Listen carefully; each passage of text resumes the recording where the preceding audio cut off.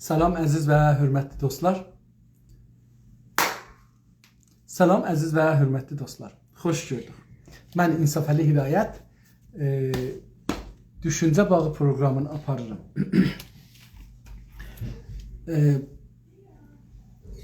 Bugündən yenə də, yəni dünən tətil idik. Bugündən Sayın Əmir bəy Mərdani cənabları ilə bəhsimizi davam edəcəyik. Və görək ki, haracan gedirik qabağa. Ərz eləyim ki, Əmir bəy Mərdani cənabları Azərbaycan Öyrənci Hərəkatı sözcüsüdür və Azoh, yəni Azohun sözcüsüdür və 2 gün, bugün 3-cü gündür ki, kəndisi ilə biz bu haqda, yəni Azohun siyasi düşüncəsi, fəlsəfəsi, ideolojisi, dünya görüşü, axirət görüşü, anlayışı haqqında danışacağıq. Biz öncədən bu proqram üçün, yəni Düşüncə Bağı üçün proje tərif elədik. Proje bu oldu ki, Güney Azərbaycan və İranda yaşayan türklərin siyasi təşkilatlarını dəvət eləyək, gəlsinlər və öz düşüncələrin, ideolojilərin, dünya görüşlərin, tarixə baxışların, gələcəyi necə görürlər, amacları nədir, yol xəritələri nədir, nə cür istəyirlər bizi ora götürələr, onları bizlə paylaşsınlar və beləliklə bəlkə ki yox, yəni projemiz budur ki, bunlardan kitab çıxadaq. Hər partiyə bir kitab çıxsın. Bunun üçün 500 dana sual tərrahlıq elədik, göndərdik və bunları dəvət elədik. 11-12 partiyə göndərdik. Biri dedi gəlməyəcəyəm, biri dedi ki, içərdən, Çehriqan cənablar dedi, içəridən, eşikdən danışacağım mən mərkəzi komitənin üzvləri ilə və sizə cavab verəcəyəm. 4 ay cavab verməyiblər, gözləyirik, görək ki, nə olacaq. O birisi partilərdən Azoh təşrif gətirdi. Bir səlam yazacaqsınız, Əmir bəy, mən eləyə bilim ki, cənabınızı çağırım. İcazə vermir buradan çağıraq, ya da siz istəyəcəksiniz, mən cənabınızı çağıracağım içəriyə.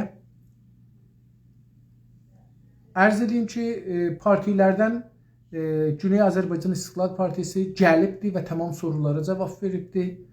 Əjdər bəy Təqəzadə Güney Azərbaycan Demokrat Türk Birliyi Təşkilatından gəlməyibdi, cavab verməyibdi. Demişlər gələcək, gəlmədilər. Zahirən ki, buradan gəldi. 6 cələsi sorulara cavab verdi, amma oradan bu üzə cavab verməyibdi, sorulara gözləyirik. Azərbaycan Millət Partisi 5 cələsə gəldi, cavab verdi, hala gözləyirik, qalanları qalır. Güney Azərbaycan Milli Qurtuluş Partisi 6 cələsə gəldi, cavab verdi, qalanları da göndəribdi. Mən editor dostumuzdan Azərbaycan Səsi kanalının sahibi ilə danışdım, dedi ki, çünki hər gün bir dana edit eləyə bilirəm. O səsləri də yavaş-yavaş edit eləyəcəyəm. Məcid bəy Cavadi Azərbaycan Milli Dirəniş Təşkilatı mənim qüsurumdan dolayı gələ bilmədilər. Güney Azərbaycan Milli Azadlıq Cəbhəsi 5 cələsə gəldi, söz veriblər. Amma buradan hədəfəydən ki, yazsınlar, göndərsinlər, ya səsli göndərsinlər, hələ göndərməyiblər. Güney Azərbaycan Liberal Demokrat Partisi 2 cələsə gəldi, daha davam eləyə bilmədik. Mahmud bəy Bilgin söz vermişlər, gəlsinlər, gəldilər və yenə də yol gəlmədik. e, Məhəmməd Hüseyn Yahyayı Azərbaycan Demokrat Firqəsi sözcüsü olaraq bu proqrama huzur gətirdilər. Sözcü olaraq və 6 cələsə oldular. Onlar da umarım ki gəlsinlər. Salam aleyküm, xoş gördük. Salamlar, hörmətli cənab Hədayət. Sizin də hər vaxtınız gözəl və xeyirli olsun. Sağ olun, təşəkkür edirəm. Mən yadımdan çıxıbdı. İcazə buyurun, məsələ əvvəldən başlayayım mən. Çünki burada birazdan dostumuza diyarıq kəsər. Salam, əziz və hörmətli dostlar. Mən İnsafəli Hidayət. Düşüncə Bağı proqramını aparırıq. Bu bölümdə biz bu proqrama Güney Azərbaycan və İranda yaşayan Türk millətinin siyasi təşkilatlarının, liderlərin ya mənsublarını dəvət eləmişik. Bunlardan 6-sı buradan gəlibdi, cavab veribdi, 4-ü cavab verməyibdi və Əmir bəy Mərdani Azohun Güney Azərbaycan öyrənci hərəkatı sözcüsü olaraq bugün 3-cü gündür ki, bizim sorularımıza cavab verirlər. Çox təşəkkür edirəm, xoş gəlmişsiniz. Çox sağ olasınız. Siz, mən minnətdarım edirəm öz adıma və həm təşkilat adına bu fürsəti yenə də bizə verdiyiniz bütün izləyicilərimizə də təşəkkürlərimi bildirir. Buyurun. Sağ olun, var olun. Umarım ki, hər şey yaxşı olsun. İcazə buyursanız, elə qısa da olsa keçək sorulara.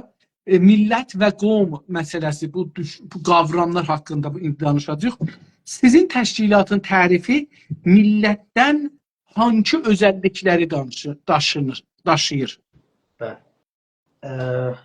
Hətmən hörmətli İnsafəli bəy, İzninizlə əgər imkanı olsa 3 dənə balaca məsələyə qonumuza rəbtləri vardır. Bəhsə girmədən öncə olursa mən 2 dəqiqə geçində formalaşdırma fikirlərimi. Birincisi, birinci gündə yoldaşların xidmətini ərz elədik. Necə ki, siz də hörmətli Hidayət bəy sosial medialarınızı fərqli zamanlarda paylaşırsınız. Yoldaşlar bilirlər ki, bizim tutsaqlarımız vardır, zindandadırlar.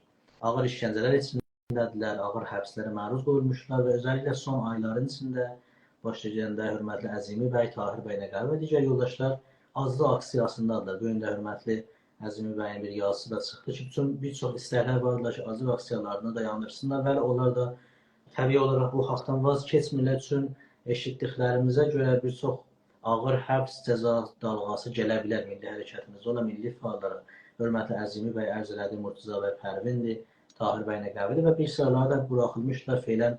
Misal üçün Pabəndilən eşitdilər, Salar Tahir Əfşar bəydir, Vədud bəy Əsəri və digər yoldaşlar. Onların adlarını demək mənim şəxs borcumdur, amma bir başlayıdan bir istək də vardı, hər dəfə də istəyirik. Bundan sonra da istəyəcək ki, bunları biz arxa duraq üçün. Əgər bir milli fəalımıza qanunsuzcasına, yəni İranın öz qanunlarına dayalı ki, hətta biz onları belə qəbul edəmirik, amma onlar özləri bunu qəbul edirlər, öz qanunlarına dayalı qanunsuzluq edirlər və bu qanunsuzluq baş tutursa, gedirsə bu şəkildə, təbii ki, bu dalğalar gəlib bizdə, yəni biz deyəndə digər milli fəalları tuta bilər. Bunların önündə durmalıyıq və onların himayətçisi olmalıyıq. Birinci məsələ buydu, hörmətli İnsafəli və 2 dənə vardı, onlar qonumuza rəfə. Birincisi, yoldaşlar mənə istəmişlər bunu bir dəfə də vurğulayım ki, Azoh adına siz də işarə buyurursunuz ki, Azərbaycan öyrənci hərəkatının ixtisarı Azoh olmuşdur. Yaranış etibarilə bu ad əvvəldə belə yaranır, belə qoyulur və deyilir. Ancaq birinci gün mübahisələrimizdə də mən qulağınıza ərz etmişdim ki, daha son illərdə biz sırfən fəqət öyrəncisi bir təşkilat deyil, istəyimiz və çabamız bu olur ki, bunu daha çox xas ad kimi, ismi xas kimi, nə bu ünvanı müxəffəf kimi kullanaq. Yəni misal üçün İranda bir zaman parti açılmışdı, Günəş Partisi, cənab Əzizgili tərəfindən, yəni bir ad olaraq sırfən Azov Partisi deyilməsinə yanaşın. Ola bilər bəzi digər yoldaşlar ki, öyrəncisel hərəkatın öyrəncidirlər, amma bizim üyəmiz deyirlər, onlara da haqsızlıq ola bilər. Yəni biz bu adı götürdüyümüzdə onlara haqsızlıq olur. Sırf elə Azov adı ilə deyilsə daha yaxşı ola bilər düşüncəsindəyim. Üçüncüsü də mən dünən bir video gördüm bizim danışığımızdan sonra. Bəlkə siz də görmüşsünüz ki, o sualların birisində bu digər təşkilatlarla barə biz çalışdığımızda həmkar ola bilərik ya rəqib ola bilərik. Bir digər yoldaşımız zəhmət çəkib o videonun bir bölümdən kəsib paylaşmışdılar. Ona bir dəfə də bir izahat gətirmək istəyirəm ki, bizə ki, orada da gənə işarə olundu. Sizin də suallarınızdan bir çoxsu elə o istiqamətə də getdi ki, bunu biz çıxaraq ki, biz eyni halda ki, rəqabət eləyə bilərik, salim rəqabətdə ola bilərik. Eyni halda dostluğumuz da yerimizdə, zaten biz bir hədəf üçün çalışırıq və eyni halda ki, birgəyik, bərabərik. Bütün bir çox zatlarımız üst-üstə düşür. Rəqabət pis anlamda yox, amma rəqabət mənfi anlam olmasa, müsbət anlamda Ola bilər içimizdə olsun, ola bilər mən baxım o biri təşkilatlarda bir gözəl bir olaya şahid olan təbii ki, imrənib deyəcəyim ki, işte bizim təşkilatda da olsun. Və bu mənfi rəqabət deyil, bu müsbət rəqabətdir. Bir dəfə də bunu borc bildim altını çizərək, gerçi o danışıqda da həm siz vurguladınız, həm mən də dedim, amma dedim bəlkə deməyəndə daha fayda ola bilər. Sağ olun, sağ olun, var olun. Bəli, bəli, zindanələrimiz xüsusən çox önəmlidir. Əgər iştibahimişə bunun 36-cı gündür ki, hesab qəzadadırlar və çox çətin vəziyyətdədirlər. Biz bunların azadlığını istəyirik. Və əgər özləri deyirlər ki, heç olmasa bizə ələni mühakimə edin. Yəni, hətta qərarlı bunlara əgər hökm verirlər, niyə nizami məhkəmələrdə? Yəni, vaqiyyətdir ki, dadgah inqilab nizami məhkəmədir, şey deyil ki. Yəni, məmuli məhkəmə deyil. Məmuli məhkəmə olsun, millətin gözünün qabağında, dürbünlərin, kameraların qabağında, xəbərnigarların, insanların, ailələrin, siyasilərin gözü qabağında mühakimə olsunlar. Dünya görsün bunlar nə deyirlər. Yəni, həm bunların ittihamları görünsün, həm difaları görünsün, həm də hökm nə verilirsə o da görürsün. Yəni, bu da önəmlidir. Yəni, bu cür deyil. Təbii ki, biz bunlardan difa eləməliyik, həmişə difa eləməliyik. Çox sağ olun ki, bunu xatırlatdınız. Var olun, sağ olun. İndi qayıda bilir. Qeydaq sorumuza. Millətin özəllikləri, bir millətin tərifi var, bir də o tərifin içində bir özəlliklər var. O özəlliklər nədir sizin üçün? Hörmətli Səfər bəy, qabaqçı söhbətlərdə də təbii ki, bu məsələlərə, bu qavramlara bir toxunulmuşluq vardır. Yəni, onlara da biz işarə etmişik. Bizim zənnimizlə bir iddə insan ki, bir yerdə yaşayırlar, ən kiçik vahiddən hesablasaq, 2 nəfər qrup təşkil verə bilərlər. Özlərinə bir qrup adı qoya bilərlər. Bu qruplar çoxaldıqca özlərini təşkilat adlandıra bilərlər. Təşkilat bir iddədən, bir teydatdan çox olduğundan sonra özünə cəm deyə bilər və bu böyüdür. Böyüyür. Nəhayət gəlir bir səviyyə çatır. İnsanların topluluğu o bir həddə olur ki, siz eləyə bilərsiniz. Bunlara deyərsiniz ki, bəli, mən bunların kategorisini, onların ortaq dillərindən bağlı olaraq, onların ortaq qaldığı coğrafiyalardan asılı olaraq, qaldığı ortaq gələcəyə düşüncələri, keçmişə bağlı olan xatirələri, geokültürdə, tarixdə filan da özünü göstərir. Bunların hamısını diqqətə alaraq millət adı qoya bilərəm. Bu bir sadə hardan çıxıb hara yetişmək. Amma tərifinə gəlincə, yoldaşlar bilirlər, bir çox təriflər verilibdir millətlə bağlı. Bütün illərdə, bəlkə 1900-cü illərin əvvəlinə qədər biz baxırıqsa, daha çox təriflər millətdən nasionalisti tərifdir, etniklə bağlıdır. Çünki o zamanlardakı savaşlar daha çox etnikə bağlı olan savaşlardır. Bir etnik bir qrup özünə bir coğrafiya təyin edir, orada savaşır və orada özlüyünü, öz kimliyini tərif edir. O zamanlara qədər millət tərifi daha çox etnikdən gəlir ki, 4 parametr başda gedir. Birisi etnikin özüdür, birisi etnikə bağlı olan dildir, ortaq dildir camiədə. O ortaq dilin yaratdığı kültür, tarix, musiqi, ənənələr və bunlardır və nəhayətdə ortaq coğrafiyadır. Bu 4 parametr olduğunda o toplu insanlara biz millət deyə bilərik. Deyirik, 4 dənə faktor ki, lazımdır. 4-ünü də daşıyırlar, pəs bunlar millətdirlər. Eyni Azərbaycan milləti, eyni Türk soyuna bağlı olan bütün millətlər ki, yaşayırlar, Qəzaqistan, Gürcistan, bütün millətlər ki, özləri bir etibarla həm Türk milləti deyə bilərik, onun zirşaxəsidirlər, yaxud Türk soyu. Çünki artıq türklərin sayısı o qədərdir ki, neçə 100 milyon nəfəri aşdığından çox, hətta buna biz soy da deyə bilərik, yəni nicad da deyə bilərik hətta türklər. Qalsın orada, amma müasirləşdikcə daha bu millət tərifinə ayrı təriflər də gəlir. Müasirləşdikcə daha biz liberal nasionalizmə şahid oluruq ki, İrandan şəhərvənlik verciq. Yəni bir ölkənin içində hətta dilimiz müştərək olmasa da, kültürümüz müştərək olmasa da, tariximiz müştərək olmasa da, etnikimiz də eyni olmasa da, sirfən o coğrafiyada yaşadığımız üçün siyasi anlamda o ölkənin vətəndaşı olduğumuz üçün bir millət tərif oluna bilərik. Misal üçün, Fransa buna başda gedənləri oldu. Çünki çox o biri ölkələrdən oraya qaçqınlar filan da gəldi də, gördü burada mən etniklə tərif edə bilmərəm milləti. Dolayısıyla fərqli təriflər var. Yəni biz özümüzə bağlı, yəni öz olduğumuz yerə baxdığımızda millətdən verdiyimiz tərif o birinci tərifdir. Çünki qarşımızda olan hakimiyyətin də bizə qarşı olan tutumuna diqqətə aldığımızda biz onlara tərif elədiyimiz millət bu 4 parametrdən gəldiyi Güney Azərbaycanda yaşayan türk millət. Yəni millətin parametrləri bu 4 dənə içərisində müxtəlifdir. Sizin təşkilatın düşüncəsi qom sözündən nədir? Nə düşünürsünüz bu kəlməni eşidəndə? Hörmətli Səfər bəy, bu qom elə dəqiqən həm o etnik idi ki, biz yəni bu millət tərifində 4 parametrdən birisi etnikdir. O etnik Həmin elə qovm adı adlandırıla bilər. Hər bir qovm amma millət ola bilməz. Yəni bir qovm ola bilər say açısından, yaxud mütəşəkkil olduğu açısından, yaxud dünyanın bir çox yerlərində yaşamaq baxımından səpələndiyi anlamdan millət faktorunu daşıya bilməsin. Bunu mən açıq ərz edirəm burada. Məsuliyyəti də öz boynumadır və təşkilatımızın boynumadır. Misal üçün biz Kürd toplusu ilə, Kürd etniki ilə baxdığımızda fərqimiz buna gəlir ki, biz bir uzun illər mütəşəkkil bir yerdə, peyvəstə bir coğrafiyada yaşamışıq. Bəli, misal üçün biz Kürdlərdə bunu görə bilmirik. Onun üçün ola bilər bu tərif millətə gəldiyimizdə biz onları qalaq ki, biz hansı təriflə əsası biz onlara millət deyə bilərik ya yox.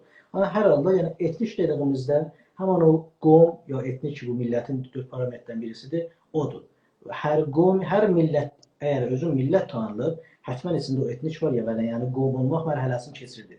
Və hər qovm illa da ola bilər ki, millətə təbdil olmasın o prosesin. Gözəl. Başqa bir şey gəlmir zehninizə bu qovm sözünü eşidəndə? Feylən xeyr. Tamam. Yəni, fikrim bu kafi ola bilər. Tamam. Sizin təşkilatın siyasi və ideolojik düşüncələrində qovm sözünün nə qədər yeri var? Ya yeri var, ya yoxdur? Ya kimlərə deyilir? Ərz elədim. Misal üçün qovmlara gəldiyimizdə, məsələn İran içinə qoyun, mən daha çox odaqlanım. İran içinə gəldiyimizdə biz lorların misal üçün bərrəsi etdiyimizdə, diqqətə aldığımızda onlar daha çox qovm olduqları ortaya qoyula bilir. Ortaq coğrafiya müştərəkləri yaşayıblar.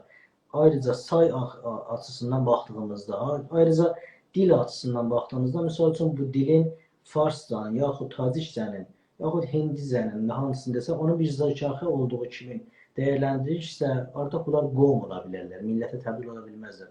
Misal üçün biz şimalda olan bir bölümlərə də belə baxa bilərik. Bəli, məsəl gələk türklərə yetişək, türklərdə bu deyil, bu keçərli deyil. Çünki bunlar etnikləri var, özlərində müzəzzə və müstəqil dilləri var, kültürləri var, coğrafiyaları var.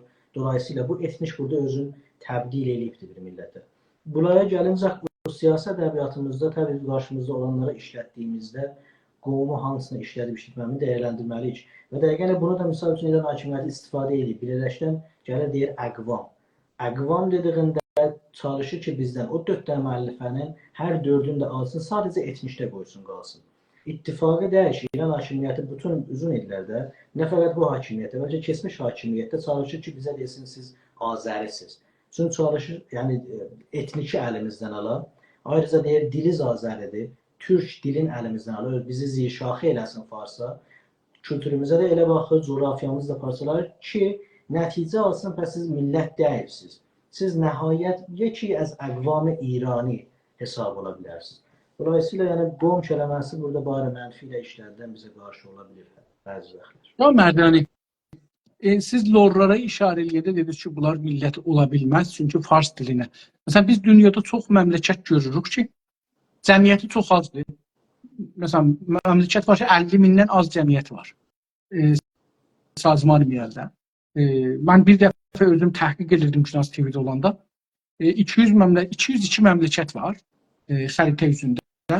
Bunların bir tədadda məmləkət var ki, xəritədə var, sazman miləldə yoxdur. 50-yə yaxında beləsi var. Məşrut, məsələn, orduları yoxdur. Qədər kiçiklər gözləri eləyə bilmirlər ordu sahibi olsunlar. Deyirlər, bizim, məsələn, bir ayrı məmləkətə deyirlər, gəlin bizi burada qoruyun. Amerika çoxları, bunların çoxunu o Amerika qorur, ya Fransa qorur, ya filan bunlar. Bunlar var. İndi amma, məsələn, görürük ki, birdən İngilisi dilli bir də məmləkətlər var. İngilisidirlər dilləri, ya İngilisiyə bənzir. Amma millətdir, yəni həm dövləti var, həm millətdir. Nədən lorlar, məsələn, ola bilməsin? Farsı dilləri olanda ola bilməz, məsələn, dövlət olsun, ayrılsın, Farsda nəsən müstəqil. Ərəbləri görürük, ərəblər, məsələn, neçə məmləkətə bölünüblər ərəblər. Kiçik, bəzisinin cəmiyyəti çox azdır. Mühacirlərin sayı cəmiyyətindən çoxdur. Ya İmarat Müttəhidi Ərəbiyə baxanda, o Ərəb əmirlik birliklərinə baxanda görürük ki, məsələn, ondan çox əmirlikdir. Yəni, hərəsi bir özü hökumətdir, məhəlli hökumətdir.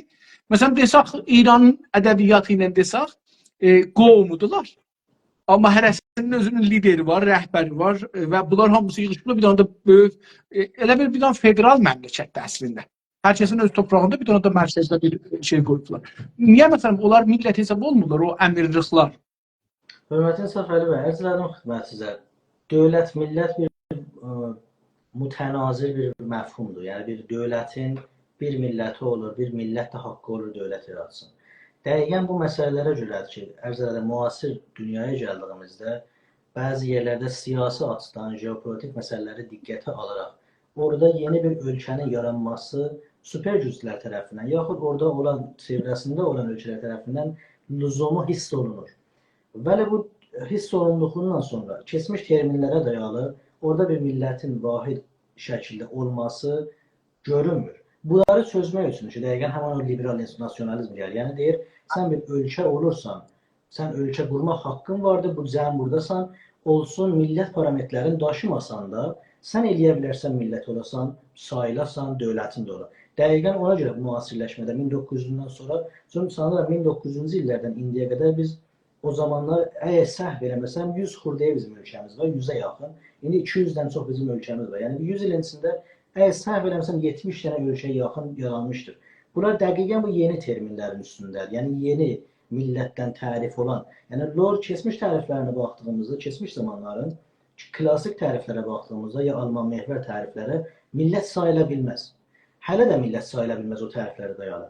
Vəli yeni təriflərə, yeni terminlərə dayalı deyilmək ola bilər ki, o toplu istəyir ölkə yaratsın, yaradar və yaranmaq günündən etibarən artıq bir millət də sayıla bilər. Sonra millət bağlanır o ölkə. Yəni söhbəti tamamən doğrudur.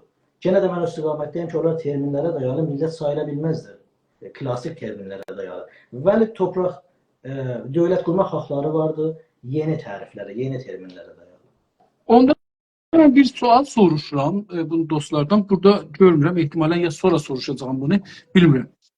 Milləti kim tərif edir? Yəni onda tərif, biz görürük ki, məsələn, ulum siyasi oxuyanda, camişünası oxuyanda, biz görürük ki, İranda xüsusən, görürük ki, 50 dənə tərif qoyublar millətə, ya qovma, ya dövlətə. Hərəsi bir məmləkətdəndir və hətta bəzən görürsən Fransa'dan 3 dənə tərif qoyublar, Almandan 2 dənə tərif qoyublar, Amerikadan o cüzü. Bu da dövləti, yəni üzrə milləti kim tərif edir? Çox gözəl sualdır. Əslində məndən yaxşı bilirsiniz. Özəlliklə bu cür məbahis, yəni bu cür qonular, sosioloji sahəsi olsun, ictimaiyyatla tamam məsələlər ki, uğraşırlar, ya siyasətin də bir bölümü olsun. Burada tərif hamısı şəxsdən şəxsə fərqli, qəbul etdirilməsi də fərqlidir. Bir növ fəlsəfi bir məbahisə çevrilir. Bəzi bir məsəl var, deyər, nəhayətdə siz Allahdan misal vurun. Allahın bu tamam mübahisələrindən sonra nəhayətdə bir yerə yetişirsiniz ki, gələ seçərsiniz. Yəni iqnai deyil. Seçərsiniz ki, Allah var sizdə ya yoxdur.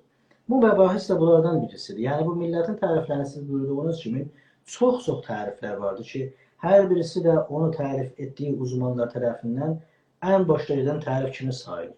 Qalib indi siz, mən, cənabız bunların hamısını qəbul edək və onlardan daha üstün, hamısımızın siyasi vaxtdan gücümüz o qədər üstün olar ki, öz inandığımız tərifi yürüdə bilək. İndi İran hakimiyyəti tərif, o dedikləri terminlərə dayalı, özəlliklə İran içində olan, yəni bizə qarşı olan mərkəziyələr Fransa tərifini götürürlər. Onlar etiqadları var ki, daxil bu tamamiyyət ərzində ona görə xədşənapəzir bilələrinə sayılır. Çünki onlar millət təriflərin coğrafiyayı İran üstündə qururlar. Onun üçün, əgər bu coğrafiya dəysə bir-birinə, verdikləri tərif onda xədşədar olunur, onda o milləti vahid ola bilmir. Ona görə bu qədər bunları tamamiyyət ərzi, bu qədər mühimdir. Dəqiqən həmin o Fransa verdiyi tərif ki, bir coğrafiyamız var, siyasi coğrafiya, ölkənin adı budur. Hər səbəbdən asılı olaraq indi qurulub da budur. İçində olanlar hamıyız bir millət sayılırsınız. Hər nə mənə ki, xorda etnikiyiz var, onlar məhəlli sayılacaqdır bundan sonra. Bunların tərifi odur ki, özləri qorusunlar. Biz də ona qarşı olaraq tərifimiz budur ki, xeyr. Biz oxuduğumuz terminlərə ki, onlar da doğrudular, onlar da var. Tədris olunurlar, bir çox danışıqlardır və biz onları seçirik, o təriflərə dayalı biz millət sayılırıq. Millət sayıldığımız üçün haqqımız var ki, dövlətimiz olsun, inandığımız coğrafiyalardır. Yəni bu təriflərdir. Nəhayətdə o siyasi güc tərif eləyəcəkdir ki, hamısımızın üstünlüyü var. Bir çox ölkələr sizdə çox gözəl bölüdünüz. Vatikan nə millətdir, nə dövlətdir, nə qomdur, nə qəbilətdir, nə bizatdır. Bəli ölkədir. Yəni o siyasi güc nəhayətdə tərif eləyir ki, orada kim danışacaq, kim üstünlüyü və hansı termin üstünlüyü sağlayacaq. Mən indi cənabınız bu tərifi eləyəndə, bu 2-3 suala cavab verəndə bir şeyə də mütəvəccüh oldum ki, indiyəcən diqqət eləməmişdim özüm. O da budur ki, biz milləti nə tək özümüz, öz şəraitimizə görə tərif edirik, öz mənafiimizi təmini, təzmini üçün tərif edirik. Bəlkə o birisinə, farsça digəri deyirlər ha, o birisinə qarşı da özümüzü tərif edirik. Yəni, məsələn, bir şu Kürt millət deyil, çünki bizim orada mənafiimiz var. O cürdür, o cür deyil. Dəqiqən elə. Dəqiqən bu bir savaşdır. Hörmətli səfərlər, savaşdır. Bu savaşda hər model üstünlüyə sağlayacaqsınız və vaxtı terminlər də bizim nəfimizdə olursa, əlbəttə ki, niyə görə üstünlüyü sağlamıyor? Əlbəttə. Yaşa. Həm bu taza bir şey çıxdı ortaya, çox sağ olun. Diqqət eləməmişdim buna. Sizin təşkilatda millətlər ilə qovumları hangi meyarlar və ölçülərə əsasən bir-birindən ayırt edirsiniz? Bayaq arz olunduğu kimi xidmətsə, yəni onların baxırıq, misal üçün, aya o coğrafiyada uzun illər sabit halətdə, mütəşəkkil halətdə yaşayıblar ya yox. O bir parametr olur. Aya bu toplu ki, əslində fərz bir dildə danışır. Aya bunların adətləri, ənənələri, filanları eyni sayıda yox. Misal üçün, yenə də qayıdıram Kürdlərə. Kürdlərdə biz bölümlərə şahid oluruq ki, bir-birlərin dilini anlaya bilmirlər. Soryanıdır, Kurmancıdır filan. Tamamən fərqli bir dillər kimidirlər ki, bir-birləri anlaya bilmirlər. Əgər belə bir halətdə var, ona dolayısıyla bunları bir millət kimi, olmaz bunları bir millət kimi biz təsəvvür edək, klasik dilə gəlincə. Və türklərə gəldiyimizdə, ərz edirəm, hətta biz soy həddindəyək. Uyğurda danışan bir türkü mən 60-70%-ni başa düşə bilirəm. Üzbəkləri başa düşə bilirəm. Azərbaycan və Türkiyə ki də tamamən başa düşə bilirəm. Dolayısıyla burada ləhcələr fərqli ola bilir, amma dilləri başa düşə bilir. İran özünə gəldiyimizdə Qaşqayları başa düşə bilirik, Afşar türkləri başa düşə bilirik. Yəni bunları diqqətə alırıq, pəs burada dil eynidir. Coğrafiya ilə fərqli olaraq ləhcələr dəyişilə bilər, amma dil eynidir. Bəli, mən görürəm əgər Kürdlərdə belə bir dil ortaqlığı yoxdur, pəs orada dolayısıyla kültür ortaqlığı da ola bilər. Olmuyor, coğrafiyalarına baxdığımda görürəm coğrafiyalar mütəşəkkil şəkildə yaşayan deyirlər. Bir zamanlar bir yerdə köçüb yaşayırlar, bir yerdə bir zaman köçüb yaşayırlar. Köçmək eyibdir. Biz bilimsel araşdırma olaraq danışırıq məsələn. Bunları diqqətə aldığımızda onda fəqət onların etnik faktoru qalır, qovumluqları qalır. Və mən onlara millət deməyim elmi açıdan sorun yaradacaq və sorun daşıyır. Amma millətə gəldiyimizdə siz yəni buyurduğunuz fərqlər var, necə dəyərləndirilir? Misal üçün bu bir model ola bilər dəyərləndirmələrdə. Gözəl. Siz Azərbaycanlıları, Qəşqayları, Türkəmənləri, Ərəbləri, Bəlusları qovmu bilirsiniz, yoxsa millət bilirsiniz? Yoxsa başqa bir şey? Kəsinliklə millətlə. Bura biraz çəlişkilidir. Yəni biz haray-haray mən türkəm deyirik, hamılıqca deyirik və tamamən doğrudur. Etnikimiz türkdür. Türk milləti deyirik, bu da doğrudur, tamamən. Amma qabaqçı tərəfə gəldiyimizdə ona mən gələn millətin bir müşəxəs vahid coğrafiyasına inanıram ki, o da vardır bədidir, böyük Turan. Yəni hətta türk milləti dediyimiz də yanlış deyil. Vəli hala mən təşkilatın öz baxış açısındayım ki, o qədər də yaymamışıq, yayılmır, şayət zamanlaması indiyə uyğun olmuyor falan. Vəli bizdən öncələrdə yayanlar olur, danışanlar olur, uzmanlar danışır. Biz artıq türkün soyluğuna inanırıq. Yəni gerçəkdən say açısından, coğrafiya paylaşma açısından, bütün qayrələrdə olduğunun açısından baxdığımızda bu artıq soy olur. Türkü soy kimi diqqətə aldığımızda, onda mən Azərbaycan milləti dediyimdə bu yanlış sayılmır. Qəşqay milləti dediyində yanlış sayılmır. Çünki orada deyirik sən soy olaraq türksən, etnikin yerindədir, coğrafiyan Qəşqay yurtdur, millətin adı Qəşqay milləti olur, amma sən türksən. Çox çəlişkili bir zat. O da bizim bir böyük payımızdan. Çünki 500-600 milyon nəfərlik türk dünyada var. Buna artıq vaqiən məncə bir soy deyilmək yanlış deyil. Hətta bilimsel olaraq bu yanlış deyil gerçəkdən. Amma bir qayıdım sualın özündə, bəli, bunlar hamısı millət üçün Qəşqayın özü coğrafiyası var, müşəxəs coğrafiyası var ki, bütün uzun illər orada yaşayıb. Pəs o coğrafiya onundur və oranın adı Qəşqay yurtdur. Afşar türkləri hakəzə, Azərbaycandakı hakəzədir. Bunların özü hər birisi özünə görə millətdirlər. Dolayısıyla dövlət qurmaq haqları da həmən coğrafiyada varlar. Bu çox şeylərdə, təriflərdə, millətdən təriflər ki olur. Bunlarda dövlətin olması o milləti millət edir. İndi Qəşqayı şeyler məsələn yoxdur, bizim də yoxdur, Kürdlərin də yoxdur. Məsələn burada nə fərqi var bizlə Kürdün arasında? Niyə məsələn bizim dövlətimiz yoxdur? Nədən məsələn biz millət oluruq? Dedim ben xüsusən İranda da bu tərif qəbuldur da. İndi İranda da bilirsiniz bu tərifdir ki, dövləti olanda. Biz burada hangi parametri qoyaraq deyirik ki, tamam biz millət. Sizin zəhmət İnsaf Əlibəy, mən bir balaca burada bir dırnaq arası bəlkə mərbut ola qonuya. İranın siyasi fəzası, hətta bilim fəzası fövqəladə pompaj rəsani olur fars dilli mənbələrlə. Və bu mənbələr illa da ilzamən İngilis dilli ya Latin dilli olan mənbələrin çevrisi olsalar da sadiq bir mətni əvvəliyyə olmurlar. Bunu biz çox zamanlar şahidik. Bəzən də hətta o mənbələr təlif olunur fars dilində ki, dəqiqən bu yanlış bilgiləri təsdiq eləsin. Bir yanlış bu yanlış bilgilər bəlkə yoxdur dünyada. Yəni dövlətin olub-olmamağı əslən təsirgüzar və təsiri yoxdur. Bir qovumun, bir etnikin millət parametrini daşıyıb-daşımamaqdır. Ola bilər bir millət uzun illər, bədvi tarixdən, Adəm-Həvva vaxtından indiyə qədər yaşayır, dövlət qurmuyor. Bəli, hər zaman millətdir sayılmış olar. Yəni dövlətin olub-olmamağı əslən rəbti yoxdur. Bəli, bunu dəqiqən bizə sundururlar. Çünki beləliklə, siz də bunu gözəl işarə elədiniz. Onda mən Kürdlə də həmtəraz oluram, rəqibi məntəqəyə düzəlir mənə. Onda mən Fars ya Taciklə də həmtəraz oluram. Çünki onda mənim uzun illər üstünlüyümü gəldi. Mənim 2 dənə dövlətim var, modern dövlətim var. Pəhləvi olsun, bu indiki hakimiyyət Fars mərkəzlidir. Sənin keçmişlərdə imperatorluğun olsa şahanlıq, indi elə modern dövlətin var. Bəs yenə də mənim səndən üstünlüyüm var. Və bunlar yanlış bilgilərdir. Və təbii özüm burada göstərmir. Misal üçün bizlərə hər uzun illər bizə deyiblər, siz pan-türksüz, pansız, pan pisdir. Əslən panizmin tərifinə biz gedib baxırıqsa, mediada, dünyada yəni araşdırmacı olaraq baxırıqsa panın tərifinə, panla bağlı görəcək ki, nə qədər yanlış bilgilərin içindəyik. Əslən panizmin özü yanlış bir məsələdir. Pan-türkizm var ya yox, onun özü dəyərləndirilməlidir ki, əslən bir etibarla pan-türkizmin özü nə tənha pisdir, çox da gözəl bir termin ola bilər hətta. Bilirsiniz, yəni o qədər yanlış bilgilər təzyiq olunur bizim içimizə və biz onlarla məşğul oluruq. Yəni onlarla eyni kəsrəvrin o Azəri gəlib sözünü atdırmaq, biz onunla məşğuluq ki, Azəriyik ya dəyirik. Əslən o yoxdur ki orada. O atılır ki, biz məşğul olaq.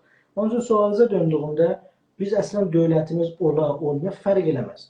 Bizim müəllifi-hay millət şəbəndicimiz var. Bütün tarixdə də varımızdır, indi də vardır, daşıyırıq.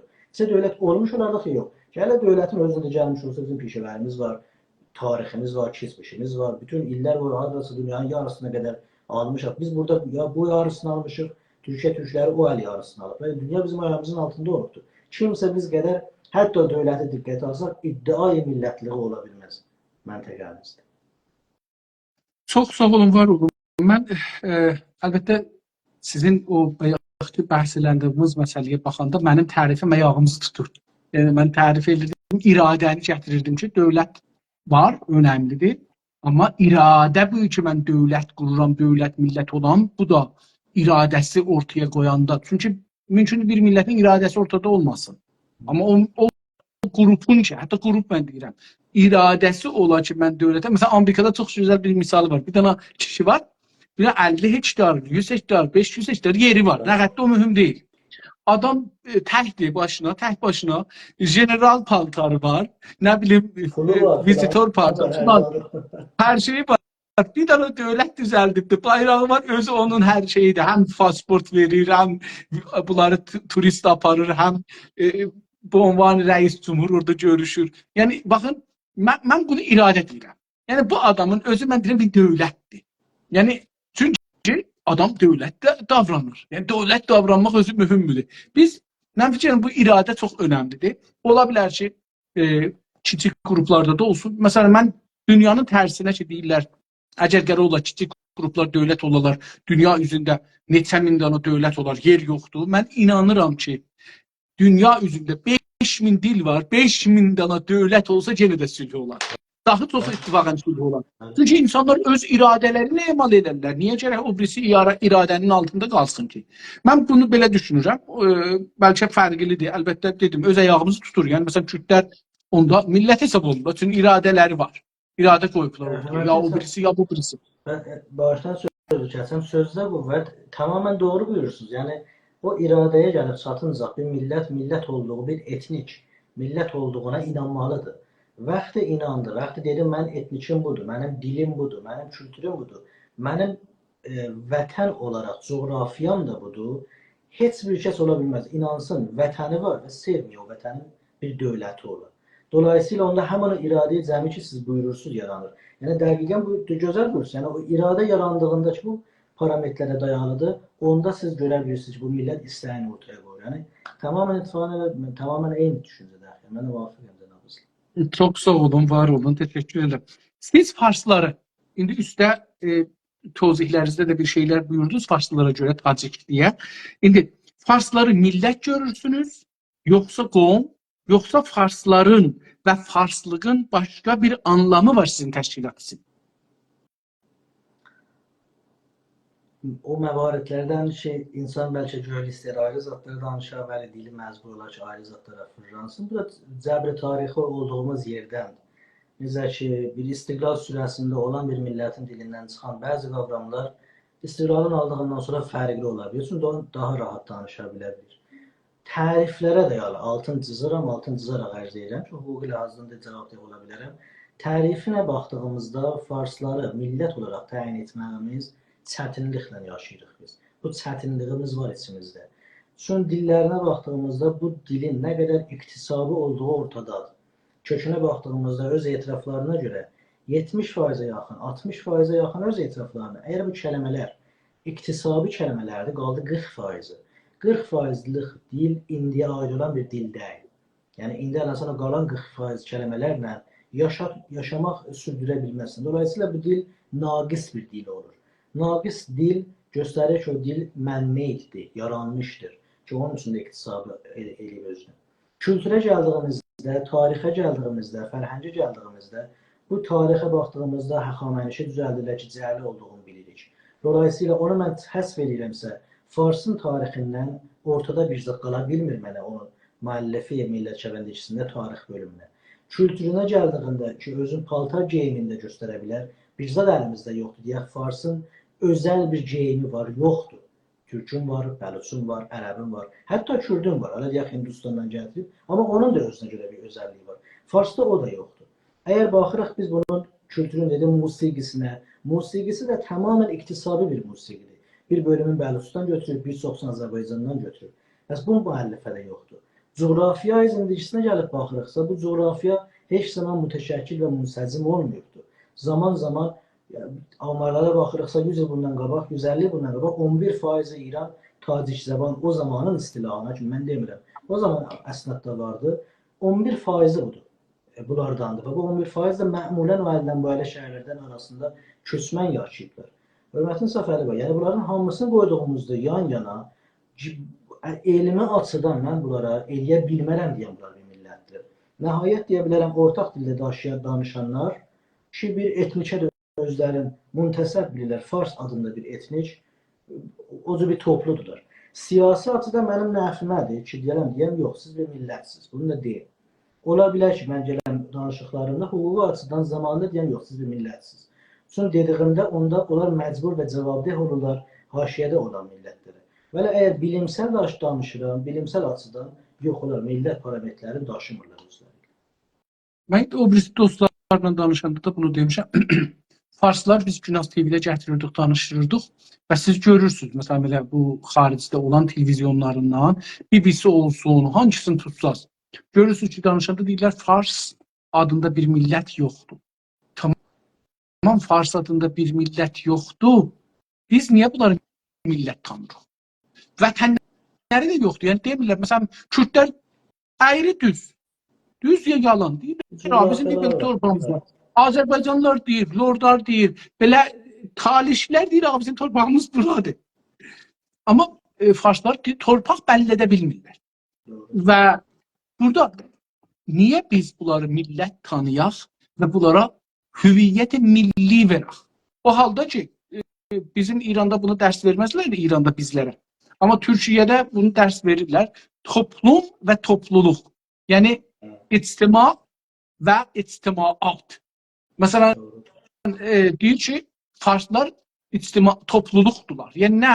Yəni, biraz türklər farslaşıblar, biraz ərəblər, biraz bəluçlar, hərədən biraz başqa onlara qatışıblar. Çünki onlar istədilər mənafi oradadır ki, farslara qatışırlar, biraz mənfəət qazanırlar. Ya biraz az xəsarət alırlar. Yəni xəsarəti azaltmaq üçün də onlara yaxınmaq olur. Həqiqətən deyil ki, mənfəət qazanır. İndi buna necə baxırsınız ki, niyə məsələn biz bunları millət görək? Niyə millət tərif edirik? O halda ki, özləri tərif eləmir. Hörmətin səfəli özünü daha çox siyasi qavramlarda özünü göstərə bilir. Misal bir örnəyi federalizmə biz gəliriksə, federalizmin yaranmasında məcburuq ki, bir qovm etnik mərkəzinin olmasını qəbul edək. Şey biz eləyə bilərik, oradan yola çıxıb federalizmə məsələni sataq. Çünki federalizmdə sən deyə bilməsən ki, biz bilərik ki, haşiyədə yaşayırıq. O mərkəz kimdir? Əgər mərkəz heç bir yerə bağlılığı yoxdursa, dolayısıyla onda mən deyə bilmərəm siyasi açıdan ki, onda o mərkəz siyasi gücü əlində təsahüb edib saxlatdırıb da. Əgər mən ona bir coğrafiyayı müşəxəs boynuna qoymasam, onda o Yazda, Kirmana getməyin faturasını ona kəsdirə bilmərəm. Yəni bir çəlişkili bir məqamdır. Eyni halda ki, bilim açısından millət deyirlər, bəli mən məcburam Yazd, Kirman və İsfahanın abadlaşmağın faturasını onların adını kəsdirəm. Yəni mən deyirəm, mənim yeraltı qaynaqlarım süngündən götürülür, gedir Kirmana. Gərək deyən Farsistana gedir ki, deyə biləm bu təqabülü göstərəm, talanmağımı göstərəm. Əgər o Farsistanı mən yaratmasam, hətta özü istəməsə də, bəzən mən gərək yaradam ki, deyəm sənin torpağıyan gəlir. Sən cavabdeh olmalısan bunun müqabilində. Yəni siyasi açıdan millət ola bilərlər, amma bilim açısından qətiyyən millət ola bilməz. Qətliliği də deyim öz zənnimdə daha rahat olmasın. Canım rahat olsun. Sizcə, sizin təşkilata görə farsların vətəni varmı? Vətənlərin İran tərif edirlər və dəqiqən siz də çox gözəl işarə buyurdunuz, dərsdən qaçmaq üçün. Onların vətənləri yoxdur. Sən olmaz vətənin Türkün də, Ərəbin də, Bəluçun da, əsən Kürdün də, Talişin də, Ciləkin də, Lorun da vətənin üstünə həm puşanısı olsun. Sən o zaman həm puşanı ola bilər ki, Türk kimin Türkü danışasan, Farsça, Ərəb kimin Ərəbi danışasan, yəni bunlar olmaz həm puşanı. Necə ki, mən Güney Azərbaycanın, Azərbaycanın cənubuyum, Ərəbistanın üstünə düşmüş ki, o özünə görə ərazisi var, mən də özüm ərazi. Sən də, çox gözəl buyurdu, sən də öz ərazini tərif etməlisən. Bəli üçün yoxdur ortada. Gəldi, xeyr, biz modeli şəhərbəndi nasyonalizm gedirik, kulli İran sərayi mənəz. Yəni, şuar da oradan gəlir. Həmin İran sərayi mənəz. Mənə fars, vətənim İrandır. İranı qoruyacağım. Vətənsizlikdən oraya satırlar da əslində. Elə deyə bilər. Gözəl. Sizcə Azərbaycanlılar, Qəşqailər, Türkmənlər, türkdülər, yoxsa başqa bir kimlikləri var? Qətiyyət türklər, qətən türklər. Soy olaraq hətta türk. Yəni, həm millət, həm soy. Gözəl. Getiririk bir başqa bölümə, milli qavram, milli mənafi nədir? Milli mənafi haqqında. Milli sözü, bu qavram ki var, milli deyən, bunun mənası nədir, nə deməkdir? Milli, millətə aid olan hər özəlliyi daşıyan milli sayıla bilər. Yəni, millətə bağlı olan hər bir özəllik də, gələ mən o 4 faktora deyirəm, 4 faktor da, yəni bütün zatlar da bunlarda yerləşdirilir. Məsələn, mən deyirəm keçmiş tarixini, bu dolayısıyla çevrəyə də bağlılığı ola bilər. Ərazi deyirəm, çevrə onun içində də yerləşdirilə bilər. Ekonomi deyirəm, iqtisad elə hətta özünün coğrafiya içində yerləşdirə bilər. Yəni, bu coğrafiyanın içində o etniki hər nə ki etkiləyirsə, ya onun bir modeli varlığı sayılırsa, milli varlıq sayılır. Dolayısıyla o coğrafiyanın içində gəndərz eləmək, o etniki hər nə ilgiləndirirsə, milli varlıq sayılır. İndi buradan bir şey mənə cəlib gəldi. Bugün siz mənə çox şey yaradırsınız. Onlar ki, xətərdilər, təhlükədirlər. Onlar da milli sayılırmı? Milli təhlükə, milli xətər. Yəni millətə qarşı olaraq, yəni, buyurun. Bəli, bəli. Bəli, də usulən hər halda milləti ilgiləndirən hər nə məqam varsa, milləti millətlikdən sabit edən hər nə məqamsa, milli təhlükə sayılır. Həqiqət. Gözəl. Yəni, iki mənası, iki dənə olur. Həm icabi, müsbət, həm səlbi. Hər ikisi milli ola bilir. Gözəl. Milli mənafi və çıxarlar necə tərif edirsiniz? Qabaqçı tərifdə dəqiqən millətə hər nə ki o coğrafiyada o etniki ilgiləndirir, milli mənfəət ya milli təhlükəsi, gözəl buyurdunuz da, o kateqoriyada yerləşdirilir. Hər nə ki olursa, hər nə ki ilgilənirsə. Güzel. Milli çıxarlar ya milli mənafiilər nələrdir? Sayaq məsələn, deyək ki, filan şeylər milli. Yenə də qabaqçı tərifə gəlirəm. Yəni yer üzündə yaşayan, yer altında qaynaqlar olan ta göydə olan hər nə ki o milləti etkiləyir, o millətin mənfəəti, o millətin sərmayəsi sayılır. Sərmayə kəlməsi daha yaxşı ola bilər. Bu sərmayə xətərə də düşə bilər, sərmayə qullanıla da bilər. Yeraltı qaynaqların hər birisi milli mənfəətlər içində sayılır. Yer üstündə yaşayan insanların bütün hüququ milli mənfəətlər sayılır. Heyvanların belə hüququ milli mənfəətlər sayılır. O heyvanlar o coğrafiyada yaşayırlar, o etnikin qulluğunda olurlar ya onun kənarında yaşayırlar. Göyə gəldiyimizdə havamızın özünün təmizliyi belə milli mənfəətlər içində yerləşdirir. Yəni bu təriflə o coğrafiyada hər nə ki varsa, onun hər model qorumağı bizim borcumuzda sayılır. Söz sözə gəlir. Biz uzun zamanlar, əlbəttə o aşamaları biraz aşamışıq. Milli mənfəətlər sadəcə dilin qorumağında tərif olunurdu milli hərəkətdə. Yaxud sonra sirfən Urmu gölünün qorumağında tərif olunurdu. Amma elə deyil. Bəli, zaman ola bilər. Mən bu məsələyə daha çox fokus edirəm. Bu doğru ola bilər. Vəli illa da o biriləri görməzdən gəlmək, bu yanlışlıqdır. Qadının haqqı milli mənfəətdir. Uşağın haqqı milli mənfəətdir. İşçinin haqqı milli mənfəətdir. Hətta sərmayədarın doğru sərmayəsini doğru şəkildə faydalanması da milli mənfəətdir. Yəni, hər nə coğrafiyada millətə aidiyyatı varsa, bu milli mənfəətdir. Mən millətçiyəm, dolayısıyla o milləti, bu milli mənfəətlərinin hamısını qorumağı mənim bir borcum sayılır. Hələ bu dırnaq arası istədim ərz edəyəm ki, bu hər nə var o coğrafiyada bizim milli mənfəətimiz sayılır.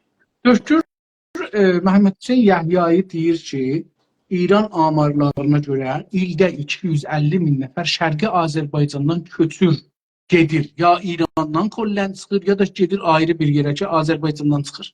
Sizcə köç, belə köç, milli mənfəətdir, milli zərərli nədir?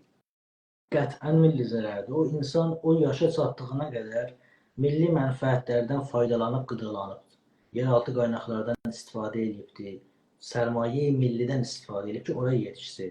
O yaşa çatdığından sonra da gələ o sərmayəsin bir şərait bir zəmini yaratsın ki, qaytarsın o torpağa. Həm öz nəfinə olsun, həm toplumun nəfinə olsun. Dolayısıyla onca hər bir toplumda, hər bir ictimada köç olursa, o köç əgər sərmayənin qaçmağı anlamda olursa, o zərərdir. Milli mənfəətləri tamamilə zərər vurulmasıdır. Bu rəqəmi misal üçün mən o qədər dəqiq bilmirdim. Siz buyurdunuz, bu dəhşət bir rəqəmdir. Yəni ildə bu qədər insanın sərmayənin Azərbaycandan çıxmasının sərmayə insanidir. Bu insanda fəqət özü də ailəsi var, bağlantıları var, işi var, gücü var, bilimi var, təcrübəsi var. Bunları ayrı yerə aparmaq Azərbaycanın yoxsul olmağıdır bu sərmayələrdən. Milli mənfəətlərin təhlükəyə düşməsidir, milli mənfəətlərin aradan getməsidir.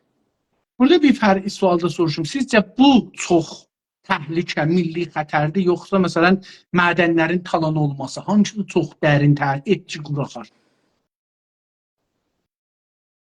Çox ilginc bir sualdır gerçəkdən. Əgər istəyəm cavab verəm, şayad məncə bu sərmayənin qaçmağı, təhlükəsi o yeraltı qaynaqlardan feyli halda qat-qat çox olur. Çünki əgər mən uzaq müddət düşünürəmsə, Güney Azərbaycanın bir zaman müstəqil olmağını düşünürəmsə, o zaman mənim yeraltı qaynağım olmazsa, mütəxəssisim olarsa, çözüm yolu mənə tapa bilər. Amma mənim yeraltı qaynağım olursa, mütəxəssisim olmazsa, həmin yeraltı qaynağımdan faydalanmağa mənim adamım olmayacaqdır. Onun üçün sərmayə Ferrari Nuxbeqan gerçəkdən dünyada çox birinci sırada gedən məsələlərdəndir. Çünki o sərmayə insani çox böyük çözümlər çözə bilər bir çox sorunlar. Onun üçün sualca gəlincək yox. Məncə sərmayə insanın qaçışı çox bizə zərər vericidir daha hətta.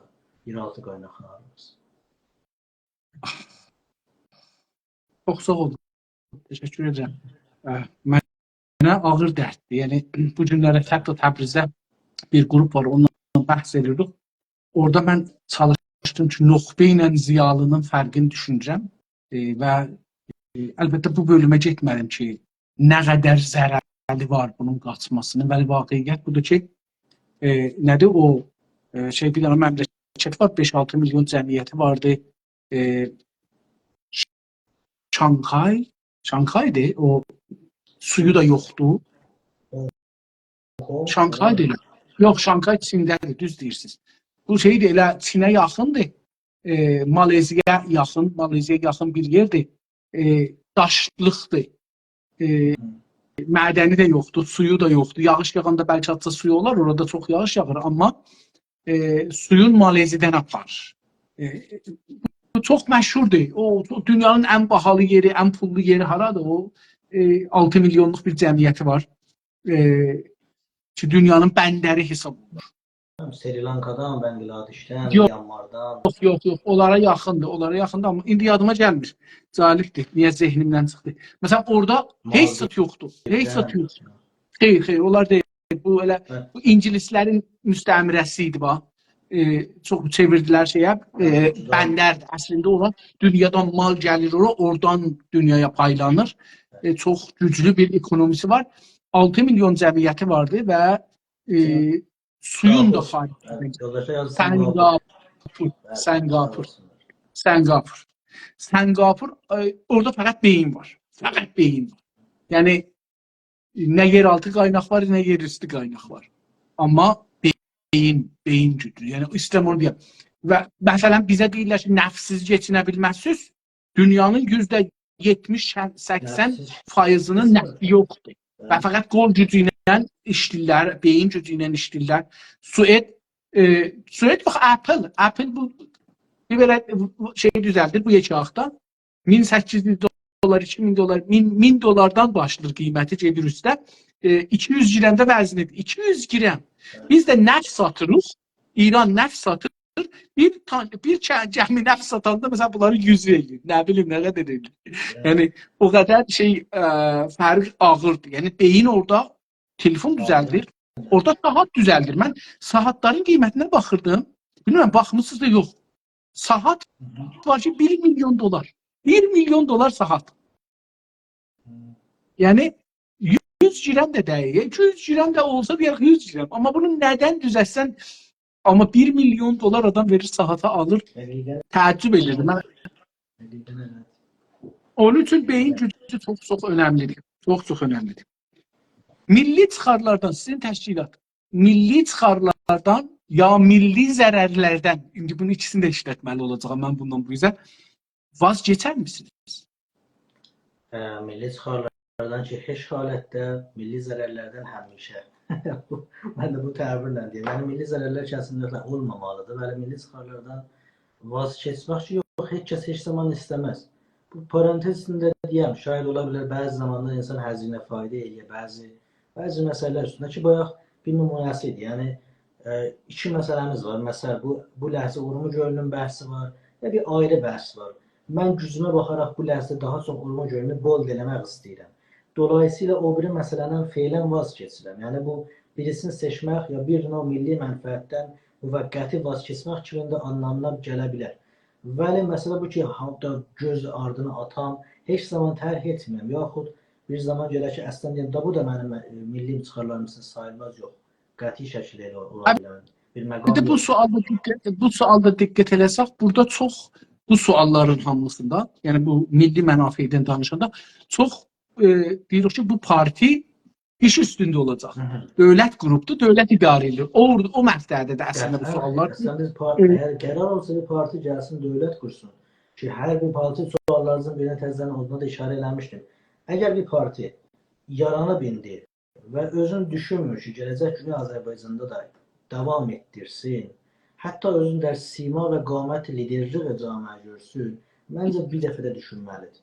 Öz güvənini itirməməlidir, öz güvənə sahib olmalıdır.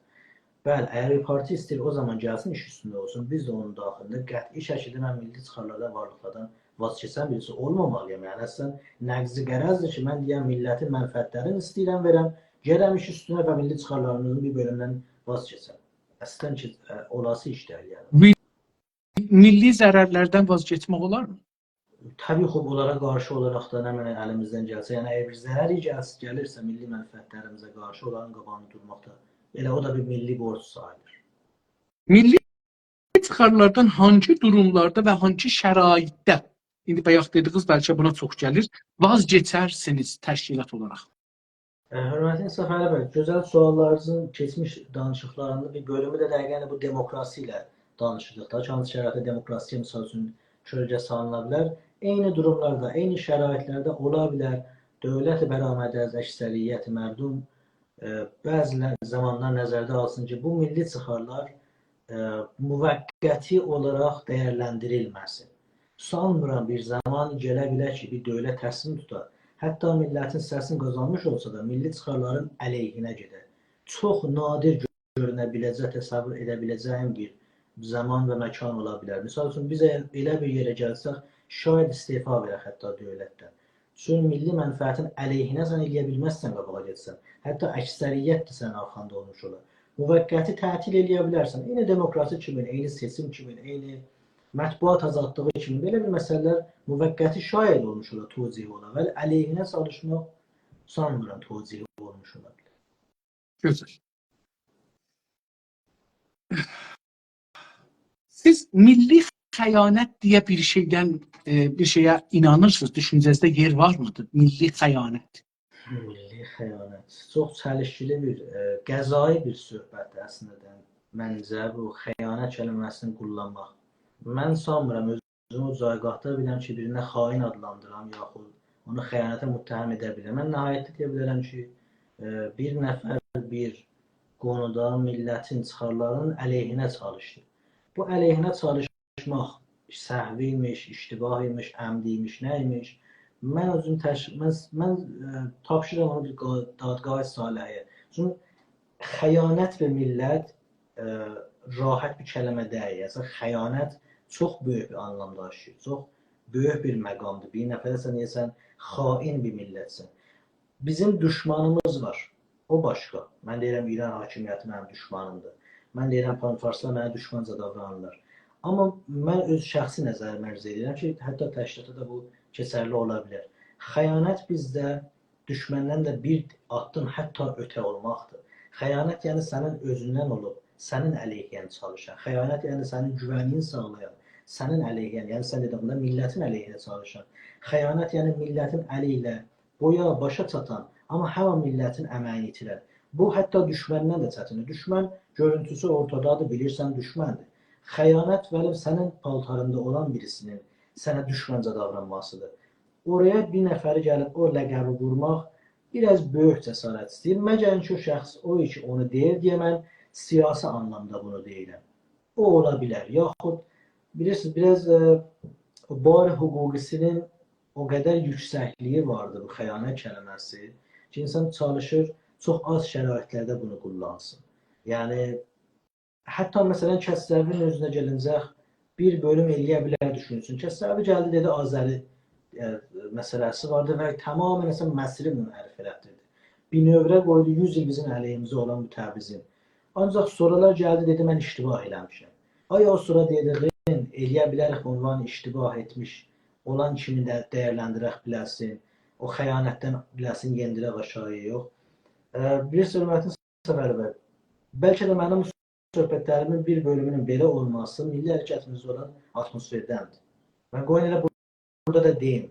Biz o təşkilatlardan birisi olduq ki, neçə vaxt bundan öncə misal üçün xəyanətə müttəhəm olduq bir millət. Bilirsiniz, istəmirəm bəhs olsa. Burma gölə məsələsi filan. Bu kəlmələr çox rahat kullanılır hərəkətin içində. Mən bir nəfər fikrimin fərqi ola bilər, atışmam ola bilər, dartışmam ola bilər, küsə bilərəm, söyə də bilərəm. Amma haqqım yoxdur birinə xain deyəm, haqqım yoxdur. Heç halətdə birisinə ki, bilirəm, milli hərəkətin içində var, millət istiqamətini çalışır. Bəlkə tutumu yanlışdır məncə, ona xain kəlməsi işlədirir. Hər halda sözü yekunlaşdırım. Xəyanət kəlməsi bir çətin kəlmədir.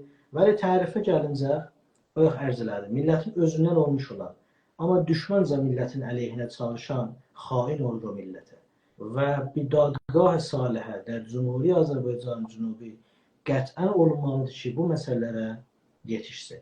Və mən o dadgahın da səlahiyyətinə indidən əminəm, çünki bir heyəti munsifi olacaq millətdən seçilmiş ki, onun iştibah və səhv dərslərini çox aşağı yendirəcək. Oradan nə mənə çıxsa, hamı tabi ola bilər. Əmir bəy, indi biz bir mübarizə deyirik. Ya indi haqqı təyin sərnişdə, ya federalizmə, ya istiqlala önəm daşımır. Bəli, bir mübarizədir yox, bir özümüzü layiq bildiyimiz bir haqlar var. O haqlar üçün bir savaş. Və bilirik ki, bizdən olan, bizə bənzəyən, bizim paltarımızı, dilimizi, hüviyyətimizi giyinən bir insanlar var ki, bizim zərərimizə, düşmənimizin xeyrinə çalışırlar. Bilələr, bilməyən. Acaba soru budur. Bunlara xain deməyək, tamam. Amma acaba xiyanətin meyarların, ölçülərin ölçək qoyaq ortaya. Deyək ki, bunları hər kəs bu işləri görsə, ya bunlardan, məsələn, deyək 10 dana meyar qoyduq, ölçü qoyduq, dedik bunlardan 3-dən fazlası birində olsa xaindir. Yəni, acaba siz belə bir iş görün. Çünki mən keçən, bəlkə Pezeşkiyanın o zamandan ki, mətrəh olubdur, o gündən bu günə bu məsələni mən çox düşünürəm. Yəni, vaqiyyət budur ki, keçən 2-3 gündə də içəridəki qruplar məni bu çox sıxışdırırlar əslində. Və mən çalışıram bir meyar tapam ki, məsələn, deyək, bu işi görən xaindir. Yəni, bunların məcmusundan heç olmasa birində 3-ü, 4-ü yığışsa bir adamda olsa, ya bir qrupda olsa, onlar xain demək olar. Acaba biz belə, çünki hüquq da bunun üstünə gedirsək, biz hüquqda əvvəl bir çərçivə bəlli eləyəcəyik məclisdə. Hüquq özündən hüquqçular gəlib deməyəcəklər. Məclisdə nümayəndələr deyəcəklər ki, xəyanət ibarətdir bundan. Və bunların hamısı xəyanət olmayacaq. Məsələn, mümkündür ki, biz bir dana adam özümüz bir dana məmurumuzu öyrədək. Buna, məsələn, ermənicən öyrədək, ebricən öyrədək, göndərək onların içinə, bizim əleyhimizə işləsinlər, bizi vursunlar, bomb partlasınlar hətta. Hətta bizim içimizə bomb partlasınlar, özlərini sabit eləsinlər ki, mən erməniyəm, sizdən də çox erməniyim. Ya farsam, sizdən də çox farsam. Amma ən sonunda o içəridə apardığı təxribat, ya o yıxdığı, ya verdiği məlumat onun xiyanətləri ki görünür, onların hamısını yuyub aparacaq məsələn. Çünki onu biz göndərmişik. Bizim amacımız yolunda xidmət edir. Xidmətin bir adı da buradandır ki, bizə həml eləsin, bizə tohin eləsin, bizi vursun, bizi yıxsın, bizi terror eləyən görünsün filan. Acaba biz belə bir meyarları milli hərəkətdə partilər olaraq indidən danışmalıyıq. Çünki istəyək-istəməyək insanlar, xainlərimiz var içimizdə. Mən də istəmirəm bu kəlmədən istifadə edeyim, amma ciddi deyirəm, mən çox müxalifəm. Bu xain kəlməsi ilə çox müxalifəm, amma vaqiyyətləri də ötürmək olmaz. Yəni biz insanlara deməsə... Kamilən qəbul edirəm, hörmətli Səfəli bəy. Bu ki, içimizdə xainlər var, tamamən mən qəbul edirəm. Əslən, bu ki, biz qəbul eləyək, içimizdə xain yoxdur. Dolayısıyla onda biz deyirik, biz çox gücsüz bir hərəkətir. Əslən, biz nə qədər gücləndikcə, bizim düşmənlərimiz bizim içimizdə xainlərin sayısını çoxaldacaqlar. Bu çox təbii bir məsələdir. Yəni, çox da yaxşı iş görürlər. Onların açısından baxsaq, siz də çox gözəl misal olursunuz. Mən də bir dövlətdən savaşda olsam, qətən olmuşsa, öz adamlarımı onun dövlətinə soxuşduracağım. Hətta rəqib olmasa, dost ölkəm olsa da, gənə öz adamların gərək hamısında olar. Yəni, əslində bu anormal bir zat deyil. Dolayısıyla biz nə qədər ki güclənirik, xainimiz də çox olacaq. Mən tamamən bunda müvafiqəm. Bəli, o xainşinasiyə gəldiyimizdə, mən bəlkə sırf öz təşkilatımızı deyim, o səlahiyyəti özümüzə verə bilmirik ki, birinə eləyə bilək, parametrlər cızaq deyək, bunlar olan halükarda o şəxs bizə xain sayılır. Bəli, mən o parametrləri cıza bilərəm ki, deyəm, bu parametrlər birisindən neçə nə oldu? Mən bu şəxsin təhlillərini qəbul etməyəcəyəm, işlərinə şəkk ilə yanaşacağam. Onu çalışacağım ki, hər zaman olduğu tənqidə məruz qoyam. Yəni, tamamən bu işləri eləyəcəyəm və açıq və şəffaf onun əleyhində fəaliyyət edib çalışacağım. Yəni, bunları bəli, biz də eləyə bilərik. Olması ittifaqən yaxşıdır. Yəni, tamamən razıyam. Yəni, buradan bir mərhələ daha çox yuxarıya getmək, mən bilirəm ki, siz də öz buyurduğunuz kimi, heç kəs istəməz oradan çox getsin. Fəqət hamı axtarır, biz sazukari olar ki, biz bəlli edə bilək. Bəlkə bu rəftarşünasilərdə bir oyun var, bəlkə siz də bilirsiniz. Mafiya oyununda İranda çox yaygındır bu mafiya oyunu.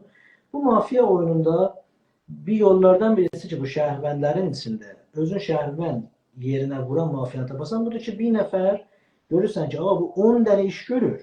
Siz də gözəl buyurdunuz da. ki hərdən əleyhinə olur, nəfinə olur. Bəli, nəhayətdə sən baxırsan, bunun insanın 10 işindən 10'u da yanlış olur.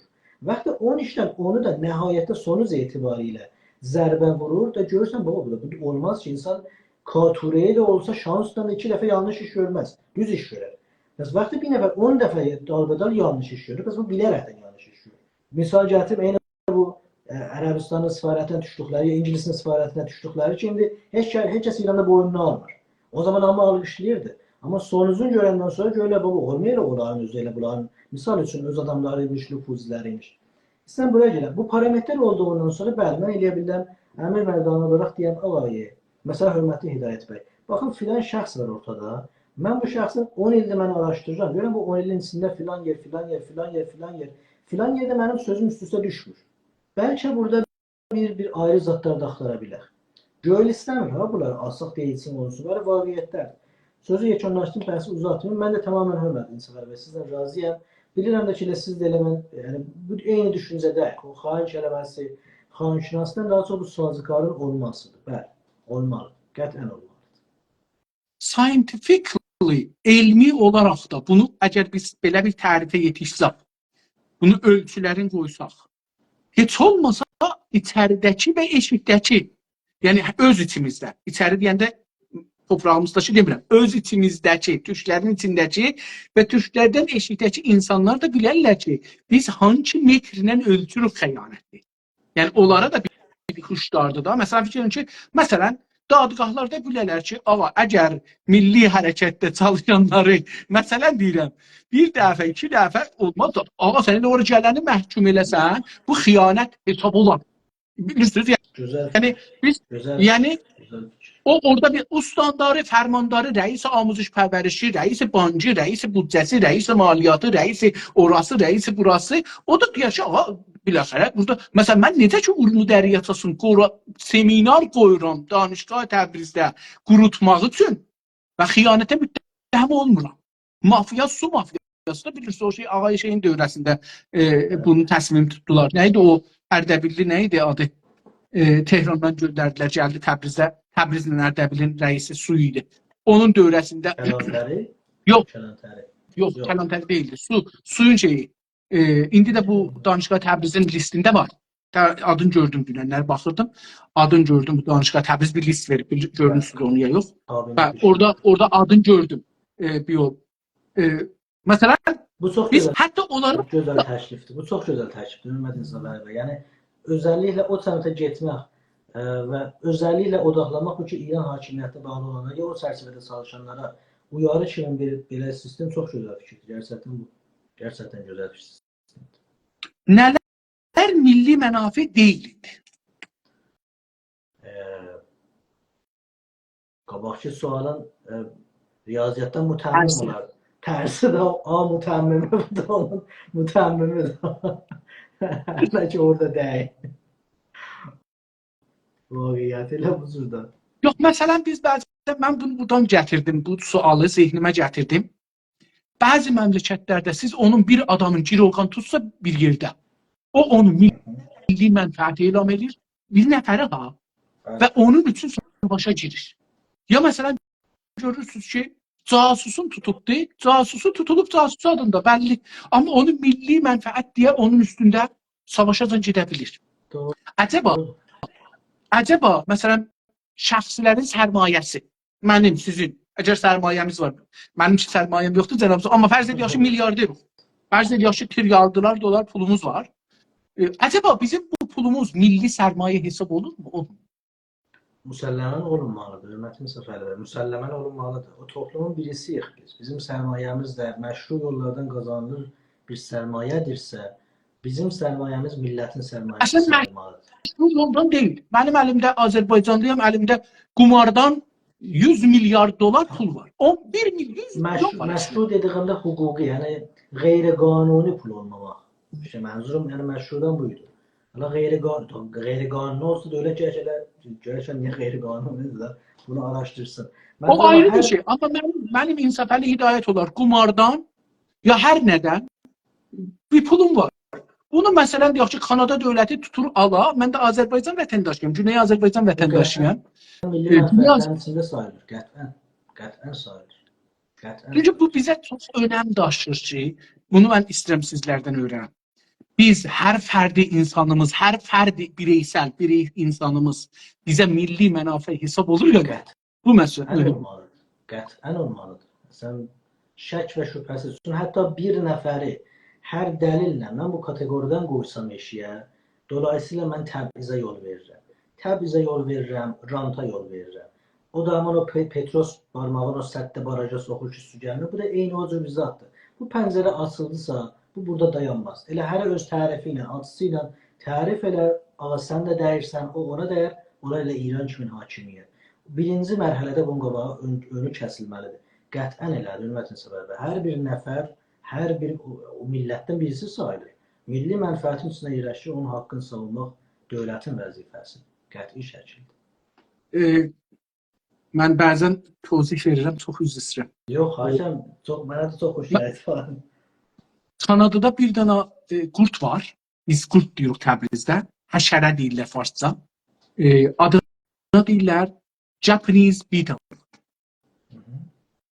Bu bir dənə bizim Fatmə nənədən 3 qat böyük, o cür bir heyvandır. Uçur. Yumurtasını yerin altında koyur.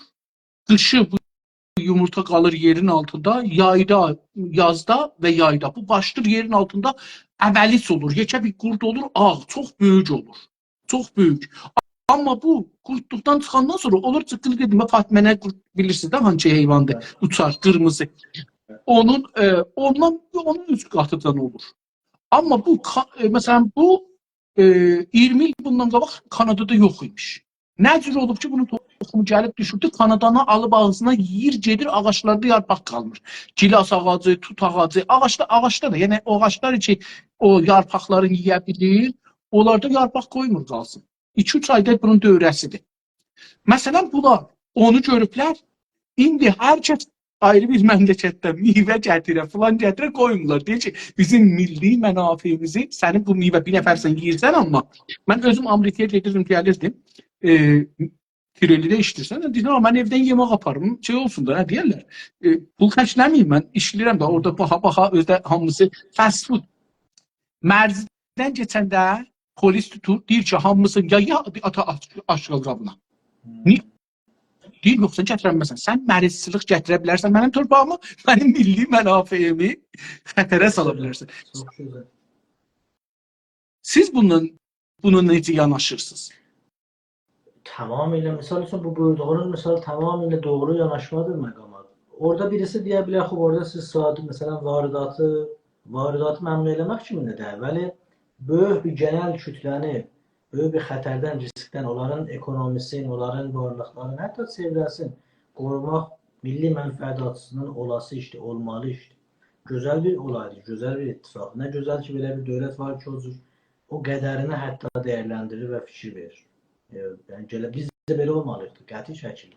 Qəti şəkildə.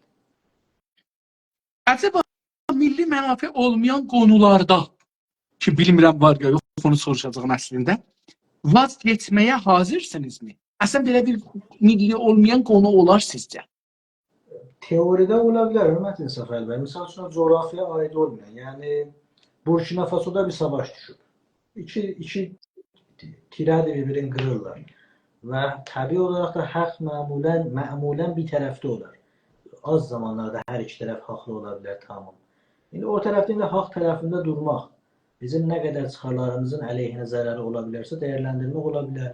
Vazgeçmək də ola bilər, saxlamaq da olar. Və nəhayətdə yenə də hamısı bir növ elə milli mənfəətlərlə dəyərləndirilir. Ki, bizə zərər vericidir, yaxud mənfəət vericidir. Dolayısıyla bəlkə də hətta demək ola bilər ki, milli mənfəətlərə mərbut olmayan bir zat yer üzündə yoxdur. Yəni, hər nə mənədə biz yenə nəhayətdə milli mənfəətdən biz dəyərləndirəcəyik. Və onlardan vazgeçib getməməyə də o ləhsə milli mənfəətlərimizə nə qədər uyğun olmamasıdır. O təyin edir. Çox sağ olun. Gözəl misal verdiniz. Təşəkkür edirəm. Mənim zehnimdə yox idi. Yəni, bu sualı tərrahlıq eləyəndə istirdim ki, buna bir cavab tapam. Gözəl misal verdiniz. Amma yenə də milli mənfəət olur. Yəni, ən sonunda milli mənfəətdir. Yəni, biz baxırıq ki, bizim oradan bir az mənfəətimiz də olsa mənfəətdir. Yəni, milli mənfəət. E, Sizin təşkilat milli mənafeyi hansı siyasətlərlə və necə təmin etməni düşünür? İndiki şəraitdə, məsələn, indi bizim bir şəraitimiz vardı, bilirsiniz, işğal altında yox, torpaqlarımız işğal olubdu, beynimiz işğal olubdu. Elə beynimiz işğal olmaq milli mənfəətimiz, milli zərərdir bizə.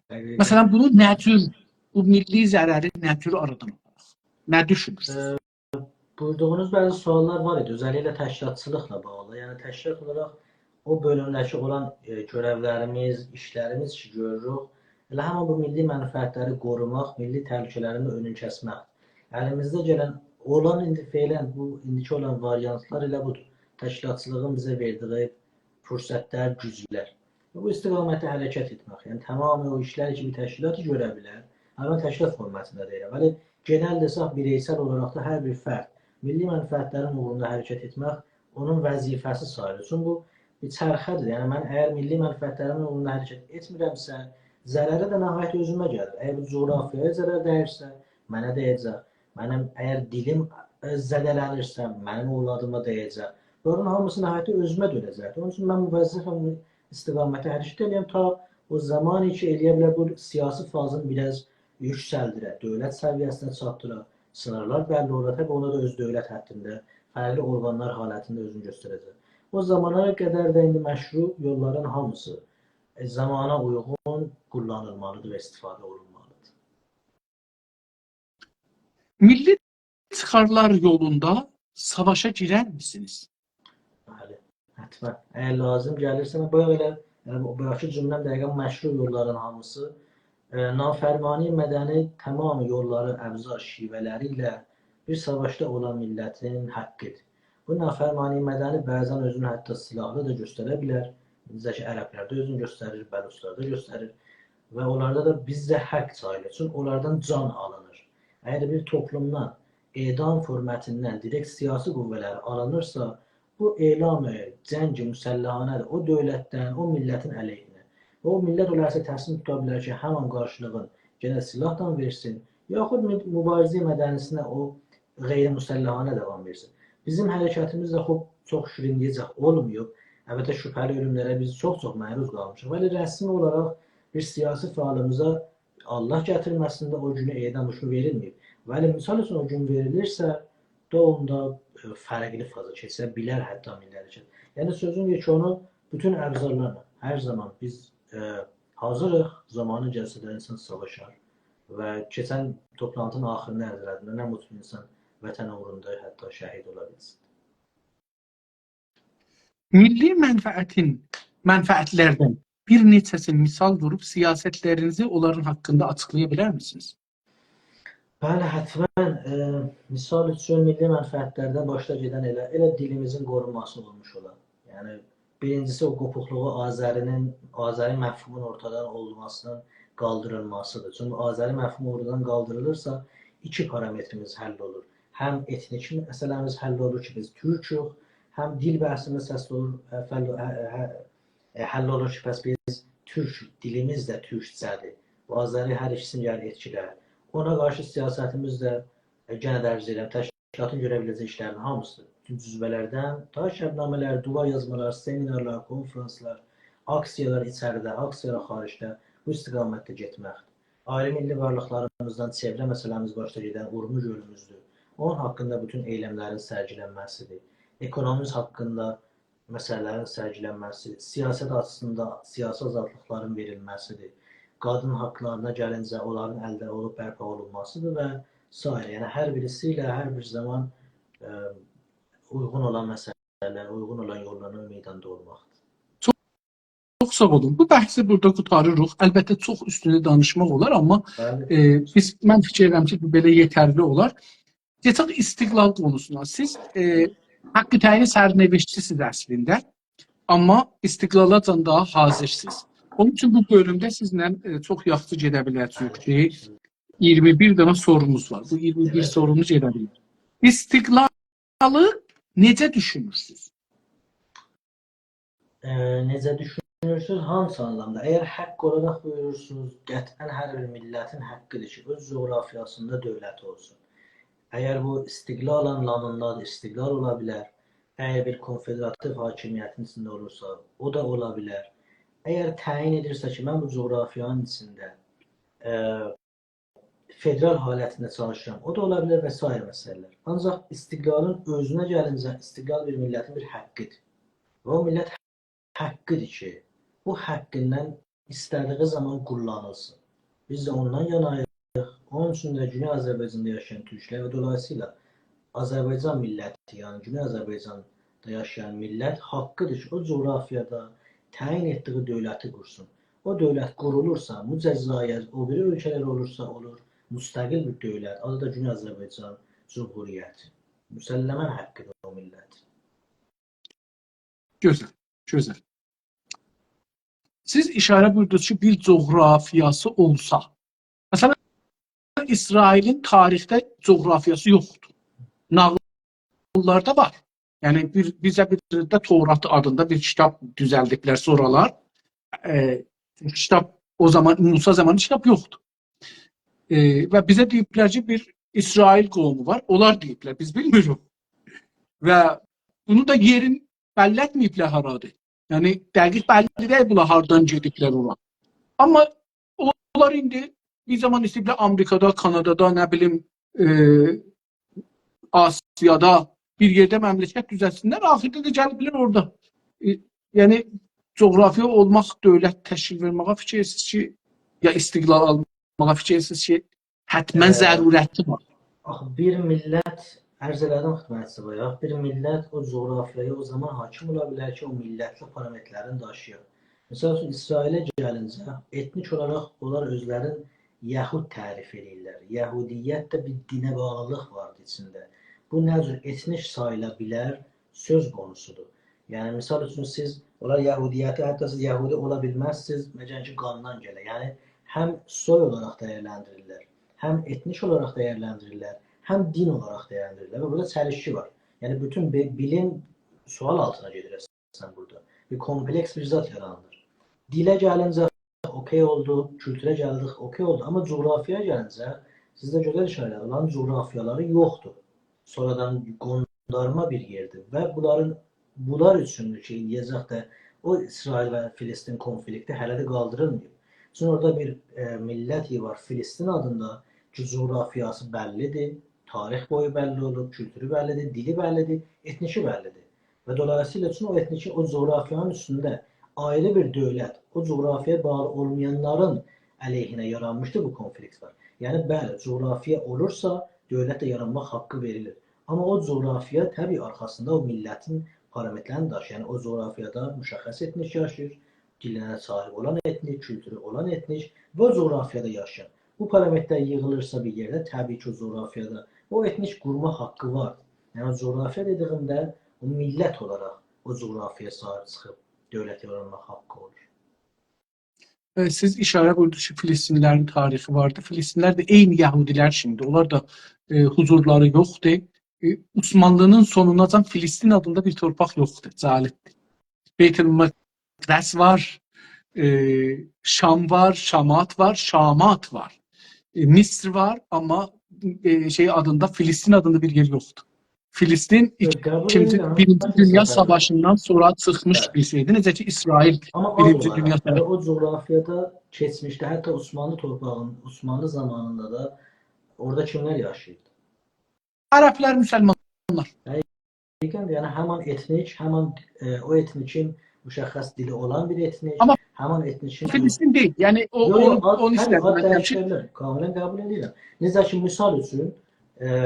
Yəhudilər də ona qalanda, Yəhudilər də deyə bilərlər ki, bizə tarixdə, məsələn, özləri dedikləri tarixdə, məsələn, orada Davud, Beyt-el-Müqəddəsi Davud düzəldib, məsələn.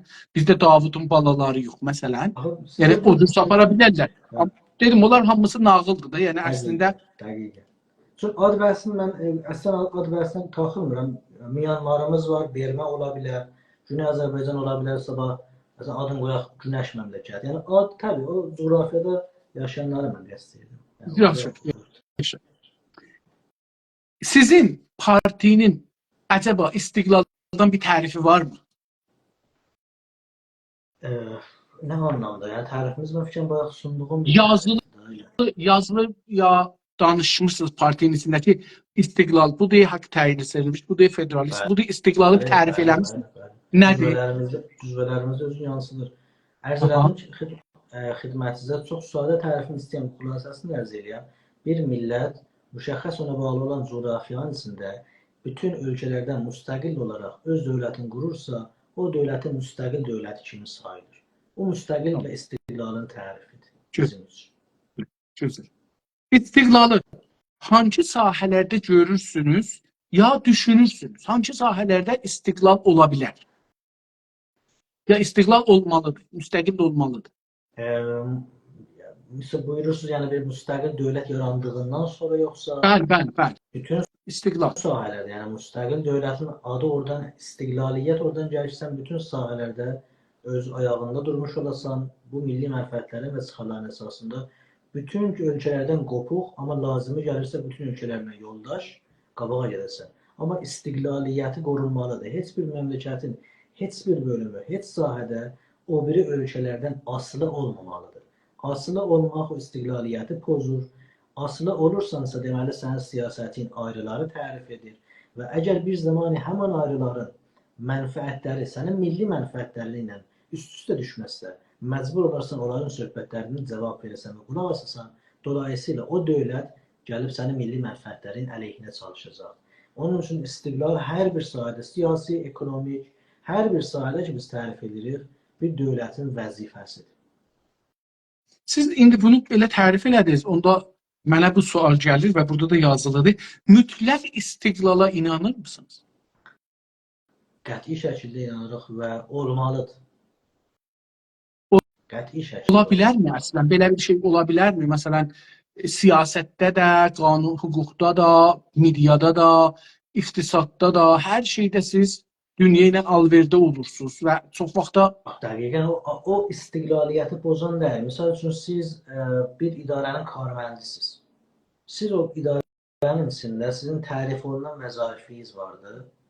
Və dolayısıyla siz o idarənin verdiyi parametrlərdən asılısınız. Müstəqilliyiniz vardır öz hövzənizdə və yenə də əsnad-ı fəradiyyəsində siz onlarla bağlı rəftar etməlisiniz.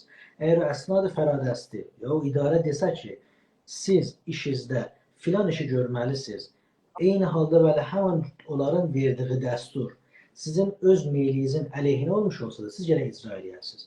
İstiqlal mütləq burada özün bizə belə tərif edir. Mən müstəqil olaraq mütləq açısından, yəni mənim milli mənfəətlərimi mən təyin edirəm bu coğrafiyanın içində yaşayan millət. Bu millətin tərif elədiyi milli mənfəətlər əsasında da bu dövlət qabağa gedəcək. Vəli bu anlamda deyil ki, o birilərlə müravidəsi olmasın, işbirliği olmasın, bedebestanı olmasın, həmkarlığı olmasın, işbirliği olmasın. Qəti şəkildə o mənada deyil. Vəli müstəqil, mütləq istiqlalın mənası bu olur ki, sən rəis o idarəsən. Sən təyin edirsən ki, sənin hövzəndə kim necə davransın? Ayrı bir dövlət yox. İstiqlaldan mütləq tərifimiz budur. Yəni biz də istiqlal ləfzə o kələməyə dayanaraq mütləqiyyət içində daşınır. Mən olmaz deyəm. Məsələn, yaxşı bilirsiniz, indi sizin bu söhbətləriniz gələndə fikrin ki, cənabınız parti başqanı olaraq, parti sözçüsü olaraq sabahları Azərbaycan Cümhuriyyətində, Güney Azərbaycan Cümhuriyyətində seçilmişsiniz, prezident olmuşsunuz və sazmanı millərdə əməkdaşlığa gedirsiniz. Məsələn, bir şey sizin əleyhizə qərarlı təsvir olsun, ya xeyrinizə. Siz məcbursunuz o birisi məmləkətlərdən yardım istəyəsiniz. Burada sən mənə köməklik elə, o sabahlarda mən sənə köməklik elə. Yəni bu istiqlal burada necə düşünürsünüz? Yəni nisbi olmur. Yox, istiqlalın heç zaman burada ləkələndirmir. Ümumiyyətlə Səfər bəy məncə. İstiqlal mənası nədir? Müstəqillikdən gəlir. Müstəqillik mənası nədir? Qopuqluqdan gəlir. Ləfz-i kələmə qopuqluq var içində. Yəni mən olmaz deyəm, mən müstəqilləm, amma vabəstəyəm. Müstəqil vabəstə ola bilməz parametr olaraq və müstəqil parametr vabəstə deyil bir nəfərə. Müstəqil Bəlkə kəlməni gərək dəyişdirək. İstiqlalın yerinə deyək, məsələn, nə cür deyim, qopuq. Cür dediniz, yox bir şey deyək ki, olsun. Yəni, çünki biz dünyayı istəməliyik. Yəni, təamül fərq edir. Hörmətli Səfər bəy, təamül dünya ilə çox fərqlidir. Sizin müstəqilliyinizin etkilənməsi ilə. İstiqlal nisbi olmaz. Mən bir müstəqil dövlətəm. Və dünya ilə də təamülüm var. O təamül əsasında ola bilər lüzumu gələr. Bəzi vaxtlar bəzi milli mənfəətlərin əsasında İndi onda siz dünyada bu məmləkətlərin hamısını müstəqil, mütləq müstəqil bilirsiniz. yox, qətlən bilmirəm. Qətlən bilmirəm. Nəcür olur onda? Nəcür olur? Misal üçün Kanada aya müstəqil ölkədir? Xeyr. Əsnad vəladəsini British Kingdom təyin edir. Bir çox ölkələrdə belədir. Bir çox ölkələr müstəqildirlər. Amma dolayısıyla misal üçün Amerikadan asılıdırlar. Venezuela müstəqil dövlətdir adda. Amma yenə də Amerikadan asılı olaraq vabəstədir Amerikanın tutumlarına. Bedebestanları onunla təyin elədi. Onda bəs nəcür görürsünüz? Dünyada onda istiqlal pəs yoxdur da əslində. Ola bilər bir o misal üçün Türkiyənin özü biz müstəqil bir ölkə kimi diqqətə ala bilər. Çünki özü hər zaman çalışır öz vəznəsini ortaya qoysun. Axsaqlığı da var, yaxşısı da var, pisi də vardı. Bəli, misal üçün elə bu Rusiya ilə Ukrayna savaşında çalışır bir növ mübarizəni doqana aparar. Yəni yumurtaların hamısını bir yerə qoymuyor. Onun üçün də iqtisadi bəzən bu qədər etkilənir. Çünki müstəqilliğin bir növ istəyir qorusun. Azərbaycan bir həddə qədər bəlkə bunların içində yerləşdirirlər, bəlkəsi var içində. Mən iddiam yoxdur dünyanın bir çox ölkələri bu istiqamətdə qabağa gedir. Çünki mən də şəxsən konspirasi teoristlərdən deyirəm, bəli bu təvəhhümü totaliyə bəzən inanı olan şəxslərdən birisi sayıla bilərəm. Mən mütəqidəm ki, dünyada olan ölkələrin şayət hətta bir çoxusu vaqiən vabəstədirlər. Eyni halda ki, göstərirlər müstəqildirlər. Mən təsəvvür elədiyim gələcək günü Azərbaycan dövlətidir ki, o dövlət millətinə dayalı qurulmuş bir müstəqil dövlətdir. Zamanı gələr bəzi milli mənfəətlərindən susqun olar, əleyhinə ki, mütləq olmaz, susqun olar bəzi zaman bol dilər, bəli, özü təyin edər. Bu oyunun bir tərəfi budur. Ayrısından asılı deyil. İstiqlalda mənim bu mənzurum buyur, Mətin Səfəli bəy. Qəti şəkildə təamül olmasa kəsdən iş yürümez. İttifaqın nə gözəl ola bir ölkəyə ki, istiqlalını qoruyaraq eləyə bilsin, elə bir tutum sərgiləsin ki, bütün hamı ilə də təamülü olsun. Siz İranı müstəqil bilirsiniz onda? Şədidətlə yox. Aslında İran kökündən vabəstə bir ölkədir. Dolayısıyla zaman indi gəlib çatıbdır Çinlə Rusiyanın bir istimari, müstəmirə ölkəsinə çevrilməsinə. Ondan öncəkilərdə də bəlkə hətta bir növ Amerikanın da bir çox yerlərdə əlində görə bilərdik. Bəli, yox, əslən müstəqil. Məsələn, biz Türkiyənin mediasına baxanda İranı Türkiyədən çox müstəqil görürlər. Çünki məsələn Amerika ilə İsrail ilə zahirdə savaş aparır. Nəcür baxırsınız mövzuya? Yəni Bayaq çox gözəl misal bu Hörmətin Səfəli bəy. Şayad biraz qiyası məli fariq ola, bəli həmin o xiyanət bəhsidir da. Ki, xain gəlir içimizdə elə bağırır ki, hamımız qıraqda qalırıq. İlla da biri ilə savaşmaq hətmən onun əleyhinə olmaq kimi deyil. Çox zamanlar da elədir. Vaqiyyət budur. sizin təşkilatın yol xəritəsi Güney Azərbaycanın istiqlalına yürüməni necə tərsim edir? Bizim zənnimizdə biz milli müqəddəratımızı təyin etmə haqqının əldə edilməsi istiqamətində hərəkət etdiyimiz sürə dolayısıyla istiqlal düşüncəsi də güclənəcəkdir. Çünki bu sürədə mən millətimi, mən bu etnikimi, bu toplumu özünün millət olduğuna tanış edəcəyim. Və bu məsirdə millətimə deyəcəyim, sən türksən, türkçülüğün bol edəcəyim. Dilinə varlıq, dilinə güc verəcəyim, dilinin türk olduğunu daha dəstəkləyəcəyim, bilsin, anlasın və bu istiqamətə qabağa gedəcəyim. Yəni, bunların hamısı da gəlir nəhayətdə yetişir coğrafiyasının qorumağına, coğrafiyasının anlamının bildiyinə.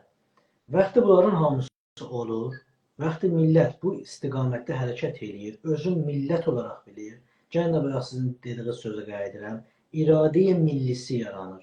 Bu iradə-i milli o zaman gəlib çatırsa bir referendum başına, mən zənn etmirəm, bir milli iradəyə sahib olan millət, deyək ki, mən yenə istəyəm kölə olan ayrılarının əlinin altında, ya ayrılarının qulluğunda olan, ya sərvətinin yarısı gedə filan yerlərə. Müsəlləmən istiqlaldan yana ola bilər. Çətin də olsa, xoş da olsa, pis də olmuş olsa. Tərif elədiyimiz xəritə bu istiqamətdə getmək və inanırıq ki, bu istiqamətdə yürüdüyümüzdə də nəhayətdə elə o istiqlal məfkurəsi yerində gedib oturacaqdır. İstiqlal üçün savaşa girər misiniz? Əslən ne güzel olar o zaman gene de oldu belki o sualın cevabı yani savaş bütün ülkelerden, yerlerden, coğrafyalardan uzak bəli. İstiklal Savaşı en güzel, şerefli savaşlardan birisidir. Bir tane serial vardı, Vətənim Sənsin, fikirlər Türkiye'de Ah, ah, paylaşırdı. Ben Çox baxırdım, sevdim her yəni. hafta ben bakırdım o Cevdet filan zat bəhsinə ve gerçekten insan özünü təsəvvür edir. Məxsusən o axır sanslarında bu insanların savaşmağı təsəvvür edirsən. Bir gün gəlsə biz de o günləri görsək, ne mutlu bize olar tabii ki. Sizin üçün istiqlal önemlidir yoksa rifah?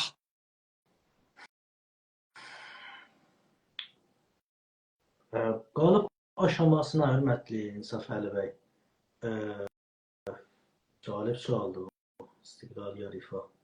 Usulən o istiqlal işi doğru şəkildə qurulubdur. Rifahı da yaradacaqdır nəhayətdə. Və yaratmalıdır usulən. Çünki istiqlaldan qaynaqlanan milli dövlət vəzifəsini millətin rifahı tərif edir və onu da qurur. Və xop, istiqlal rifahdan üstün gəlməlidir. İstiqlalı əldə etmək üçün ən önəmli və lazım işlər görməlidir nələrdir? İndi bu şəraitdə ya istiqlala getmək üçün, yəni bir orta bir zaman içində. Milləti farsçası olur xudaqahiyyət, türkçəsi oyanışa, öz varlığına millət olduğunun fərqində olmasını istiqamətdə hərəkət etməsidir. Madəm ki, bu məsələdə istiqamətdə hərəkət olunur, elə həmin istiqlalın istiqamətində hərəkət etmək kimidir. Gözəl. Nədən və hangi səbəblərə görə türklərin ya Azərbaycanlıların bu günləri istiqlalı yoxdur? İranda danışırıq.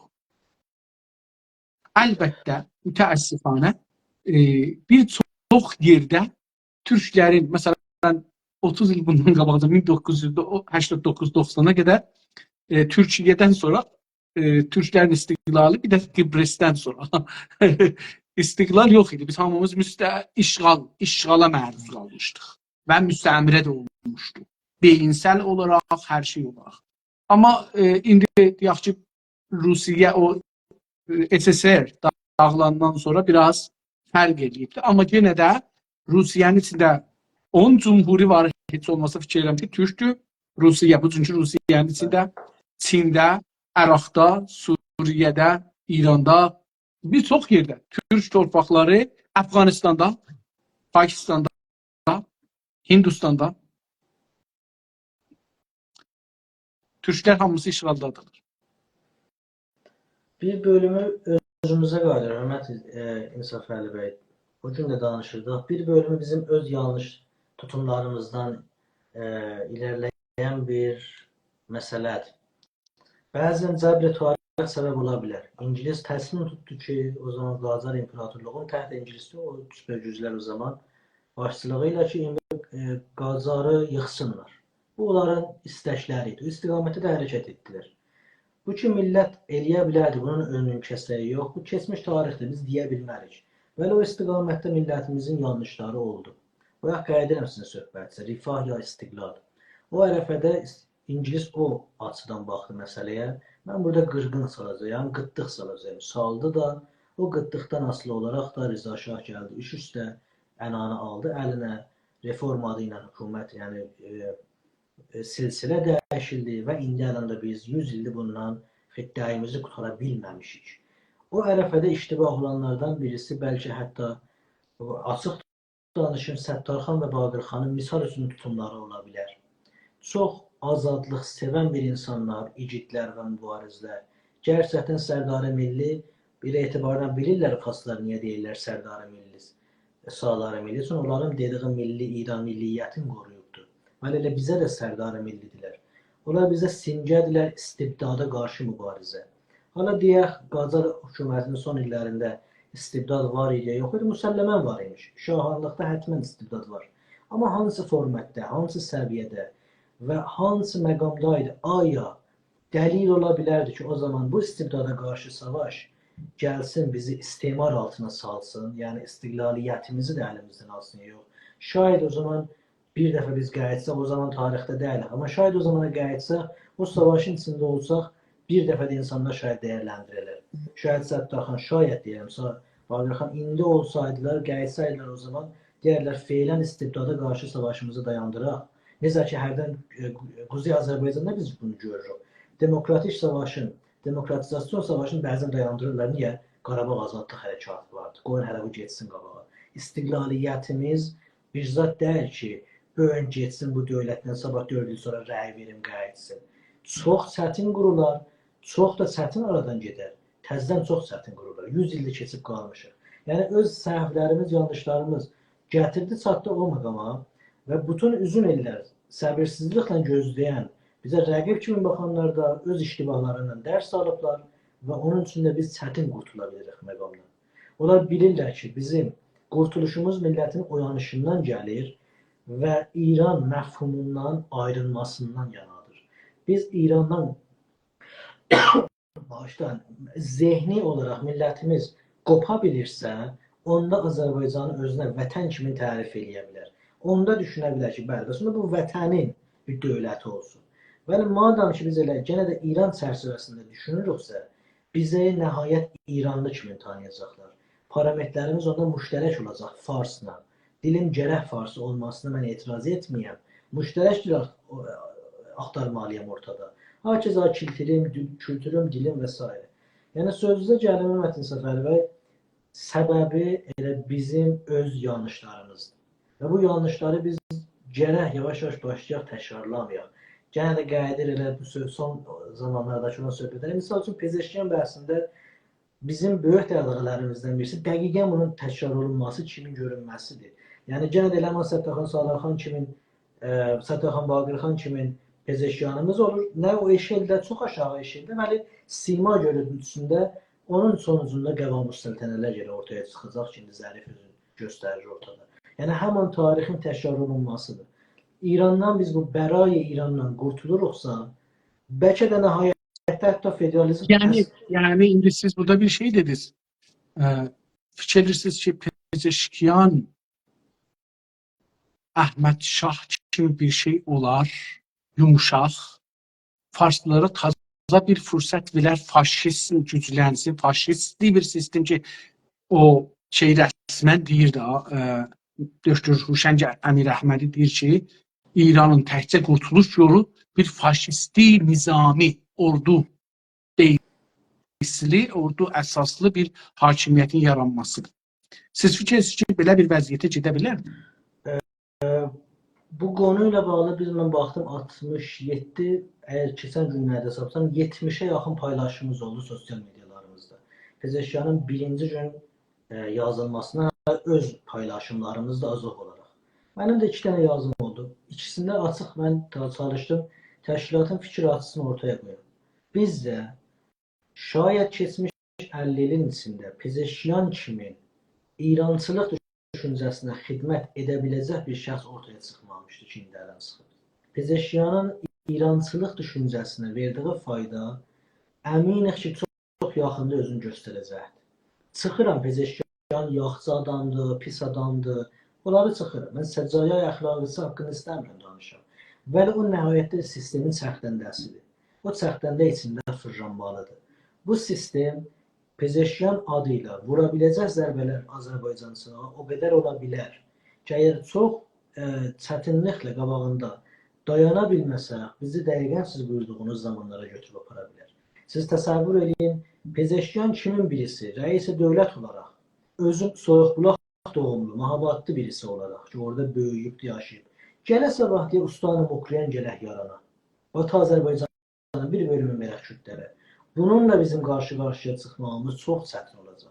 Çünki millətimin gözündə bu bir şəxsdir ki, orada yaşayıb, uzun illər qoyub və türkdür və Batı Azərbaycanlıdır və prezidentdir. Hətmən bunun da bir bildiği vardır. Bunun qarşısında durmaq çox çətin olacaqdır bizə. Nəhayətdə və bunun nəticəsində yenə də farsı, faşizm tərəfinə gerçəkdən indi gedir də, yəni başların tutumlarına baxır. Faşizm qəşə biz bazı Solidin hətta görə bilirik bir növ. Bu sistem özünü çox güclü şəkildə yeniden doğacaq. Çünki ortada ittifaqən bir Türk unsuru var. Biz zaten ki biz uzun illər deyirik ki, bu sistem tamamen Türk'ü boykot edir. Hətta biz qarşılaşdığında deyirdik ki, biz Güney Afrika ilə Afrika Cənubiyə oxşar bir sistem yok. Burada biz nanevişdə bir apartayda hakimiyik, şahidik bizlərə qarşı. O silah indi əlimizdən alır. Prezident də hətta Türk, özünü Türk bilir. Bilirsiniz, çox mürəkkəb bir savaş apardı bizim əleyhimizə İran hakimiyyəti. Nəinki bundan biz başarılı çıxa bilmərik. Ha, ola bilər. Eləyə bilər, çox gözəl başarılı çıxaq, bəli, işimiz çox çətindir. Bəli, hörmətli səfərbər. Mən inanıram, təşkilat olaraq da inanırıq ki, çətindir işimiz. Yəni bundan çox çətin biz qurtula biləcək bir yol içindəyik. Bəli, bu tərəfində deyim, işıq yolu sizə budur. Bunu çözə biliriksə əgər, bundan başuca çıxırıqsa əgər, da bu hakimiyyətin bizə yeni bir kart suna biləcəyi yoxdur. Bu hakimiyyətin son kartı ilə bizə sundu. Gerçəkdən. Bunu açsaq, çox gözəl aydın günlər bizi gözləyir. Faşizm gəlsə bundan sonra ki, gələcəkdir mütləqa. Çünki bu türkçülük İranda güclənir. Gücləndikcə farslıq nöqtə zəiflərini görəcəkdir. Güclərini gücləndirəcəkdir və meydana çıxacaq. Əgər faşizm ortaya çıxsa fikirlərsiniz ki, savaş bəlli olur. Hörmətli Səfəli bəy, savaş, tərəfeyni savaş çox müşəxəs ortaya çıxılır. Faşizm və Mussolini ortada qala bilmədi. Nə qədər də qəddar olmuş olsa da. Faşizm özünü göstərir ortada. Sən savaşçı olaraq qarşında olan düşməni müşəxəs görə bilirsən. Mərzlər ayrılır. Və mərzlər ayrıldığında savaş başlanır. İndi bunun yenişi olar, yoxuşu olar. Amma da savaş mərzlər müşəxəs olur. İndi mərzlər çox iç-içədir. Yəni biz bəxti mərzimiz elədir ki, uzun illər boyu istiqlal üçün savaşan milli fəal, Gəlir Pezeşkanın Bəray İran şüarı altında özünə yer tapa bilir. Bu göstərir, əcib şəkildə bizim mərzlərimizi qarışdırıb İran hakimiyyəti. Yəni çox əcib şəkildə. Bunlar, misal üçün, su ilə yağ qatılmaz ki, sən olmaz həm istiqlalçı olasan, həm Bəray İran şüarı üçün çalışasan. Aslında ola bilməz. Vaxtı olur, deməli, burada mərzlər çox əcib qatılıb bir-birinə. Düşmənlə dostun fəzasını, yəni fəzanı elə elbət dost düşmən bəlli olmur. İttifaqən o faşizm yaranırsa, çox yaxşı olacaq. İtkimiz olar, amma savaş açıq bəlli olur. Onda millət də təşkil bəlli eləyir. Onda hakimiyyət də eləyə bilməz. 4 ildən bir gəlsin, gəlin rəy verin, gəlin yaxşı olacaq. İslahata umid bitir. Və hər bir faşist hökumətin içində də nəhayət o özünün içərisindən yiyəcək. Çünki heç iki faşist bir-birinin yanında anlaşa bilməzlər bir-birləri. Güclərin pay bölüş eləyə bilməyəcəklər. Onlardan istiqaq yaranacaq. O istiqaqın istisində də biz əlavlandıracaq da inşallah. İnşallah. İstiqlala alternativ tanır mısınız? Yox, elə istiqlalın bədili özüdür. Nəhayət millətin azad yaşaması, müstəqil və hür yaşamaqdır. İstiqlalın Federalizmi istiqlala alternativ görürsünüz ya yox? Federalizm əslində, bunlar hamısı qurulurlar bir idarəçilik formatı deyə bilərik. Təklif olunan bir idarəçilik formatıdır o topluma, o coğrafiya içində ki, sizin haqlarınız bu formatda verilir. Federalizm özlüyündə bəli, bu sistem idarə hökumətidir. O federal hökumətin içində bir toplumun, misal üçün Güney Azərbaycanın bəzi haqları verilir, bəzi haqları da alınır. Yəni mənim haqlarım verilir, amma yeraltı qaynaqlarım da misal üçün hamısı məndə qalır. Ərteşim olub-olmamağı söz konusu olur. İçində olan etniklərlə necə davranmağın söz konusu olur. Bəzi haqlar verilir, bəzi haqlar alınır. İndi bu hansı haqların alınmasının mən onların bərpa etməsi üçün savaşsam, nəhayətdə istiqlalını qursam, bu iki alternativ qarşı-qarşıya gəlirlər. O ərəfədə mən baxsam ki, bəli, həzinə bu ki, mənim millətim gələ indi əlan savaşı ilə öz istiqlalını əldə edə ki, bütün haqları əlində ola. Əgər bu həzinə o qədər çox ola ki, feili halətdə millətin bəlkə federal hakimiyyətin içində yaşaya ki, bəzi haqların əldə edə bilər ki, bunlara sonra eləyə bilər söykənə, təzdən ayağa qalxa, istiqlaliyyətinə qarşı gedə, onda mən deyirəm federalizm qəşəngdir. Yox, o federal hakimiyyət elə çərçivələrdə quruldu ki, də mənim gələcəkdə getməyimin, yürüməyim qabağın aldı. Da mənim istiqlaliyyətimin haqqım mənim əlimdən alındı. bu məsələdə qanuni şəkildə qabağa getməyə, yaxud onun içindəki olan hüquqlarımın bərpa olunması çox az səviyyədədir. Onda mənə o alternativ kimi sayıla bilməz. Mən elə birbaşa istiqlala getməliyəm. Onun üçün, misal üçün biz bağışlar bu federalizm mübtəni bər haqqı təyin sərnişin tərəfdarıyıq. Biz də deyirik, 4 təşkilat bircə qabağa gedirik. Etilaf Demokratik Millətlərdə də varıq. Yəni bu federalizm öz müqəddəratını təyin etmə haqqı əsasında qurulmalıdır. Çünki o haqq əsasında federalizm verilsə, o federalizm müvəzzəfdir mənə istiqlalı da qəbul elətdirir. Yəni qəbul eləyə. Kim verəcək bu federalizmi? İranda mərkəzi hökumət qərardır, ərəblə, bəluçla, kürdlə, lorla, türkmənlə və farsla bircə qurular. Nə qədər ehtimalı var, o bağlılığı var. Əslində fikrim dünən irəli günü mən bir yerdə danışırdım ki, bu ittifaqın federalizmin paşna aşırılığı budur ki, təyin ediciliği biz qeyri-fars millətlərinin əlində deyil. Əslində bu farslarla ki, federalizmi qəbul edəyələr. Madam ki, onlar qəbul edəmirlərsə, bu federalizm qurula bilməz. Çünki ola bilməz ki, mən dövrədə federal bir hökumət quram, amma mərkəzdə olan bunu qəbul edəmirsən. Bu olası işte bu federalizmin əleyhinə bir rəftardır. Onun üçün fars ki, qəbul edək ki, İranda federalizmi olar. Madam qəbul edəmir, təhsil alternativ istiqlal var. Yəni federalizmə sarı getmək çox da qeyri-farsların əlində deyil. Biz hamılıqsa, bütün qeyri-farslar istəsək də federalizm qururlar. Amma mərkəzdə yaşayan o fars istəməsə, federalizm qurula bilməz. Yaxud hətta fars qəbul edir. Mən qəbul edirəm türk olaraq, bəluç qəbul edir, türkmən qəbul edir. Bunlar o federalizm konusunda olan o zəiflərdir. Hamı qəbul elədi, ərəb qəbul eləmədi. Dedi, mən istəmirəm, mən istəyirəm burada müstəqil olam. Bizim tutumumuz onda nə olacaq? Bunlar hamısı suallar cavab verilsin. Biz qalanda nə edəcək? Ərəbə qarşı savaşacağıq. Deyəcək, yox, illa sən olmalısan bunun içində. O ayrılırsa, bunda elə mən də ayrılıram da, o ayrılsın, mən qalım onun içində. Bunlar yəni bəzi o texniki suallardır ki, teoride rahat çözülə bilərlər. Amma əmələ gəlincə, nəzərə gələn onun üçün ki, biz deyək, federalizm istəyirik, bərməbnay haqqı təyin sərnişin olsa da qəbul edirik. Vəli bu qatığa nə qədər bu dəryada çalsaq, bir qatıq olmaz bu dərya. Ayran olmaz.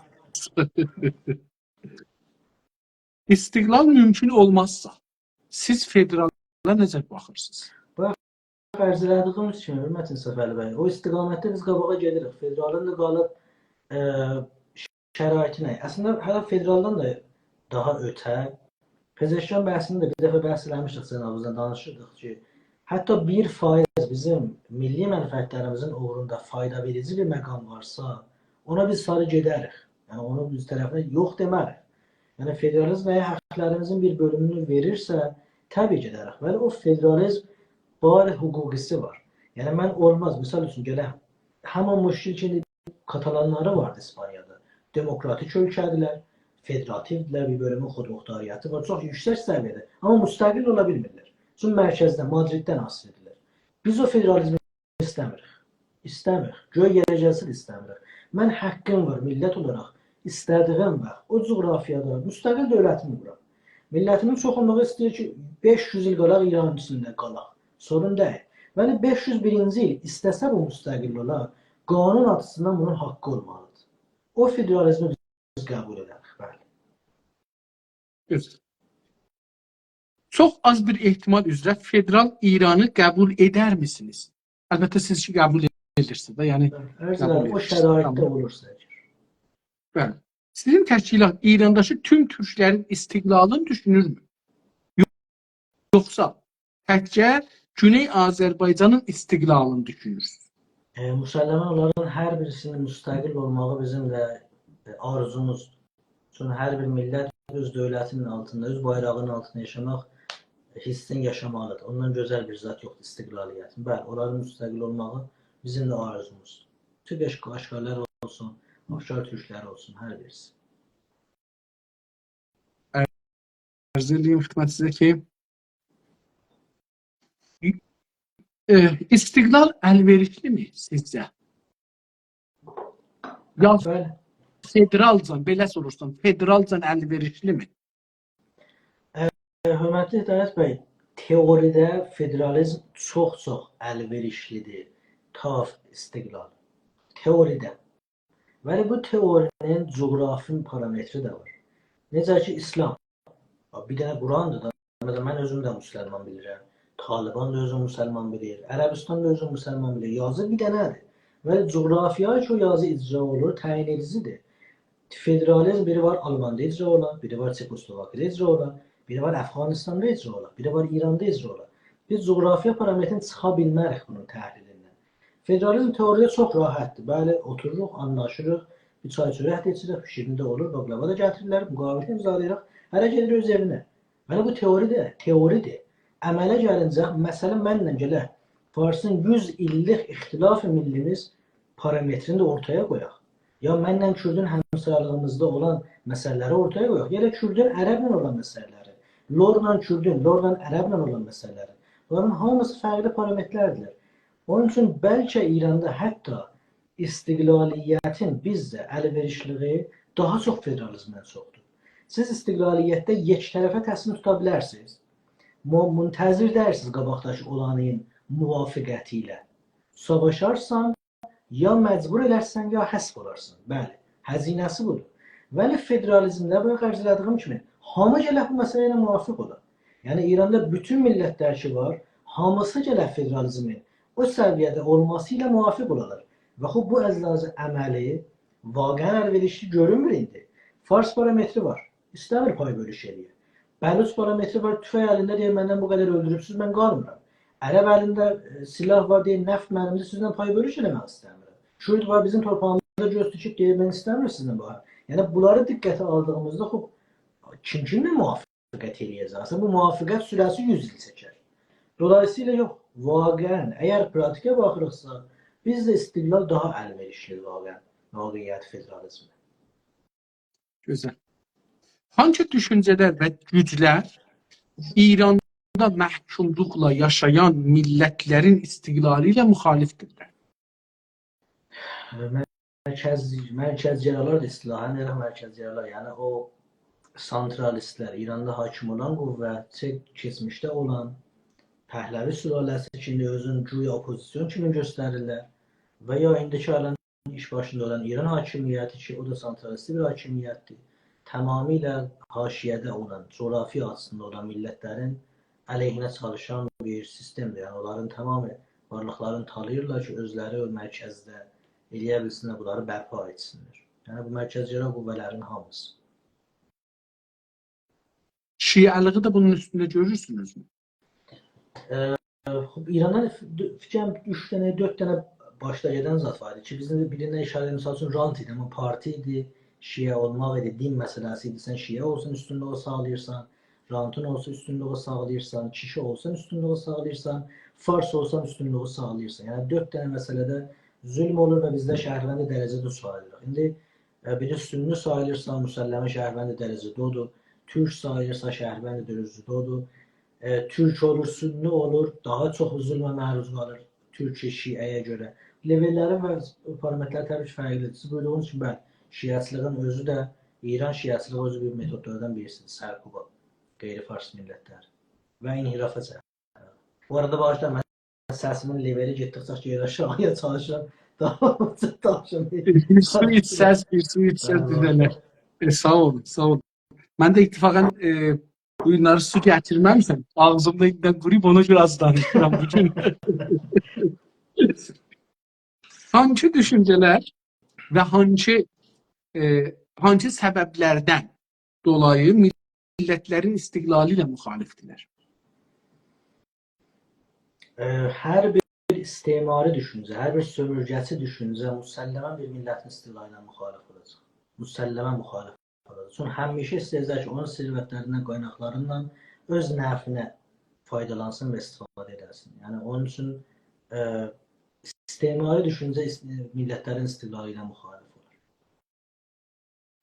Gözəl.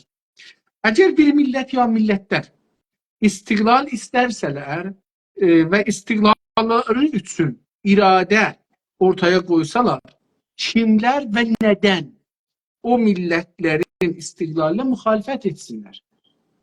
Fərz elədim ki, istimari düşüncəyə sahib olanlar bu özün qrup kimi göstərə bilər, təşkilat kimi göstərə bilər, dövlət kimi göstərə bilər, dövlətlərin məcmuəsi kimi də göstərə bilər. Yəni, Söhbət gəlişi də ərz edirəm. Türkdən sonra dostu yoxdur sözü o qədər də fasla demişəm porbirah deyil.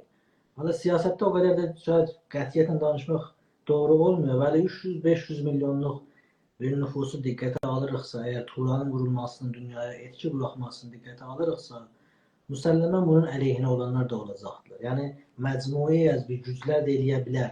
Hətta sırfən bir dövlətin yaranmasının əleyhinə olmuş olarlar. Biz bunu Cüneyd Azərbaycanda misal üçün görürük. Yəni eyni halda ki, Azərbaycan və Türkiyə istəyirlər bizim istiqlaliyyətimizi və bəzən məcburən hətta müxalifət etmək zorunda da qalırlar. Bəzi milli mənfəətlərini qorumaq adıyla dünyada bir çox ölkələr bizim istiqlaliyyətimizə qarşı çıxa bilərlər. Bizim istiqlaliyyətimiz birbaşa misal üçün İranı kölgə altına atır. İranı parçalayır. İran parçalanırsa bir çox ölkələrin, istismari ölkələrin oradakı olan mənfəətləri kölgə altına gedəcək. Müsəlləmən bizim əleyhimizə olacaqlar. Çünki Cüneyd Azərbaycanın istiqlaliyyəti təkcə bizim istiqlaliyyətimiz deyil. Dolayısıyla Ərəb istiqlaliyyətini qoruyacaqdır. Bəluç öz istiqlaliyyətini əl tapacaqdır. Misal üçün Ərəbin müstəqil olmağı böyük parametrdir. Onun içində nəft olduğu üçün. Bizim müstəqil olmağımız böyük parametrdir. Bizim yeraltı qaynaqlarımız dünyada nəzirə az görünən ölkələr qədərdir. Yəni bizdə hər bir zat var.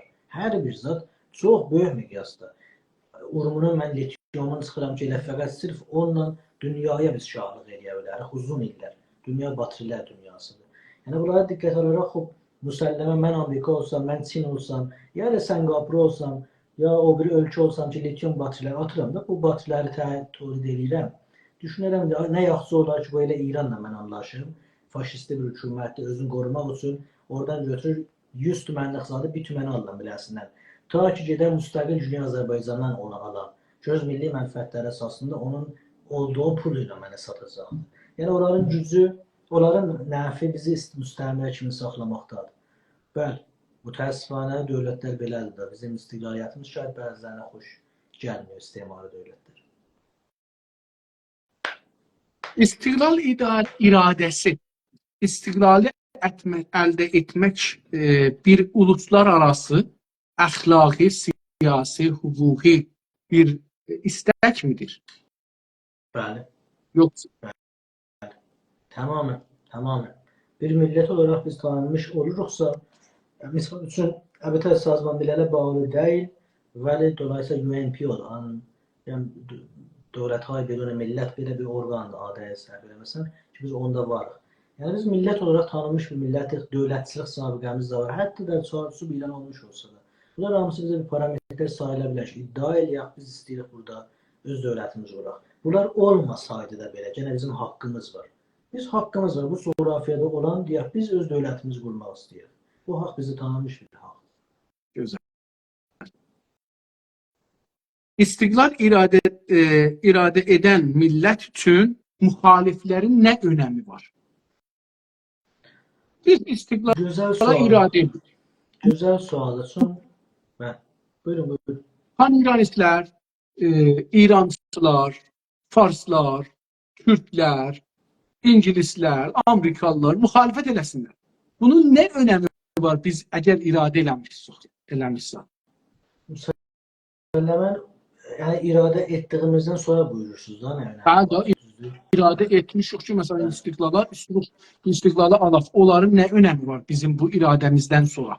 Bizim düşmanımız olaraq ortaya çıxırlar və vaxt düşmanımız olaraq ortaya çıxırlar, müsəlləmən bu düşmanla savaşmaq da bizim taleyimiz olur. Bu düşmanı necə savaşıb, necə müdiriyyət etmək də olur bizim hünər-i cəngimizə və hünər-i savaşımıza mərbut olan bir məsələ. Önəmi oradan gəlir ki, əslində biz təyin etməliyik. Bu savaş, bu qarşımızda olanları necə mənfəətlərin öz milli mənfəətlərimizdən üst-üstə gətirək. Nə qədər bunu bacarığımız olursa, biz bu savaşı rahat keçindirə biləcəyik. Misal üçün qeyri, yəni o həmin süpergüzlər ki, ərzədən xidmətçidir. Bizə indi müxalifdirlər. Onları milli mənfəətlərimiz diqqətə alaraq mənfəətlərin özümüzə gətirmək hünərdir, bəli qeyri-mümkün deyil, ola bilər. Çünki dolayısıyla buranın özünə görə bazarı var, yəni bunlarla ola bilər. Vəli məntəqədə olan bəzi rəqib ya düşmənlərimiz, misal üçün farslar, fars opozisyonu ya o biri millətlərə toplululara bağlı olan opozisyon, onlar bu kateqoriyada yerləşmir. Sonra öz varlıqların bizim istemarımızla tərif ediblər. Yəni biz müstəmirə olmasaq, onlar əslində də artıq bizə də olmayacaqlar. Yəni onlarla savaşımız olacaq qəti şəkildə. İndi o şəkildə o savaşdan sonra da qalibiyyət kimdən olacaq ki, yenə də o milli iradəyə bağlı var. Mən əminəm ki, Güney Azərbaycan, özəlliklə Türk millətinin iradəsinin qabağında çətin iradə dayana bilər. Çünki mən bayaq ərz elədim, bizim böyük zəiflərimiz var, tarixdə göstərmişik özümüzü. Onun kənarında bəzi böyük nöqtə qüvvətlərimiz də var. Bir türk çətin özünə haqq qazandırır. Bir türk çətin özünü bir məsələdə haqlı bilir. Bu pisdir, ayıb, yəni eyibdir. Və dolayısıyla bir zaman da özünü haqlı bildiyi məsələdə o türkü o yoldan qaytarmaq çox çətin olur. Bütün tarixdə də bunu göstərilmişdir. Göstəriciləri var. Yəni mən türk olaraq toplum deyəndə bu mənim haqqımdır. Təbrizdə 1 milyon nəfər çıxır, haray mən türkəm. Nə ağına baxır, nə bozuna baxır. Kim qabağındadır? Fərq etməz. Yəni o iradə-i milliyə sahib olan milləti çətin qabağında dayanmaq imkanı vardır. Mən bunun nümunəsini İsraildə gördüm. Qəzzəni alacağım. Dünya da durdu deyir, yox. Aldı, vurdu, əzdi, öldürdü, qaçırtdı. Bir məqalə oxurdum, yazmış ki, 40 il çəkər ki, bu xarabaları daşıyıb tökələr dənizə. Amma iradə eləmişdir. Yəni, iradə. Dünya nə deyir desin. Geçsin, eylamiyə versin, bəyaniyə versin, məhkum eləsin, dadiqaha versin. Neyəcək məsələ? Çünki zəfər olan tərəfə heç bir şey deyə bilmir. Zəfər qazanan tərəfə heç bir şey deyə bilmir. Təqsirlər yığışır zəfər uduzan tərəfin boynuna. Tarix bu cürdür. Hitler udsaydı dünyanı dünyanın ən azadixah insanı olardı. Amma çünki uduzubdur, dünyanın ən pis insanıdır. İndi bu da udubdur. İsrail udur. Və çox da geçən 75 ildə daimən udur. Və görürsünüz ki, daimən güclənir, daimən dünya da yanında çox durur. Filistinlilər də mənim kimi 3-4 orada burada özü belə öz çörəyi zorla tapan durur, onun arxasında durur. Danışçıdan, nədən filan, bunlar da sabahları işə gedəcəklər. Yadlarında olmayacaq ki, Filistin deyə bir şey var idi, ya Qəzzə deyə bir şey var idi, ya məsələn 30 min dana uşaqlı, nə xanım filan orada ölüblər, gediblər, məsələn 30 neçə min dana. Əslən bunlar önəm daşımır. Yəni iradə, siyasi iradə önəm daşır. Dünya tarixdə də belə oldu. Yəni tarix belə oldu. İnsaniyyət filansa hamısı zəfi tavcih eləməkdir. Hüquq-i bəşər, insaniyyət. Bunlar hamısı zəfi. Mənim düşüncəm belə. Faşisti görsənə bilərəm, faşisti görsənə bilərəm, amma bu mən deyiləm, tarixdir. Bu mənim düşüncəm deyil, o tarixdir. Mənə deyir ki, bu vaqiyyətdir, sən bu vaqiyyəti görməlisən. Yoxsa deyərsən faşist olaram, faşist olarsan, uduzarsan. Yəni, əgər bundan qorxsan ki, mən iradəmi xərcə versəm, mən iradəmi qoysam iş üstə, mənə faşist müttəhəm elələr, uduzacaqsın. Yəni, sən əvvəldən boyunu almışsan ki, mən hər deyinirsən məhkum eləyəcəklər. Mən dediyində özümü məhkum eləyim, bu tarsın kesin. Mən belə düşünürəm. Bu bəhsi tutaraq əkəsin. Kamilən müvafiqəm, kamilən müvafiqəm. Yəni, kamilən müvafiqəm. Gerçəkçilikdə xörmətin Səfər bəy, siyasət, mən məmulən bunu oxuyaram, yadımdan çıxır deyənləri kimdir ki, bilmirəm, amma sol düşüncəsinin liderlərindən birisi idi ki, mətn cümlə yadımda əvvəl yazmış ki, bu roşənfişlər tabi iş görənə qədər praqmatistlər 1000 dəfə məmləkəti yergö eliblər, çövrüblər, danışıblar. İşi tərif edib qabağa getmək lazımdır. Yəni, bu məsirdə siz bu gözəl buyurdunuz. Qalib təyin edir. Haq nədir, haqsız nədir? Bu yaxşı bir məqam deyil, amma bu çox eyib sayılan bir məsələdir insaniyyətə. Vəli vaqiiyyət indələn camiəmiz budur. Dünyanın gücləri bunu deyiblər və biz də bu istiqamətə hərəkət etməliyik. İstədiyimiz yolu cızıb qabağa getmək bizim borcumuzdur. İnsaniyyət keçən tarixində bunu gəlibdir. Gələn tarixində də bunu gedəcək. Yəni, insanın çarəsi yoxdur. Məhduddur, çünki hər şey məhduddur. Bütün o ekonomi sorusular, mənbələr, qaynaqlar məhdud deyil. Siz deyə deyəməzsiniz ki, 100 ildən sonra savaş duracaq, 1000 ildən sonra savaş imkansızdır. Doğrudur. İmkansızdır. Yəni xüsusən bu taza texnologilər gəlir ha, bu robotlar düzəldirlər ki, savaşsınlar. Gözəl günlərimiz rəqabətdadır. Bu arada yoldaşlar, burada mən uza danışım. Mən normalda məni tanıyanlar bilirlər ki, mən səsim elə biraz aşağı olur. İndi danışdıqca da lap pəncərəm gedir aşağıya. Daha mən qışqıracağım bundan belə bağışlayın. Əgər çox uza danışıram da qusuruma baxmayın. Bundan Yox, çox sağ olun. Yox, mən rahat eşidirəm. Mənim üçün çox normal gəlir səs. Bu bəhsdən qurtuluruq, keçirik İran bəhsinə. Mən xatırladım ki, bu günləri 3 saat Cənab Uzun aldığımız budur danışaq 9-dan 12-yə qədər. İndi saata baxa bilsək, siz saatı görür müsünüz? Təqribən bir 50 dəqiqə zat sonra inşallah. Tamam. İran bəhsini qutarırıq, hətta federalizmi də bəlkə biraz yarı elərik. Ərz edim xidmətinizə, İran məsələsi konusuna keçirik. İran istiqlalı danışdıq, federalı danışdıq. Biraz da federalizmə işarə edirik, amma indi İranı danışaq. İran qavramı, bu İran söz özü, coğrafiyasını nəzərə alınırıq, hakimiyyəti nəzərə alınırıq. İran qavramı sizin düşüncənizdə hangi tərif ilə tanımlanır? Nə tərifi var? Söhbətlərimizin bir bölümünə də hörmətli Səfəli bəy toxunduq məsələyə ki, o qədər yanlış bilgilər bilim adı ilə pompaj olubdur, özəlliklə Fars cəmiyyəti tərəfindən bizim bilim kitablarımıza, bilim qaynaqlarımıza, bilim referenslərimizə ki, bəzi məqamları vaqən yanlışı doğrudan seçmək mümkünsüzdür, imkansız olur. İran kəlməsinə gəlincə, tarixşünaslar oturub danışa bilərlər. İranın məfhumu haqqında, yəni bu kəlmənin yaranışı haqqında. Nə zaman birinci dəfə tarixdə işləndi, kullanıldı, aya bu etibar doğrudur, deyil. Müasir dövrdə nə zaman birinci dəfə işlənildi, aya bu ki, 100 il, 150 il bundan öncə birinci dəfəsindən bu İran kəlməsi kullanıldı, doğru mu, deyil. Hamısı tarixi sənədlərə bağlı var ki, bunları da o qədər qarma-qarışıq yaradıblar içindəki, bəlkə doğrunu yanlışdan çıxarmaq o qədər rahat olmuyor.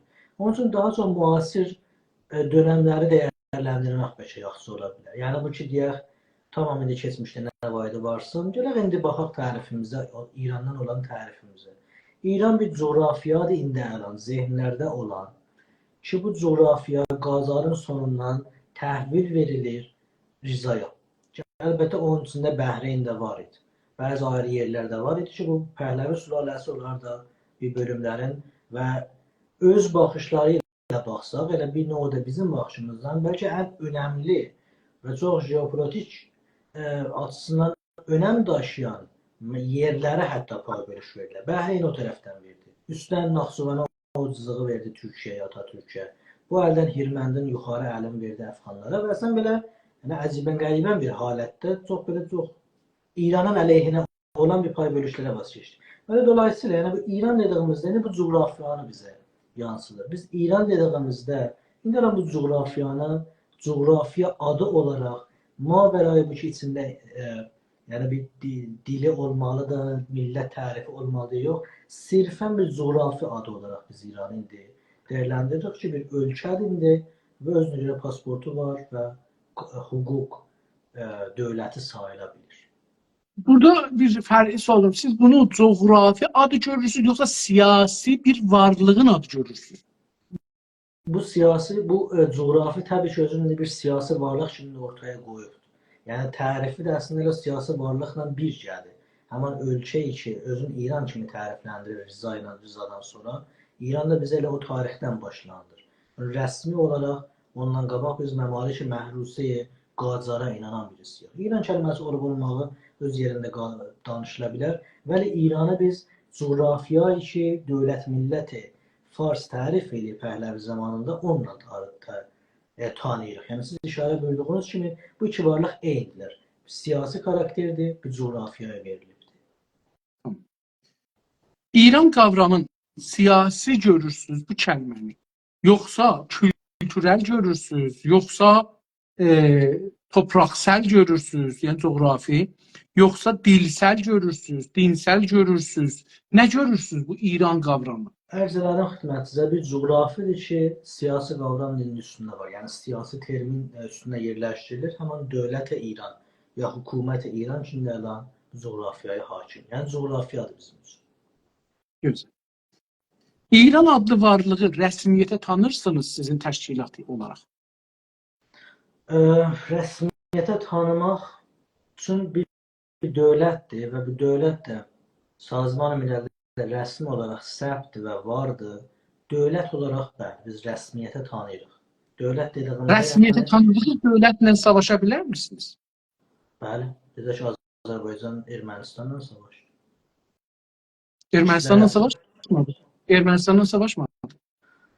Necə ki İran Əraqla savaşdı. Onda misal özü dəyişir. Rəsmiyyətə tanımadı. İran Ərağı rəsmiyyətə tanıyır. Əraq da İran rəsmiyyətə Tanımadı. Xeyr, bir Rah Qüds əs Kərbala müvəzzərət, yəni ki, ora bizim bir parçamızdır, yolumuzdur əslən. Əslən tərif eləmirdi onun üçün. Əvvəli Ərağı ünvanı ölkə ilə o qərardadı Əl-Cəzairi qəbul edirdi də İran. Əl-Cəzair qəraradını qırdı da, qırdı getdi. Sonra təslim o zaman ki Əraq gücləndi, İran yıxılırdı, onda dedi Əl-Cəzair. Ondan sonra ondan qabaq deməmişdi. Deyirəm, amma İnqilab-ı İslami İrandan sonra 23 bəhməndə İran Əraq dövlətinin, Əraq hökumətinin rəsmi olaraq qəbul edirdi. Hər halda savaş başlayanda yəni rəsmi qəbul eləmirdi. Yəni o zaman ki siz elam savaş elədiniz, mümkündür ki dünənəcən tanırdınız. O gün ki dediniz ki mən istəyirəm səni yıxam, mənim də siz sual buyurdunuz ki, rəsmi tanıdığınız dövlətlə savaşarsınız. Mən də ərz elədim, bəli. Amma da savaşdan sonra... Yox. Tamam. Anladım sizin sualınızı. Çünki mən orada əvvəl dedim rəsmiyyətə tanırsınız. Cənabınız buyurdunuz, bəli. Sonra soruşdum ki, rəsmiyyətə tanıdığınız məmləkətlə savaşarsınız. Burada bir çəlişkiyə geçirsiniz. Yox. Gərək ki, onun rəsmiyyətdən çıxadasınız, sonra savaşarsınız. Yox, niyə axı? Məsələn, Birinci Dünya Savaşı, İkinci Dünya Savaşı, bütün savaşlarda bu ölkələr, misal üçün, bütün ölkələr savaşlarda mən yadıma gəldiyimdə bir çox ölkələr oradakı olan hökumət və dövləti rəsmi tanımır. Amma bütün işğal bəhsi ortada olur. Rəsmi olaraq bu dövlətə bilərlə savaşa girir. Rəsmiyyətdən gərək çıxadasınız. Əgər rəsmi tanısanız, savaşa aça bilməzsiniz. Yəni, siz məni bir insan tanısanız, öldürəməzsiniz. Amma o zaman ki, məni heyvan tanıyasınız, öldürə bilərsiniz. İzin verin, mən bunu qəbul eləməyim. Tamam. Bu, yəni, hər halda siz buna inanırsınız ki, əgər bir şeyi rəsmiyyəti tanırsanız, ondan savaşa girərsiniz. Bəli. Rəsmiyyətdən çıxadıb savaşa girərsiniz. Soru budur. Yox, rəsmi üçün mən indi misal üçün İran hakimiyyətini rəsmiyyətə tanıyıram. Məsələn, Ukrayna Rusiyanı bıraq da. Rusiya Ukrayna indi rəsmiyyətə tanımır əslində. Xüsusən o tanıyır axı, Hörmətin Səfərli bəy. Rəsmiyyətə tanımaq özünə görə bəzi diplomatik anlayışları var. Yəni bunların səfirlikləri var idi bir-birlərində. Gələni var idi, gedəni var idi. Yəni bunlar tanırdı, amma savaşa girdi axı. Savaşa girəndən sonra rəsmiyyəti tanımır. Yox da, bəs savaş ləhzəsinə qədər ki, savaşa başlayıb, bunu rəsmiyyətə tanıyır. İndi savaşdan sonra bunu rəsmiyyətə tanımamaq ola bilər, bəli. Sizin sualınız, yəni o ləhzələr bəhsində. Anladım. Kamil anladım. İran sözündən sizin anlamınız indi bu vəziyyətdə nədir? Yəni bu vəziyyətdə ki, yox. Məsələn, bu vəziyyətdə ki, siz savaşa girəsiniz. İstəyirik savaşa girək. Əgər bir savaş başlanırsa, misal üçün İran hakimiyyəti ilə, müsəlləmən də onda o dövlət bizə ünvanı, baxın, bu savaş yaranmağının bir piş zəminəsi var. Savaş nə üçün yaranır? Əgər mən etiqadım var ki, dövləti dərhali işğalam, yəni işğal olunmuş bir zəminəm, onda o mənim qarşımda olan işğalgər bir dövlət olur. Və dolayısıyla da mən o dövlətin rəsmiyyətə tanıya bilmərəm. Ondan savaşa girirəm. Əgər o dövləti tanımıram, mənim qabağımda yenə iki seçənək ola bilər. Mən eləyə bilərəm, yenə də onun mərzləri mərz olaraq qəbul eləyəm özümə, yaxud deyəm, yox, qəbul eləmirəm. Amma əgər bir zaman, misal üçün İranın mərkəzi hökuməti ilə savaş başlanıldı, dolayısıyla mən o mərzləri də qəbul eləməməliyəm. Çünki mən Güney Azərbaycanım indi hələ İran coğrafiyası içində və o dövlət də onu təmsil edir. Əgər mən o dövləti rəsmiyyətə tanımıramsa, Dolayısıyla o rəmzlər də mən rəsmiyyətləri tanımamalıyam. Yəni bunlar onda tamamən nəqs olurlar. Doğrudur. Ah, Türklər, Azərbaycan, Azərbaycanlılar, İran, İranlılar. Bu qavramlar siyasətdə, sizin yəni partinin siyasətində necə yanbayan gəlir? Necə yanmayan gəlirlər? Türklər, Azərbaycanlılar, İran, İranlılar. Bəli. Biz qalib sual. İranlılar dediyimizdə biz izninizlə iki yerə bölünürlər. Birisi var, misal üçün ölkə olaraq biz baxırıqsa, İranda yaşayanlar İranlı sayılırlar. Hətta müxalifləri də, hətta o iki istiqlalçılıq düşüncəsində İran içində yaşayır, siyasi açıdan İranlı sayılır. Çünki İran içində yaşayır, pasportu var, şinasnaməsi var, qüvvənaməsi var və s. O etibarla İranlı sayılır.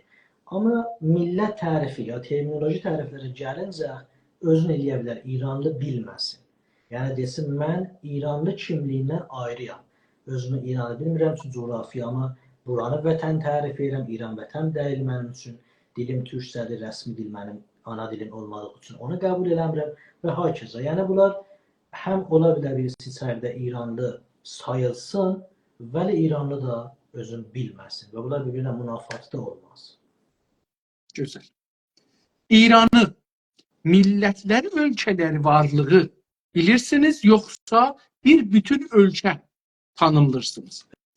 Qətən İran keşvər iz kəsirul millət. Yəni içində bir çox millətlər yaşayırlar, bir çox coğrafiyalar yaşayırlar ki, bir növdə deyə bilərik işğal altındadır. Niyə bir növ? Nə cür növ? O növ qalıb o millətin işğala inanmasına. Yəni misal üçün ərəblər inanırlar ki, işğal altındadılar, bəluslar inanırlar, bizlər inanmasaq da hüquqi açıdan biz işğala məruz qoyulanlarıq. Yəni ərteş qeyri-qanuni halətdə intixabatın filan təmini unvanı ilə girib. Yəni biz də vaqən inanmasaq da belə hüquqən biz işğal altındayıq. Vəli məsələn lorlara, ya məsələn kürdlərə, ya məsələn nə bilim Şimalda talişlərə filan, yəni onların özləri də bu varlığı qəbul etməlidirlər ki, işğal altındadır. Mən o etibarən ərz elədim, ben növi. Yoxsa dolayısıyla hamısı ilə işğal altında sayılmalıdır. Doğru. Sizin təşkilat İran adlı varlığın gələcəyin necə görmək istəyir? Dağılacaq. Teori onu göstərir, əməl də onu göstərir ki, bu coğrafiya, bu adda, bu hökumət sistemi ilə özəlliklə mərkəzdə yaşayanların bu tutumları ilə qabağa getməyəcək. Bu coğrafiya bu şəkildə İran adında qalmasının fəqət bir variantı ola bilər. O da bir dənə mərkəzi hökuməti yarana ki, gələ öhdələnə deyə mən sizin bütün haqlarınızı verməli boynuma alıram və verirəm. Yəni deyirəm ki, Azərbaycan, misal üçün sənin yeraltı bayaq söhbətlərimizə bir də təzdən rücət vururam. Misal üçün Azərbaycan sənin 20% yeraltı qaynaqlarını aldım, ərəbin oradakı olan nəftindən verdim. Ya filan millət sənin coğrafiyandan bunu aldım, qarşılığında bunu verdim. Hamılıqca hamımız razıyıq, heç bir sıxıntımız yoxdur, bərabər yaşayırıq, dövlət-hay məhəlli təşkil tapıb, bir növ konfederalizm, federalizm arasında olan bir sistemdən qabağa gedirik. Sirfən və lacərəm fəqət bu halkarda imkanı vardır ki, İran adlı bir coğrafiya ayaqda dursun. Yoxsa siz də bayaq işarə buyurdunuz. Ola bilər bir faşist hökumət gəlsin, bir diktatora hakimiyyət gəlsin, hər də gəlsin iş üstündə 5 il, 10 il, 50 il sürdürsün və nəhayətdə bu parçalanacaq. Çünki biləxərə bu zalim getsə, o biri zalim gəldiyində, necə ki, indi rəisin həsbində Ələmül Huda Timi xanın işin olduğunda bu şəba gəldiyində, bunlar biləxərə bir konflikt verirlər içəridə. Bu konfliktlərdə biləxərə bir fəza yaranacaq ki, millət də ortaya çıxsın, millətin də balaları ilə sipahda olur, ərteşdə olur, oralarda olur. Nə qədər də bir rejimə bağlı olmuşsa, bir yerdə qopuqluq yaranacaq. Uzun sözün qısası, yəni madəm millətin haqqı verilməyibsə, bu coğrafiya yoxsa qalmayacaq. Yəni İran dağılacaqdır. Sizcə, bu bir dənə partiya olaraq ki, baxırsınız İrana, İran 2 yerdən, 3 yerdən beləsi bölünmə, 3 dənə tipdən asılıdır. Bir hakimiyyət var, dövlət var, hakimiyyət var. Bir millətlər vardı, Bir də farslar var. Fars olmayan millətlər, fars olan millət. Nəzərizcə, bu farslar və hakimiyyətdə, bu iki qrupda siz o cür bir düşüncənin əmarələrin, nişanələrin görürsünüz ki, o konfederala, davtələbanə gələlər, millətlərə deyələr, gəlin, mən sizi yığıram, mən sizi harmonize edirəm, biz aparıram sizi bir federala ya konfederala. Belə bir şey əslən görə bilirsiniz, bir əmarələr görürsünüz buna.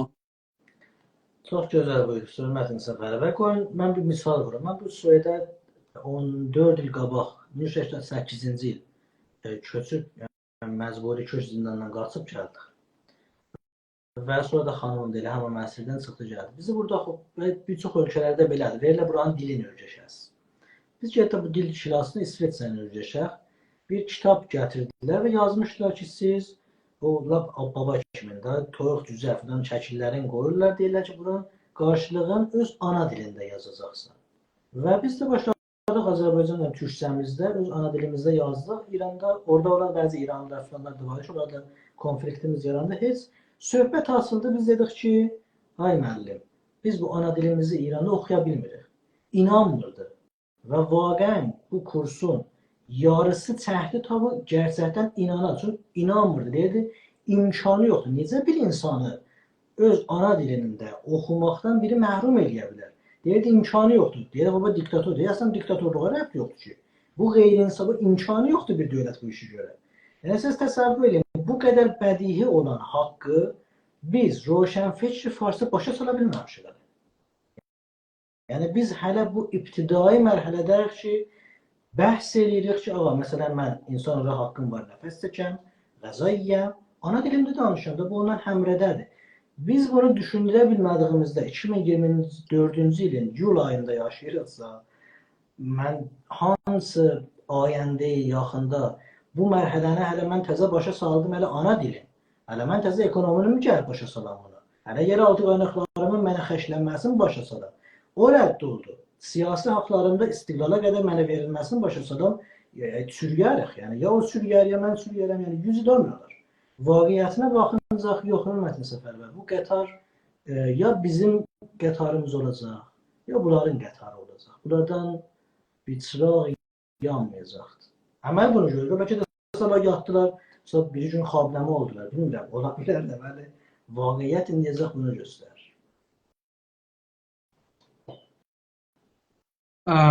Sizin təşkilat federalizmə yaxşı baxır, bunu soruşmayayım, öncədən soruşdum. Əlbəttə soruşsam sual çünki təkrar olur, yaxşı olar. Sizin təşkilat İran adlanan siyasi varlıqda federalizmə necə yanaşır? Bu vəziyyət nə? Görüş. Siz gözəl buyurdunuz bayaq ki, federalizmi haşiyədəki millətlər istəyirlər. O mərkəzdəki qüdrət əlində də o istəmir. Burada federalizmi necə görürsünüz? Yəni, necə yanaşırsınız? Yarana biləcək də, yenə də mən qayıdıram buna. Uzun illər hörmətli Səfər bəy, mən Azad Təşkilat tərəfindən danışıram. Məsələn, mən sizdə şahid olursunuz, biz çox yoldaşlar da şahid olurlar. Biz çox zamanlar boykota məruz qalırıq. Çox zamanlarda sözlərimiz o cür şücalə alınmır. Şayət üçün açıq danışırıq. Bu həm öz içimizdə olur, həm qarşımızda olan, müqabilimizdə olan düşmanlar tərəfindən. Çünki bəzi zamanlar, bəzi xoşa gələn söhbətləri demirik bəlkə çox, siz də bayaq dediniz də, düşüncələrimiz biraz itici görünür və əməl gərayana baxırıq məsələlərə, vaqe gərayana baxırıq. Mən çox eləyə bilərəm, çox gözəl gedən, opozisyon televizyonlarında çox rahat eləyə bilərəm. Mən şəxs burada özləyəm, həmin mərdanı olaraq gedən danışım. O təvəccüh bu ki, 88 seçkiləri məsələləri var. Mən o rantlarından çox gözəl istifadə eləyə bilərəm. Gedən və onlarda danışam, hər zat qəşə olacaq, gülü bülbüllü olacaq, siz bizim haqqımızı verəcəksiniz, biz sizin haqqınızı verəcəyik, yaxşı olacaq, mən ömrümü sürə bilərəm, mənə almış gələcək. Məli bir çözümü olmayacaq millətim üçün. Çünki vaqiyyəti demirəm. Vaqiyyət ortada budur. Federalizm bir çıxış yolu kimi ortada. Bəli, vardır. Heç kəs də pisi gəlmir ki, bir federalizm ki, bu xərclədiyimə çataq. Gözəldir. Nə istiqlal həzinəsi biləxərə savaşın filanı rədd eləmirəm. Eyni halda haqqı da biləmə qail olur ki, bəli bir zamanı millətin çoxunluğu istər istiqlal tapasan, o da əldə olunsun. Haqların verilir, azadlıqların verilir, ekonominin düzəlir, millətin rifahı olur. Əslən behişt olur, cənnət olur. Bu federalizmi kim istəməz ki? Elə biz də istərik, siz də istərsiniz. Vəli ağaya mənim istəməyimlə ola bilərmi? Sirfən biz elə oturmuşuq evin eşiyində, çəpik çağırıq ki, evdə toy ola. Axı evin içindəki olan görək o qız oğlan razıdırlar toy eləyərlər. Axı görək ki, İranın vəsatında olan razıdır bizdən bir yerdə bu haqları bölüşək, yox. Axı razı O olmadığı evin bir qızı var əslində ənə verənlər. Dəqiqən axı bizim halva deməyimizdən o ağız şirin olmayacaq. Axı o fars vaxtı roşənfikri belə hətta mənim ana dilində eğitimimi belə söz altına aparır. Amma pezeşyanlığında gəlir. Bir dənə yaşayasız yazdığında minlərdən onun əleyhinə komment gedilir ki, bu pantürk irticaidir. Axı mən bundan nə mən pay bölüşəyim? Əslən mən bundan diyalog... Havaq yazıb bunu. İndi onu işarə elədiniz. Mən də bir yerdə oxudum. Havaq yazıb. Görməmişəm. Xamneyi Hafizullah ki demişdi. Bu da onun qarşılığına onu yazmışdı. Bir dənə yəni xeylə padişahları elibdi bu qolu faslar. Bir dənə yaşayasız yazıb. Bu yaşayasız kələməsində nə qədər bunlar reaksiya veriblər? Axı mən əslən buna diyalog başlaya bilmirəm. Yəni mən bundan otursam bir otaqda gəlib bıçaqlaşaq bir-birimizlə. Yəni yolu yoxdur yəni. Onun üçün bəli mən utopiyada yaşaya bilərəm, idealları deyə bilərəm ki, bəli. Çox gözəl Clubhouse-da danışdım, məni alqışlar, ay Fars qardaşlar. Hər zat yaxşı olacaq, heç zat yaxşı olmayacaq. Qoyun biz bu pis deyən olaq, bəli vaqiyyəti deyən olaq. Sabah millətimiz dönüb deyəcək, o zamanlar lağəl 2 nəfər də dedilər, ha, qan düşəcək ha bu ortada. Çünki düşüləcəkdir. Yəni birisi vaxtı sənə ibtidai haqqını vermir, mən onunla nə siyasət gəlib danışacağım. Yəni bunu belə soruşum. Yəni indi sizin sözlərinizdən mən belə anladım ki, biz federalizmə də savaşacağıq. Şayət hətta istiqlaldan çox federalizmə savaşaq. Yəni bunun qanı ondan bəlkə daha çox belə olmuş olar vaqiyyəti. Çünki burada mən əslən fərz-i mahal mən Fasla anlaşdım. Ağa ərəb dedi mən istəmirəm sizdən ola. İndi mənlə Fas gəlib birləşək ərəbi sərkub eləyək. Ərəbi də gəldik yolumuza. Bəlus dedi mən istəmirəm İranın tamamiyyət ərzində etiqadı ola. Qalan burada. Bir də ləşkər çəkəcək Bəluçistanı Bəluçu sərkub eləyək.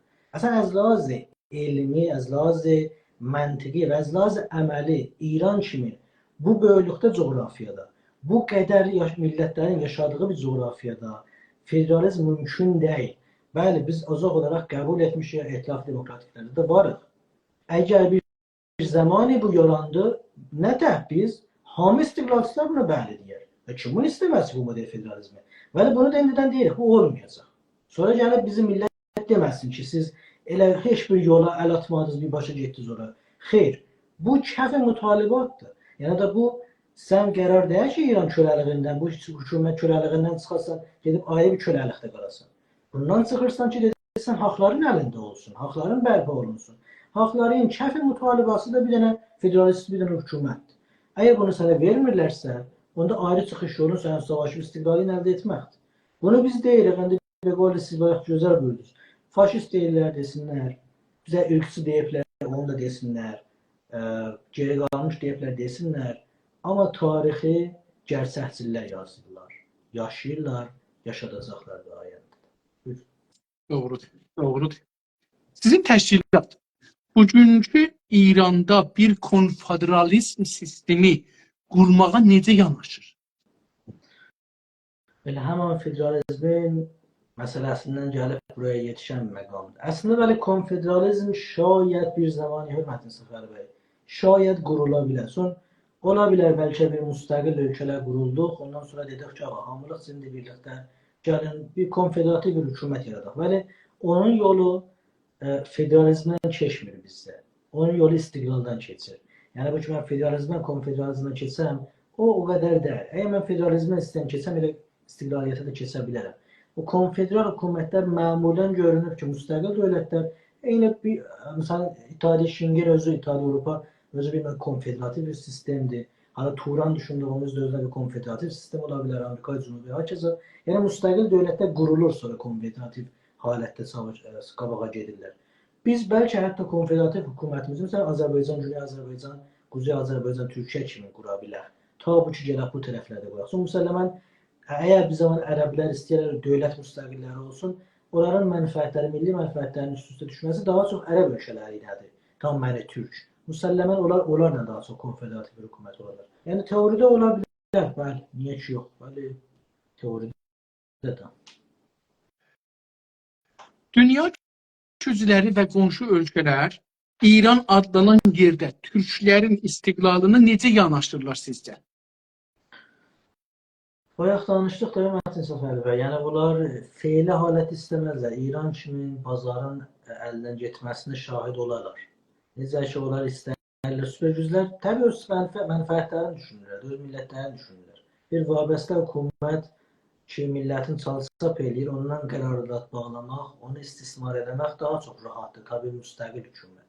Onun üçün istəməzlər indi əlan. Vəli mən buna inanıram ki, əgər bir zaman Güney Azərbaycan yaranırsa, ki, yaranacaq inşallah, onunla çox ölkələr eləyə bilərlər, təamülə keçirlər. Bizim o qədər mənfəətimiz ola bilər dünyaya və dünyadan da mənfəət qazana bilər ki, dünya bizdən razı olur. Bəzən bir tənz, bir gülməli, ağlamalı sual soruşuram dostlardan, xüsusi olanda, özəl danışanda. Amma birinci dəfə bunu sındırım, bugün sizdən soruşum, cavab verməsəz də verməmisiniz.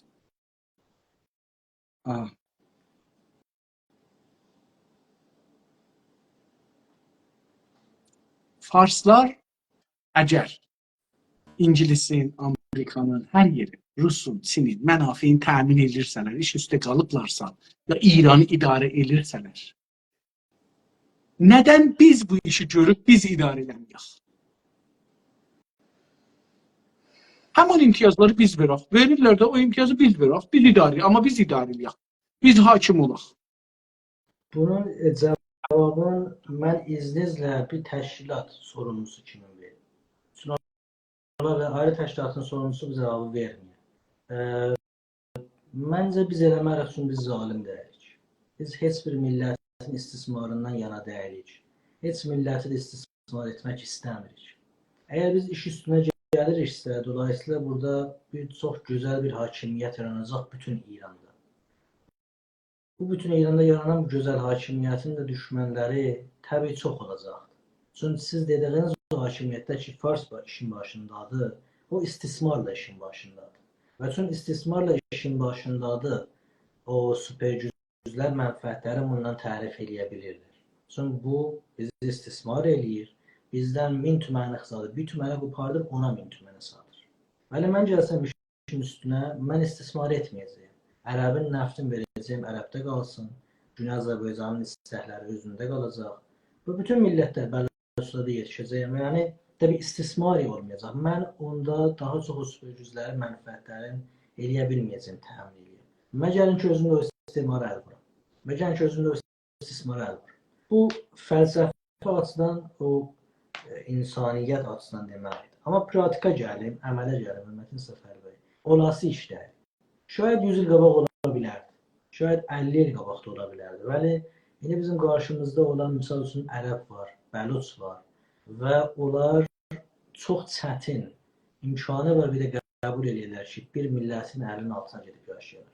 Məgər ki, biz deyək, bu federal dəqiqən onda qayıdır qabaqçına. Yəni, ya bizim çıxış yolumuz olur, bir federal hakimiyyət, hamımız səhmin bərabəri var. Ya da yox. Onda siz deyən rejim olur. Mən oluram Farsın yerində. Pəs mən gələ sərkub eləyəm. Onda mənəm ki, gələ oturam ərəblə, bəluçla, kürdlə, hətta o zaman Farsla, əlbəyaxı olan və onlarla başlayım savaş etməyə. Biz ondan yana deyilik. Nə gözəl olar öz dövlətimiz, öz coğrafiyamızın içində quraq, yaşayaq, gözəl də olar. Nə bir nəfəri sərkub eləyək, nə bir nəfərin də xəstəliğin biz öhdələnək. Çünki o halükarda Bəluçistanda bir xəstəlik olsa, mən sorumluyam.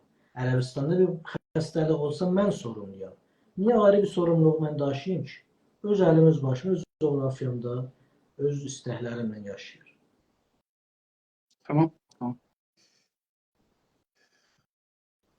İranın coğrafiyasına baxanda, indi orada oturmuşsunuz, dayanın dalıya, bir baxın İranın coğrafiyasına. Nələr görürsünüz? İndi buradan baxın orada nə görürsünüz? Heç Bunu yaxşı görüntüsü. içəridə oturanlar başarmazlar. Bunu içəridə oturanlar Fars ola, Türk ola başarmaz. Amma siz indi burada oturduğunuz yerdən dayanacaqsınız, baxacaqsınız o torpağa, nə görürsünüz?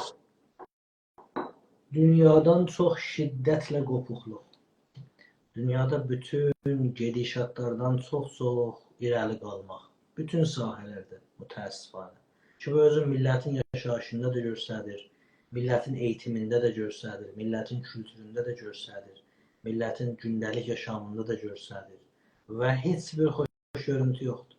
Bu təəssüfənə içəridə olanlar, elə birisi də məsələn mən daxil, eşiyə çıxandan sonra adam bilə bilir ki, o dedikləri faciələr ki, orada hətta xəbər kimi adam yazır. Uzun illər orada da xəbər yazırdı.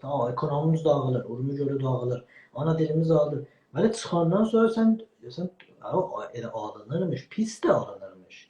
O qədər içində olan zaman adam o qurbağaya fərənsəvinin pişirməli sistemdə, o istinin içində olsa bilmirsən bəzən fərqində ki, əcəb talanır sənin vətənin, əcəb talanır sənin kimliyin. Onun üçün siz gözəl dediniz, eşikdə oturub baxanda əlaram bu ki, içəridə olanlar bəzən deyirlər ki, siz eşikdə oturanlar, eşikdə oturubsuz eşitdən xəbəriniz yox. İnansınlar ki, eşikdə oturan acısı içəridə olandan çox.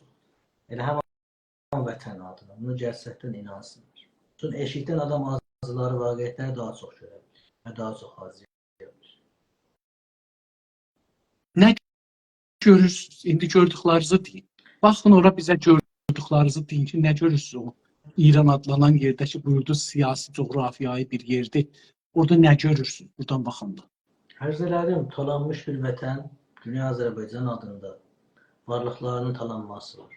İran coğrafiyasına gəliriksə, bu talanmaq bütün hər bir bölgədə özünü göstərir. Millətin gündəlik yaşamına gəliriksə, bir millətlə tərəf hesabıq ki, 90% işləyişi, bəlkə 10%-in %1-i qədər əllərində, ceblərində pul olsun.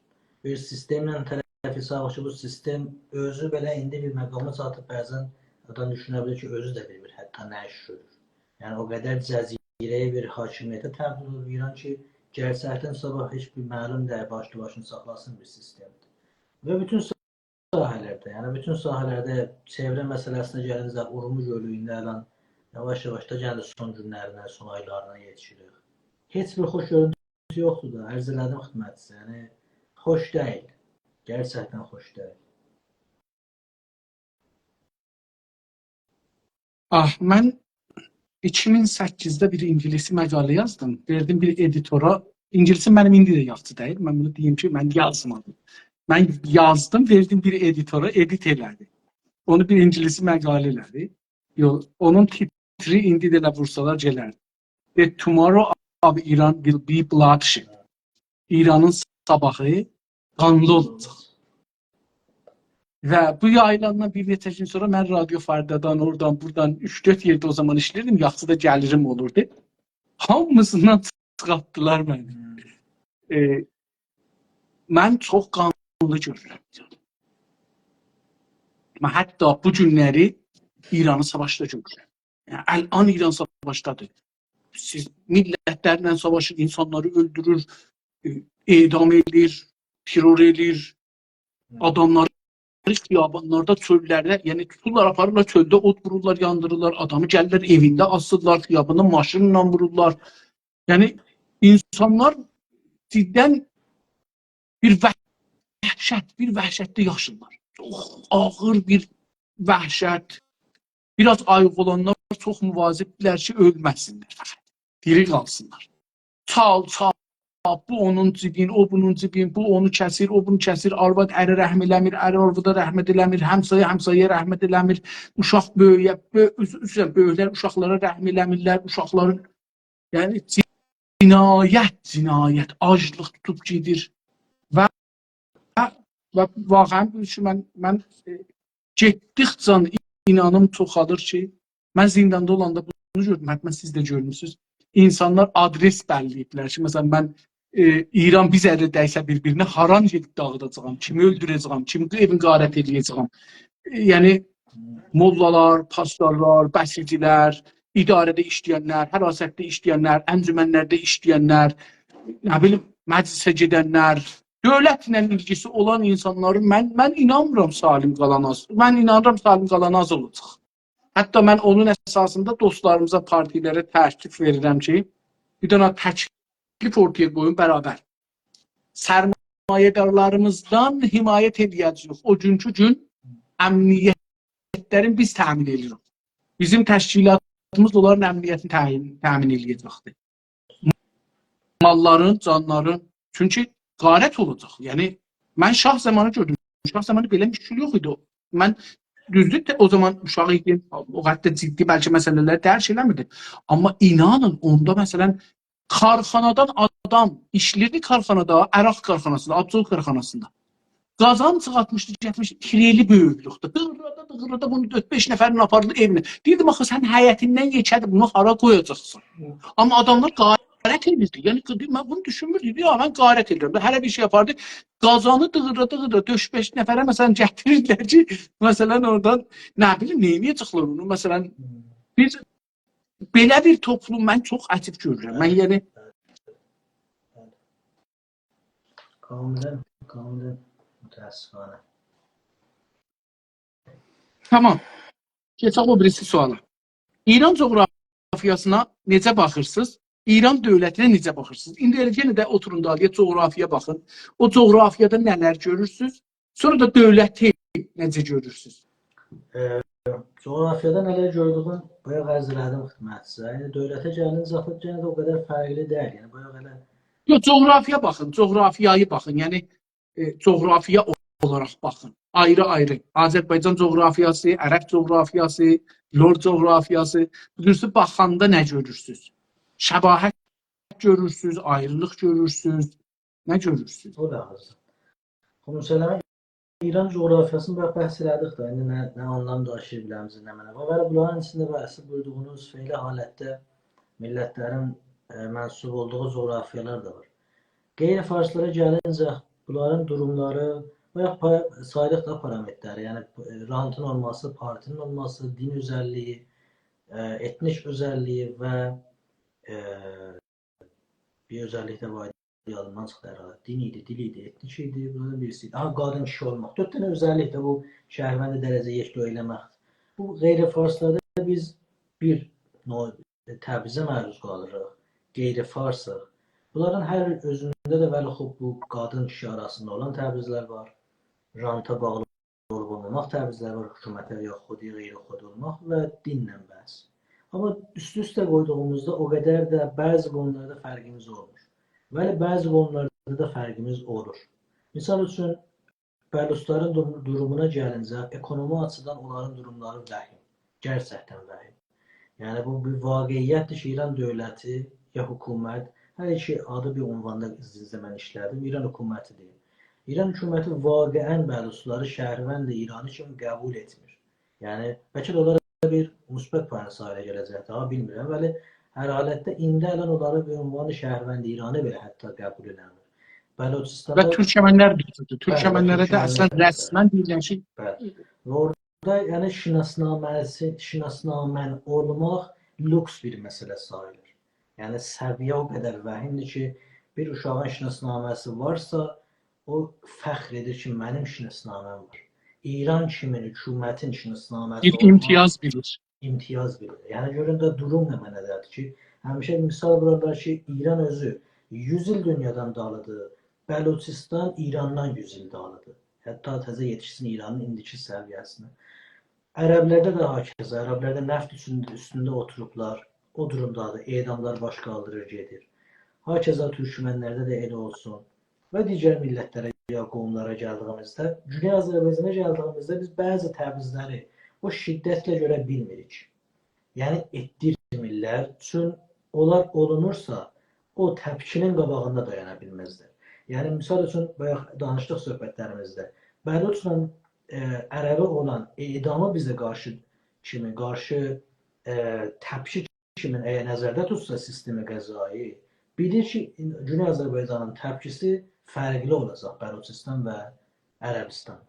Yəni bilir ki, onda Azərbaycan da misal üçün silahı ələ aparmağı məşru haqq biləcəkdir özünə. Onun üçün bəzi zülmlər bizə ayrı formatlərlə özünü göstərir. Bizdə onun üçün şübhəli ölümlər çox-çox görsənir. Şübhəli ölümlərə məruz qalanlarımız çox olur. Qeyri-rəsmi halətdə həsvə məruz qalırıq. həbslərlə həbsə məruz qalırıq. Amma yeraltı qaynaqlarımızın məhv olunması bizdə də, hətta bəlkə Bəluchistan ərəbdən də çoxdur. Ərəbin nəfti gedir, gözəl. Bizim hər nəyimiz gedir. Bizim qızılımız gedir, nikelimiz gedir, daşlarımız gedir, əkintilərimiz gedir. Bizim Urmu gölünün duzuna belə rəhm olunmur, uranyumumuz gedir. Bizim hər nə ki bir dövlət eləyə bilər, hətta məntəqədə meydan oxuyan əlimizdən alınır. Gəlirik yetişik siyasət açısından, gəlirik yetişik qadınlar bəhsinə. Yəni, dolayısıyla qeyri-fars millətləri coğrafiyada o qədər fərqləri olmur bəzi qonularda, bəzi qonularda çox fərqləri vardır. Mərkəzə baxdığımızda amma günü-gündən abadlanmaq var. Bəzi yoldaşlar islahatçı yoldaşlar belə deyək, əgər bizləri özləri yoldaş bilsələr də. Bu cür məsələləri deyəndə deyilə, yəni Yazidin kətlərində kasıb yaşayan yoxdur. Bu qiyas məl-fariqdir, o Yazidin də kətlərində kasıb yaşayan var. İsfahanın da kətlərində kasıb yaşayan var. Amma aya Yazidi ki indi var, Təbrizi ki indi var, 100 il qabağa bu tarixi döndərsək, Təbriz haradaydı, Yazid haradaydı? İsfahan haradaydı, Təbriz haradaydı? Kirman haradaydı, Təbriz haradaydı? 100 ildə içində onlar nə qədər abadanlandı, Azərbaycan Təbriz hara gəlib çatdırdı? Hansısı mühacir pəzir idi, hansısı mühacir felist idi? İndi durumumuz nədir? Dünyanın 5 dənə başına gedən şəhərlərindən birisi dünya çapında biri Təbriz idi. 100 il, 200 il bundan qabaq. 200 il bundan qabaq. Dünya çapında həm ekonomi açısından, həm yer açısından, həm cəmiyyət açısından indi gəlib hansı durumda yetişmişik. Bunlara diqqət alınacaq, yəni abadanlıq mərkəzdə olur. Vəli-xub sistem oliqarşi bir sistemdir. Təbii ki, bu sistem sərmayedarı emperyalistinin bir eşelin də özünə yaşadı. Yəni bir əcibə qəribə bir hökumət. Yəni həm sosialisti deyə bilirsən bəzi sahələrdə, həm kapitalisti deyə bilirsən, faşisti. Yəni əcib bir məmləkətdir özünə görə mərkəz. Bəli, orada ona görə bəzi zülmlər də olur farsların özünə. Heç kəs demir bunu ki, olmur. Əlbəttə ona da istibdadlar. Bəli, müqayisə məqamına gəlincə çox fərq var ortada. O coğrafiya gördüyümüz hörmətin səfəri. Çox bir gözəl məsələyə işarə elədiniz. Mənim zehnimə də yenə də deyirəm, bu gün siz mənim zehnimdə çox şey yaradırsınız. Məsələn, ərəblər mümkündür bizdən çox dağıla şeyləri, iqtisadlar. Amma orada sərmayə qoyurlar. Petroşimi düzəldir, palaşqamı düzəldir, sulan bəhmə. Bunlar sabahları ərəblər müstəqil olsa qalır onlara. Amma bizim Azərbaycanda yoxdur. Bizim Azərbaycanda sabahları Azərbaycan müstəqil olsa bunlar sərmayə qoymuyublar ki, bizə qalır. Falan yapardılar. Yəni çox dərin. Düzdür, onlar bizdə bəlkə ərəblər indi bizdən kasıb yaşırlar. Bəlkə. Bizim dərbətdə insanlarımız indi çox kasıblar və illəti ki görsənmir, az görsənmir, bu ki köçüblər. Yəni ərəblər bizdən köçməyiblər. Mən bu gün bir səs qoydum bir yerdə, yaydım. Orada dedim ki, bizim o birisi millətlər hamısı farslarla özlərini ayırıblar. Ya dindən ayrıldılar, məzhəbdən. Ya paltarları, dilləri onları ayırır. Onları Kürdü qoysan Farsın yanına, Ərəbi, Bəluçu, Türkməni, hər kəsi qoysan Farsın yanına, bəllidir. Elə baxanda deyərsiniz ki, bunlar iki toplumdular. Hərəsi bir toplumdandır, bir-birlərinin ilgiləri yoxdur. Amma bir dənə Türklə, bir dənə Azərbaycan Türklə xüsusən, bir dənə Azərbaycan Türklə, bir dənə Farsı qoysanız bir yer, bunları ayıranmazsınız. Mənim təklifim buyurdu ki, Azərbaycana milli paltar tərrahlıq olunsun Tacikistan.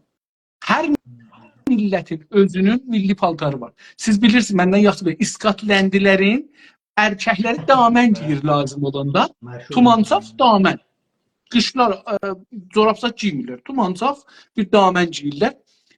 Milli paltardır. Biz Azərbaycanlılar, mən buradan elə sizin hətta parti tərəfindən bəlkə dostları çağırıram, hər kəs başarır. Milli paltar tərif eləməyə Azərbaycanlılara üzən görsədin və bunun üstündə yaymağa, model eləməyə çalışaq. Biz farslardan paltar olaraq da qopmalıyıq. Ki, görəndə bilək, bu farsdır, mən Türkçə. Yəni, biz zahirdə daşımalıyıq bu fərqi. Bizim zahirimizdə hissat yoxdur. Ərəb daşıyır zahirdə, Kürt daşıyır, Bəluç daşıyır, Qəşqayı daşıyır, Türkmən daşıyır. Biz hissat daşımırıq. Biz bu təfavutu Şiəlikdə daşırıq hətta. Məsələn, Ayətullah Şəriət Mədarı ilə vilayət fərqi savaşı iki şiəliğin ən üstün savaşıdır. Ən üstün savaşı. Yəni 3 mərhələdə görsəndik. Amma paltarda daşımırıq, onu daşımalıyıq. Məncə bunu Çox getməli. gözəl təşkil. Hər halda Hörmətli Səfər, çox yerində, çox dəyərli bir təşkil. siz indi dövləti, İran dövləti necə görürsünüz? Yəni bayaq bütün suallarda kifayət qədər tozih vermişik. Yəni həm rəsmiyyətinə toxunduq, həm necə rəftar etməsinə baxdıq. Həm bu ki, hər bir zad içində görə bilirsiniz və onun üçün də heç bir siyasətlə də müşəxxəsən qabağa gedə bilməyəcəyini də görə bilirik. Cəzirəyə davranmağını görə bilirik. Və bu qədər. Onun üçün də zaten heç bir iş addım qabağa gedə bilmir də zaten. Fars dilli insanlara necə baxırsınız? Bunu da fikrim izninizlə o qovumun tərifində sual müşəxxəsən soruşdu, siz farsları qovum bilirsiniz, millət bilirsiniz. Fikrim onda da yəni izahat verildi bu konuyla bağlı. Amma burada bir izah verin ki, fars dilli insanları necə görürsünüz? Bəzi adamlar bölürlər bunları. Deyirlər ki, yaxçısı da var, pisi də var. Aha, o da azdan. Ondan sonra bəzi adamlar deyirlər islah tələbi var. Şahçısı var, faşisti var, qeyri-faşisti var. Bəzisi deyirlər, bəqqalına, təqqalına ziyalını, yazarı, faşisti bir ayırın. Siz nə cür baxırsınız? Bu millətə baxanda, özümüzlə müqayisə edəndə, bizim millətimizlə qoyub, haqlarımızın, istəklərimizin qarşısında görəndə nə cür görürsünüz fars dilli? Fars dilli deyirəm, fars milləti demirəm. Çox sağ olun, hörmətli Səfər bəy. Yəni indi aydınlaşdırsın. Yəni bayaq biz terminoloji baxırdıq da, termin məniyə millət olaraq dəyərləndirirdik. Bəli, bu açıdan baxırıqsa, hər bir millətin yaxşısı da, pisi də var. Yəni əslən bu fərqli bir konudur. Biz sabah günü Azərbaycan müstəqil dövlətimizi yaratsaq, göl istər ki, bir dənə zindanımız olmaya, bir dənə mücrimimiz olmaya, belə olacaq. İnsanın zatı budur da. İnsanlar zaten bəzən yollarından çıxırlar. Bizim də zindanımız olacaq, mücrimimiz də olacaq, zindana gedənimiz də olacaq. Əvvəl cürümlərə əncam verənlər də var. Onlar da türkdür. Türkün də yaxşısı pisi var. Hər bir millətin yaxşısı pisi vardır. Bunları dərsə tutmağa gəlincə eləmək olar, bəzi statistikalara diqqətə alıb dərsət verək. Bunların da amma yanlış doğrusu çıxa bilər. Məsəl üçün Amerikada bəzən deyirlər ki, bu xilafları çox eləyənlər qara dərilərdirlər, amarlar verirlər. Onların da yanlış doğrusu olar. Ya İranda deyirlər cürümlərin çoxunu əncam verənlər Əfqanlardılar ki, doğru asil o da fars dilli olurlar gənə də. Bunlar hamısı da artışa biləcək məqamlardır. Və siyasət dünyasına gəlincək, burada bir zadlar çıxartmaq ola bilir. Siz buyurdunuz, daha çox mən özümüzlə yaslandırım. Türkiyə gəlincək, gənə də mən qayıdıram birinci gün söhbətlərimizə. Mütəəssifanə biz türklər dəqiqən üçün 1000 illər hökmran və hakim olmuşuq.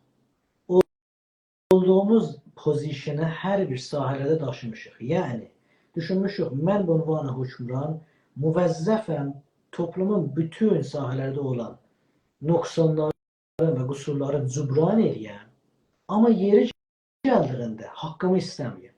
Bu bizim kültürümüzdə də özünü göstərir. Misal üçün, biz Qarabağlardayıq, o sahədəyik, qədim xanlarda bir xan əylənməz, bir xan əyilməz. Bu, elə belə bir gələn bir söhbətdə, bu bizim kültürümüz və ənənəmizi çevrilmiş bir məqamdır. Biz haqqımızı istəməkdə zorunluq çəkirik. Çox rahat haqqımızdan vaz keçməyə yanayıq. Məzlum olmağı özümüzə bir ərdəm kimi seçmişik. Bütün tarixdə. Onun üçün bizim içimizdə asimilə olan çox-çox çıxıb. Ta ərəbinə, ta bəluçuna, ta kürdünə, ta farsına. Bizdə asimilasyon, bizdə hətta elinə olan insanların sayısı dəqiqən buna görə çoxdur. Çünki məzlum pozisyonunu seçirik özümüzə. Məzlum olduğumuzda getdikcə öz varlıqlarımızı itiririk. Yeni varlıqlar məcbur oluruq yerinə qoyaq. Özümüzdən pisimiz gəlir. Bu nümunədə Farsı özümüzə üstün bilirik. Fars tərəfinə gedib çatdırıq. Amma biz Farsda bunu görmürük. Çünki tarix boyu məhkum millət olub. 56 yaşayıb, həmişə fürsət axtarıbdır ki, öz haqqı üçün savaşsın. İş üstünə gəldiyindən sonra da göy gələcəsi əldən verməz onu. Hətta nahəq olsa da. Çünki bilir 56 yaşamağın nə zərəri və sədəməsi ola bilər. Biz bunu bilmirdik millət olaraq. Biz ikinci millət kimi yaşamağın təcrübəsi yoxumuz idi. dedik bəlkə bizim hökumət əlimizdə olmasa da, hər kəsin əlində olsa elə bizim kimi davranacaq. Gördük elə deyil. Fars toplumuna baxdığında biz görürük. Bizim 10 nəfərimizi dindirsən, 9-u həttəmən antifaşistdir. Həttəmən antifaşistdir. Birimiz şayət vaqəən faşist çıxacımızdır. 10-umuzu dindirsək, açıq burada deyirəm. Nəzir misal verir ki, mənə qonşu millətimizdən birisi bizim torpağımızda yaşayır. Özün Güney Azərbaycanlı bilir. Ona zülm olursa bir türkəli ilə, mən əminəm 10 dənə milli fanımızın 9-u həmən o qonşu millətimizə ki, köçüblər bizim içimizə, onun yanında durur.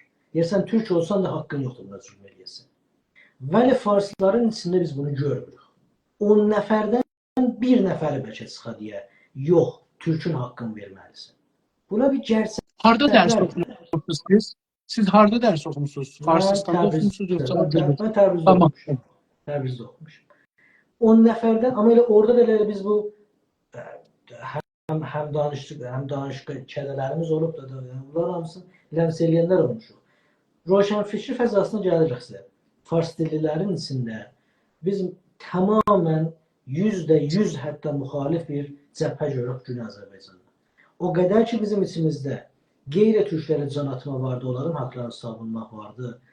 Farsların içində zərrə qədər belə bir münasibət yoxdur. Farslar örgəşiklər ki, öz mənfəətlərini qoruyurlar. Bu çox qəşəngdir.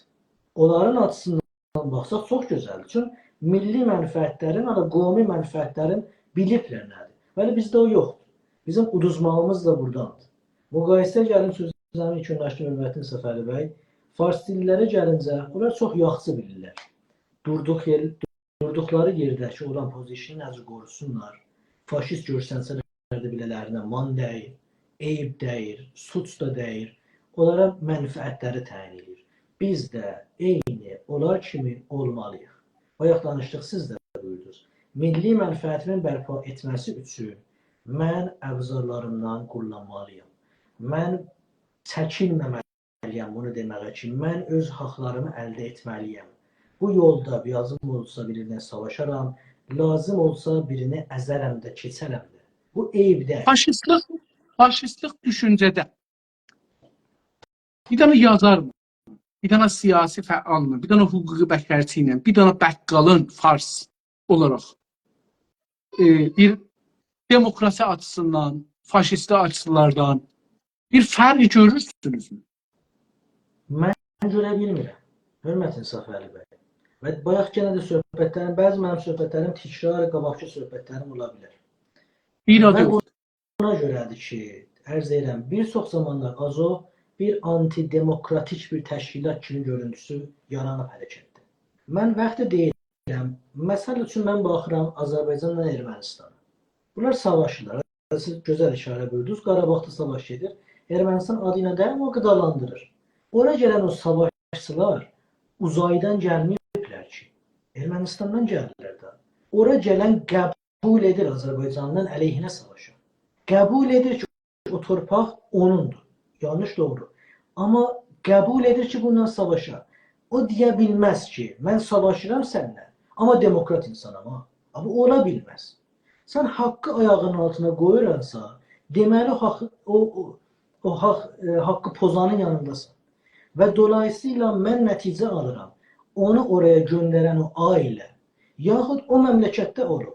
Amma məsələn Qarabağın işğalına etiraz etməyəndə, o da elə o işğalçının yanında durur. Mən ola bilməz deyəm. Sən demokrat bir insansan, amma Ermənistanda yaşayırsan və Qarabağın işğalına da etiraz etmirsən, sabah da deyəsən mən insansevər bir insan. Mən bunu qəbul etmərəm. Çıxdın etiraz edərdin. Bunu aparın Farsa. Bunu aparın Farsa. Gətirəm, istəyəm gətirəm buraya. İnsansevər olan, misal üçün, əgər səhv etməsəm, Rousseau'dur. Bunların birisini adlar qatıla bilər beynimdə. Əl-Cəzair savaşında Fransada durdu ayağa. Dedi, mən Əl-Cəzairdəkilərin İstiqlal Savaşının himayəsindəyəm Fransalı olaraq. Allah haqq deyirlər.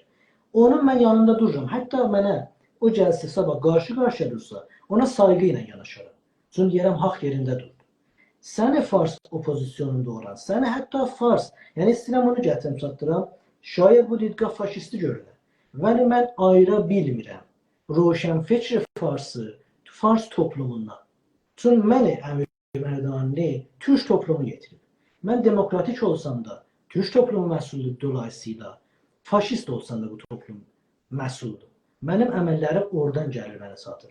Dolayısıyla bir opozisyon, bir siyasi niro o kültü, o millətinin üstündə qurulur.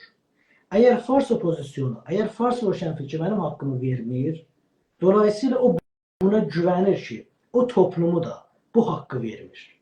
Yoxsa bilsə ki, Fars çoxunluğu, Fars toplumu qəbul edir ki, Azərbaycanda ana dilində eğitimə haqqı var, cürət eləməz Əbbas Səbri kimi, cürət eləməz Zərif kimi, cürət eləməz Xatəmi kimi, cürət eləməz Mücahid kimi, cürət eləməz adını Cumhuri Xalq qoyub Təbərzədi kimi biri gələ çıxa deyən ki, mən bu haqqı vermirəm. Sonra o bilsə ki, Fars toplumu bu haqqı mənə Türkiyə verir, cürət eləməz ki. Deyirək, mən millətimlə qarşı-qarşıya dura bilmərəm. O cürəti oradan alır üçün biri toplumu da bu haqqı mənə vermir. Həmin bayaq danışdığımız söhbətə. O və onun üçün federalizm orada qurulması məhal imkanatdan sayıla bilər. O toplum bizə bu haqqı qəbul etmir. Biz buna göz yummamalıyıq. Mən pis adam, qarşımızda olan o kubanistlər filanlar yaxşı adam. Mən pis adam olam. Amma bu vaqiyyəti dəyişdirməz ki. 1385-ci ildən 1518 il keçib.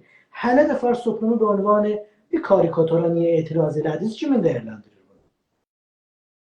Hələ 18 ildən sonra toplum gəlib buraya yetişməyibsə ki, mən orada pıspısa adlandırılıb, dilim pıspısa dili adlandırılırsa, bu sənin üçün siz şuxi-i midani kimin dəyərləndirilirsə, mən sənin toplumundan müşkilim var da.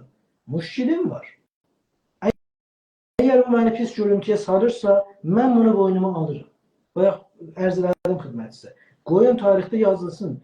10 il sonra, 20 il sonra, 100 il sonra biləxərə gələcək nəslər desinlər ki, yox, bunları deyənə oldu. Biz millətə gözəl buyurdunuz. Və yazıbsız, həzinəsini də ödəyibsiz, iş yerinizdən atılıbsız eşiyə. Gəlsəyə gizlətmək olmaz ki, vaqiən xunin görsənir gələcək. Bunu bəlkə indi deməklədir ki, bəzi siqnallar həm bizdə, həm o Fars toplumunda yaranan, indidən çarıcuyuya başlayır. Özündə bir təğyir verə filan görə, qabaqda savaş var, qabaqda qan axacaq. Yox, elə biz gələk deyək, elə yaxşı olacaq, xoşan olacaq, bülbül olacaq, bizə dəyişilməyəcək. Zamanında bir-birimizə qətləma keçəcək. Başdan uzun oldu biraz. Çox da gözəl. İndi burada bir dənə məsələ gəlir qabağa, o da budur. Farslar iki yerə bölünürlər.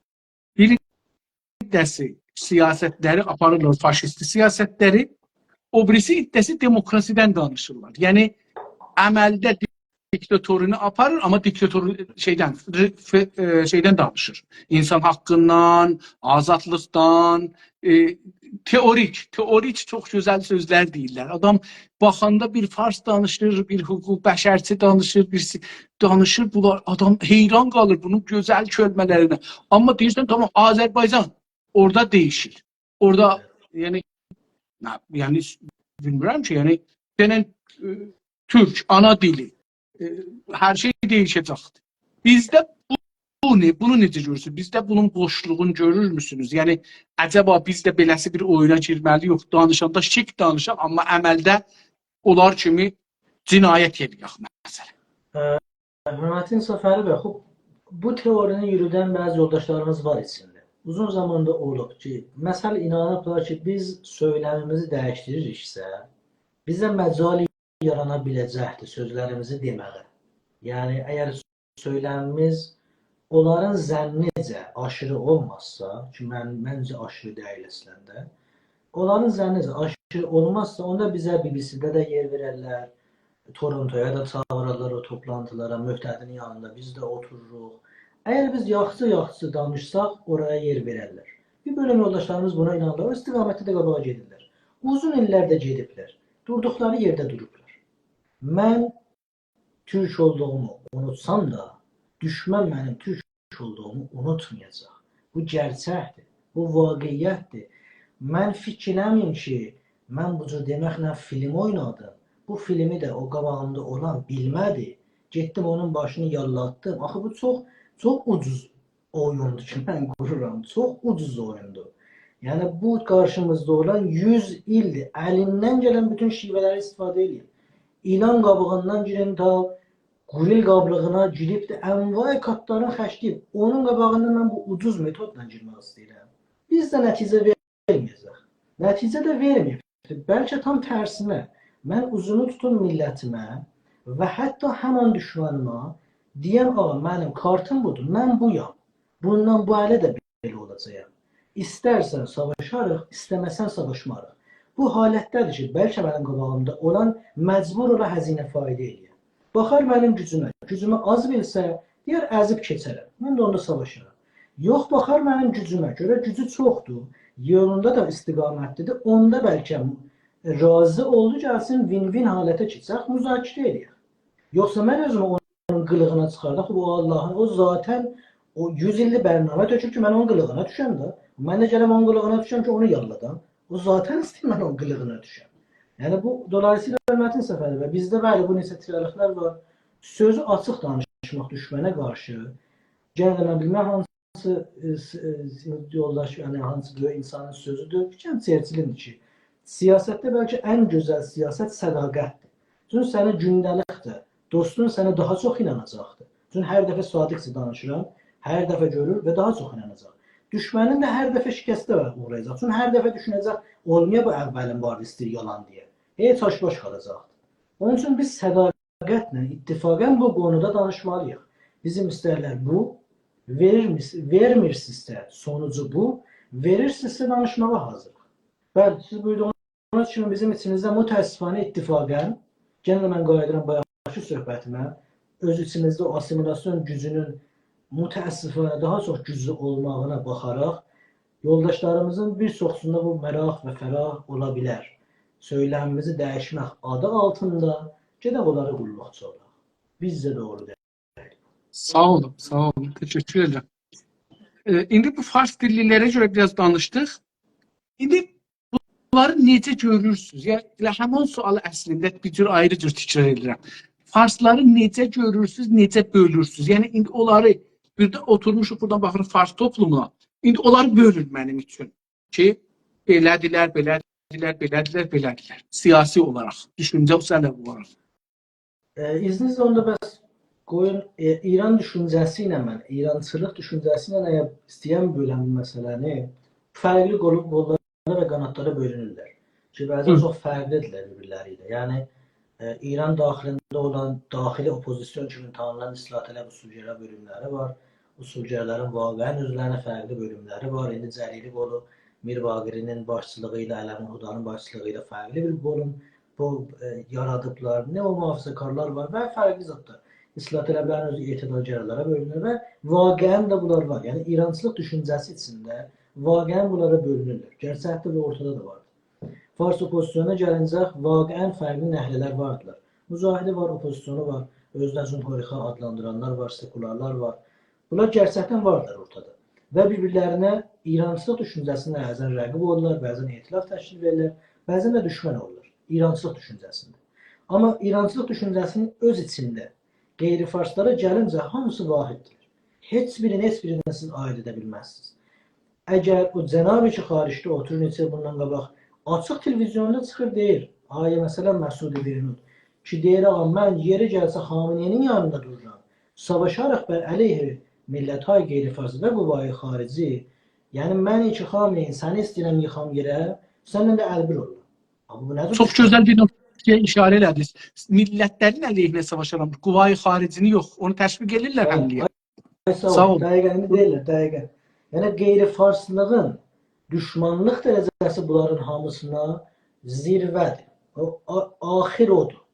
Və biz tamamən düşmən adlandırdıqlarımız bu zirvənin altı ilə əlbir olduq ki, o düşmanı çırpaq. Bunların hamısında budur. Yəni qeyri-farslara gəlincək İran hakimiyyətinin özü hamısı yekparçədir. Heç bir fərqləri yoxdur. Sadəcə rəhləri fərq edir. İslah tələbinin usulgərə eyni metodlardan getməsələr də sonuc etibarilə misal üçün Güney Azərbaycanın məhv olmasını istəyirlər. Əgər elə olmasaydı, onda biz neçə dövrə şahidik İslah tələb əlindədir dövlət, neçə dövrə şahidik usulgərə əlində. Vəli tamamı dövrələrdə urunu görə qurulur. Tamamı dövrələrdə bizim ekonomimiz bərbad halətindədir. Tamamı dövrlərdə bizim dilimiz yasaq halətindədir. Dolayısıyla dövlətlər fərq eləmir. Bəs o içəri eyni oldu. Xaricə gəlincək, Fars opozisiyonuna gəlincəkdə, vaxtı bunların hər birisini siz dindirirsiniz, danışdırırsınız, söhbət edirsiniz. Heç biri bizim zərrə qədər haqlarımızı verməyə hazırlıqları yoxdur. Yəni, burada yenə də bir qeyri-farslarla bağlı. Eyni düşünürlər və ilginç şəkildə qeyri-farsların içində doze düşmənlik Türk və ərəblərə qarşı yenə də həddi nihayətdədir.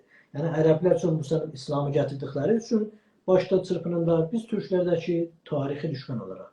Yəni, onun üçün bunların hamısına biz bölürüksə, nə qədər kateqoriləri olsa da, düşmanlığa gəliriksə, sağlıq, səlamətçilik olsun, biz bunların hamısını başda gedən düşməni sayılır. Sağ olun, sağ olun. Fars dilin, indi farslara görə, fars dilli adamlara görə danışdıq. İndi fars dilinin özünə necə baxırsınız? Bayaq danışdıq bu qoyuna bağlı. O qovumun, o millətin parametrlərinə gəlincək. Yəni, birisi etnik idi, birisi dil idi. Mən ərzlərim xidmətinizə o dilşünası açıdan nə bir küçümsəmək bəhsi var, nə bir zat. Yəni, etimoloji açıdan bu dilin özlərinin etilafına görə 60% iktisabidirsə, yəni başqa dillərdən gəlmişsə, öz etiraflarına görə qalır 40%. Və qalan o 40% kəlmələrlə bir etnik yaşayış sürə bilməz. Məsəl vurum, deyirəm, bunlar hamısı bilimsel danışmalar, yəni heç kəs ayrı bir səmtə yön verməsin bunu. Bir insan, bir dil, misal üçün Türkün dilinin qidmətini, hər bir dilin qidmətini buradan gəlib bilirlər. Deyirəm, bu konuda uzmanlar danışmalıdır. Mən də bir bacasından bir balaca oxuduqlarım vardı. Ki, siz bir dilin tarixinə baxırsınızsa, bir çox parametrlər var. Birisi də, onun içində kullanılan sözlüklərin gündəlik həyata nə qədər rəbti olması ilədir. Yəni, məsəl üçün, mən insan-ı əvvəliyyəyəm, yavaş-yavaş qarda yaşayıram, deyirəm, dil açıramsa, mənim bəzi əvvəliyyə niyazlarım var. Birisi yeməkdir. Sonra mütəməddin olduğumdan sonra bu yediyim yeməğə bir qabdır. Bu silsilə rivallar ki, kəlmələr bir düzəlir və bunlara ək olaraq ayrı kəlmələr gəlir gedir. Biz yemək, türküdə qabımız var, boş qabımız var, qaşığımız var, filanımız var. Sizdən misal vuram. Fars dilində muadili yoxdur. Yəni, Fars əgər iddiası var ki, bu dil çox qədimi bir dildir, ona görə qəbul eləyək ki, bu insanı əvvəliyyə bizzat yemirmiş. Çünki ehtiyac duymuyordur ki, o yediyinə, zərfinə bir ad qoysun. O qədər ac qalıb, müntəzir olub ki, bir türk gələ, bu türk özündən dilin gətirə və deyə, bu mənim dilimdə buna boşqab deyilir. Bu da sənin boşqabın, bundan sonra bunda qəza yiyəcəksən. Və o tarixəcək o Fars da dilsiz imiş, ya da ac imiş. Burada ciddi söhbət. Sən boşqabı gətir, mən onu doldurum deyə. Doldurum dəqiqən. Ya da o dəqiqən olsun bizə. Yəni, bilirsiniz, bu dil dil açısından ona görə ki, deyirlər, bu dil varidatı dildir, Tacikistan gəlməsi ola bilər, Əfqanistandan ola bilər, kökən olaraq bəlkə Hindistana qayıdır və s. Hala çox dillərə getməsinə var, amma baxış bu dilə buradan çıxır. Amma türk dilinə siz buna deyə bilməzsiniz. Türkün əzlazı zəvanşinası gücü də bəlli, ortada olduğu da bəlli. 400-500 milyona yaxın mütəkəllimi də ortada var. Hala bu sahədə daha çox bilimsel bir sahədir, fəqət baxışımızı sərgiləmək istədim. Sağ olun, təşəkkür edirəm. Fars dili türklərin ya Azərbaycanlıların gələcəyində yeri olarmı? Siz dövlətə gəlsəz, Güney Azərbaycan müstəqil bir dövlət olandan sonra, siz də dövlətdə hakimiyyətdə olsaz, Fars dilinə yer verər misiniz? İsveçin hörmət insaf əlbə bir gözəl bir sistemi var. Bunu mən çox bəyənmişim. Burada əgər 20 dənə danışanımız, uşaq hər bir zaman yerdə olmuş olsa, yığışsalar, imza və diləkçələrin göndərsələr dövlətə ki, biz ana dilimizdə eğitim istəyirik, dövlət müvəzzəfdir bunu versin. İndi amma xub müəllimin tapmalıdır, kitabları filanlar, onların həzinəsində şəhər elə onların özləri verilir. Biz həmin sistemi eləyə bilirik, Güney Azərbaycanda da uyğulayaq. Yəni, əgər ana dilində birisi istəyir, biz bu haqqı heç kəsdən ala bilmərik. Tamamən qeyri-əxlaqi bir məsələ. Bu şərtlər çərçivəsində istəyirlər, diləkçələrini göndərə bilərlər, dövlət eləyə bilsən, o zamanın qanunları və yasalarına bağlılığı vardır. Onları zəmin yaradar öz ana dillərində, o məktəbdə oxuyarlar. İran və Farsların siyasi gələcəyin necə görürsünüz? Yəni indi baxırsınız gələcəyə. Bu İran və farslar necə görürsünüz gələcəkdə? Bir 10 il, 20 il, 50 il, 100 il sonra. Tamamen bayaqdakı bir saat söhbətimiz dəqiqən bunun üstündə keçdi. Məxsusən federalizm qonusuyla bağlı. Xülasə ərz edeyim xidmətinizə, taleylərin vaqəən özləri təyin etməlidirlər.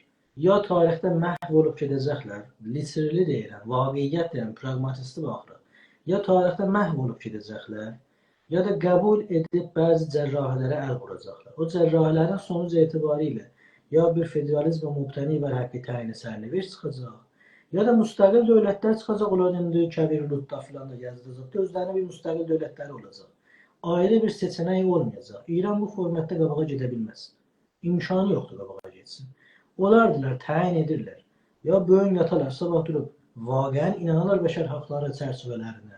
Ya da yox, elə bu mədarda gedirlərsə, ondan sabah bir qanlı savaşdan sonra ya dövlətləri olar, ya da o biri dövlətlərin içində məcbur olarlar. Yəni mən indi gələcəyə belə baxanda deyirəm ki, İran belə bir şeydir. Bir pişik yatıp da o cür görürük da, o cür görsədilir bizə. Bunun 4 dövrəsi fars olmayan millətlərdir. Ortada gün çıxan tərəfdən biraz üstdə belə bir yerdə farslar var. İndi torpaqları bəlli deyil, hamının oraya iddiası var. Məsələn, biz türklərin oranın bir parçasını ki, onlar indi orada mümkün də əksəriyyətdə görünələr, biz torpaq bilirik özümüzə. Onlar ərəblər bir parçasına, türkmənlər bir parçasına, Xorasan türkləri bir parçasına, lorlar bir parçasına, bu düzü, yəni orada olan millətlər buna hərəsi Kürdlər bir parçasına iddia edirlər. Nəzərizə bunların gələcəyi, farsların, yəni o bölgədə qalanların gələcəyi coğrafisel olaraq, dedim, vətən və özlərini tərif eləmirlər. Yəni, hamı ora iddiası var. İndi onlar, və mən bunu Huşənc Əmir Əhmədini gətirmişdim televizyona, bir dənə o şeyi, faşistləri bunların gətirərdim, hərdən Cünasliyə. Orada bunlara deyirdim ki, sabahları hər kəs haracan alsa onundur. Sənin iddian yoxdur ki, mənim vətənim var. Yəni, sabahları biri atın sürdü buradan, getdi Qəşqayıstanacan bir türk atın sürdü. Fars deyə bilməz ki, mənim torpağım vardı, tarixən bir torpağım var. Kamilən müvafiqəm sizdən, Hörmətli Səfər bəy. Bayaq danışdıq və dəqiqən onlara görədir ki, onlar tarixdə, gələn ərz edirəm, tarixdə əgər indiki olan sinəsinin qabağa verən dünyanı yürütən, yəni yürütən yox da yürütməyə iddiası olan fars opozisyonu, yaxud içəridə türkləri qəbul etməyən, hər gün gündəlik bizə çox çıxardan fars tudəsi, ya İran hakimiyyətində əlinə alan fars mərkəzkara dövlət. Vaqiiyyət budur. Gələcəkdə, tarixdə buradan iz qalmaq istəyirlərsə, təhdsə çıxış yolları o hakimiyyətin dəyişilməsi və orada bayaq çərçivələrin təyin etdiyimiz federalizmin yaranmasıdır. Onların təhdsə çıxışları budur ki, tarixdə izləri qala. Sonra əgər İran dağılırsa, siz də gözəl işarə buyurdunuz. Onlardan bir zadi qalmayacaq, məcburdular. Orada yaranan dövlətlərin içində həzm və əqəlliyyət kimi dəyərləndirirlər, tarixlərinə keçmiş kimi. Yəni, keçmiş 100 il bundan, 150 bundan qabağa qədər ki, elə 11%, 12% Tacik ünvanında İran mərzlərinin içində yaşayırdılar. Təhdsə çıxış yolları odur. Onun da bir yarım saat deyələ danışdıq ki, o da ehtimalatı, möhtəmilatı o səyyarəşlərin yerə dəymək qədərdir. İndi onlar nə zaman dəyirsə, onlar da o qəbul edilir. İran farsların coğrafi gələcəyini necə görürsünüz? Yəni, həm İranın, həm farsların gələcək coğrafi, bu İran ki, bugün var, bunu necə görürsünüz?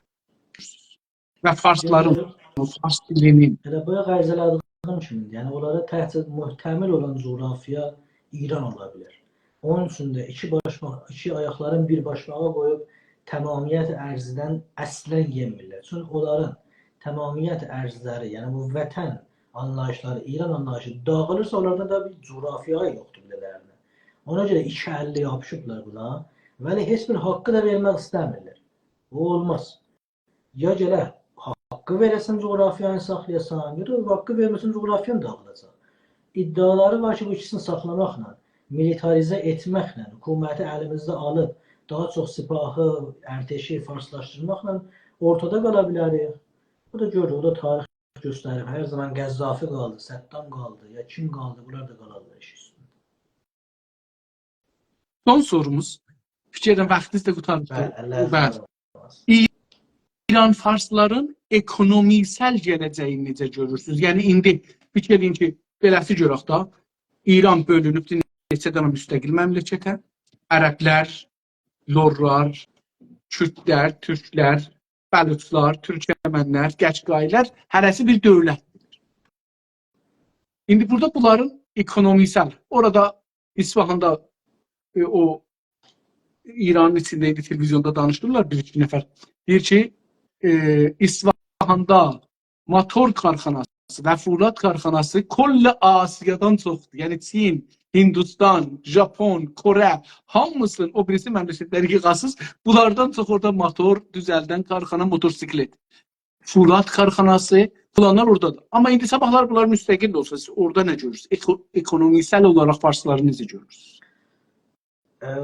İki məsələni izninizlə mən toxunum. Birincisi, bunlar çox gözəl bir məsələ işarə buyurdu. Yəni Azərbaycanda biz qaynaqlarımızın talanmasını görürük, sərmayəgüzarlıq görmürük. Çox gözəl müştəridir. Və tam tərsini də təbii olaraq fars yaşayan yerlərdə görürük. Yəni böyük sərmayəgüzarlıqlar olunur, istehsal olunur, böyük şirkətlər qalxanlar və tamamı sənəti biz orada yerləşdirməsini görə bilirik. Və bunun bir dənə paşına aşili var. Odur ki, onların hamısı asılıdırlar qeyri-fars millətlərin qaynaqlarından. Oranın özünə görə karxanası var. Amma karxanasının dolandırması üçün asılıdır. Misal üçün bərqinə, misal üçün içindəki olan mədənlərə, hətta işçilərinə. Tamamı bunlara asılıdır qeyri-farslardan. Yəni sabah, əgər Güney Azərbaycan daxil, bütün oradakı olan millətlər müstəqil oldularsa, oranın sərnişdi İsfahanın olur, 4-5 dənə bu cür dünyada böyük furudgahlar yaradıblar, düzəldiblər və o cür buraxıblar gedib özlərinə. Bu sərnişdə düzür olacaq.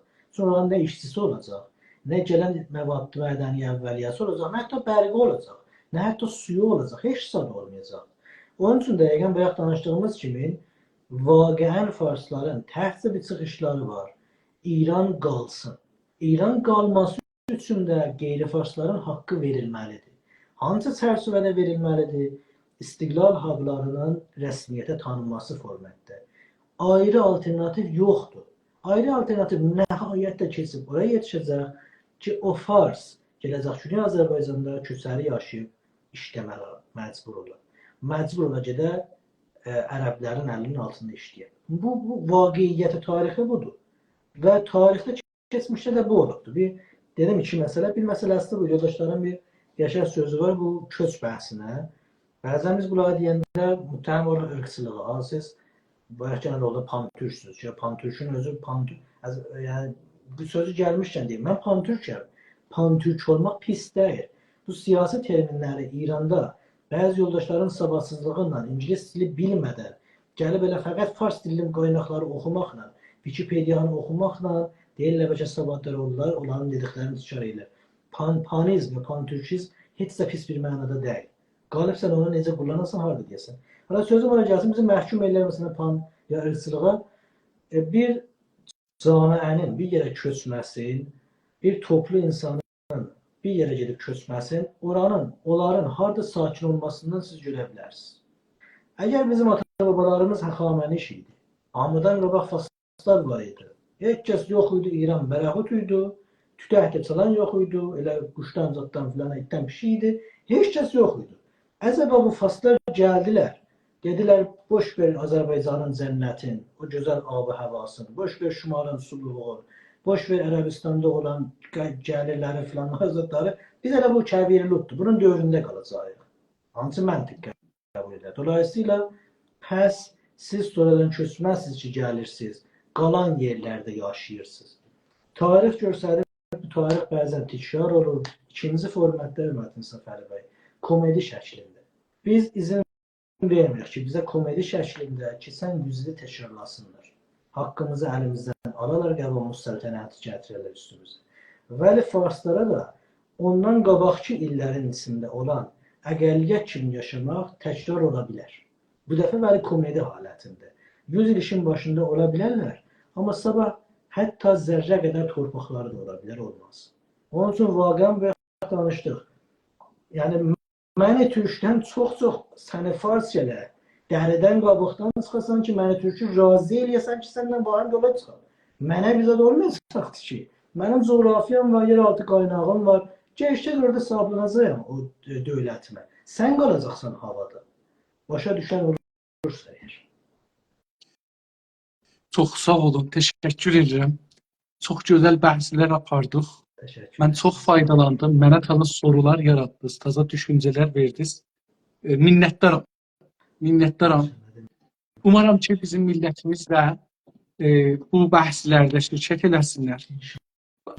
Acaba fikir edin ki, məsələn, bunu bir təsəvvür eləyək. Bizim içəridəki insanların bu soruları İranda olan siyasilərdən, təşkilatlardan soruşurlar. Siz fikirlərsiniz bir dəyişiklik olar mı? Gözəl məsələyə işarə buyursunuz. Əgər toplu olaraq, əgər bir böyük insan, böyük cəmi kəsir, eyni sual, eyni zehni, eyniyyətə çatırsa, müsəlləmən qarşısında olanı məcbur eləyəcəkdir ki, dəyişiklik versin. İstəməsə də. Əgər siz buyurduğunuz için bu sualların soruşan 1, 5, 10 min, 10 min, 1 milyon nəfər olursa, qarşısında olan sistem məcburdur ki, bu sualları eşidir. İstəmir, görür də istəmir. İstəmir də dəyişdirsin. Əlindən gələni də eləyəcək ki, təzənə fırıldaq versin, anlatsın. Amma məcburdur təpki versin. Onun üçün çox gözəl buyurursunuz. Bu bəhslərin camiəyə getməsi, eşidilməsi, danışılması çox-çox vacibdir. Çox-çox vacibdir. Çox təşəkkür edirəm hər halda. Bu günlərdə çox gözəl, faydalı oldu. Sabahlarda Təbriz saati ilə saat 9-da görüşəcəyik. Yox, bir gün daha belə. Onun üçün indidən dostlara deyim ki, dostlar, elə həmişəki kimi Təbriz vaxtında saat 9-da görüşəcəyik.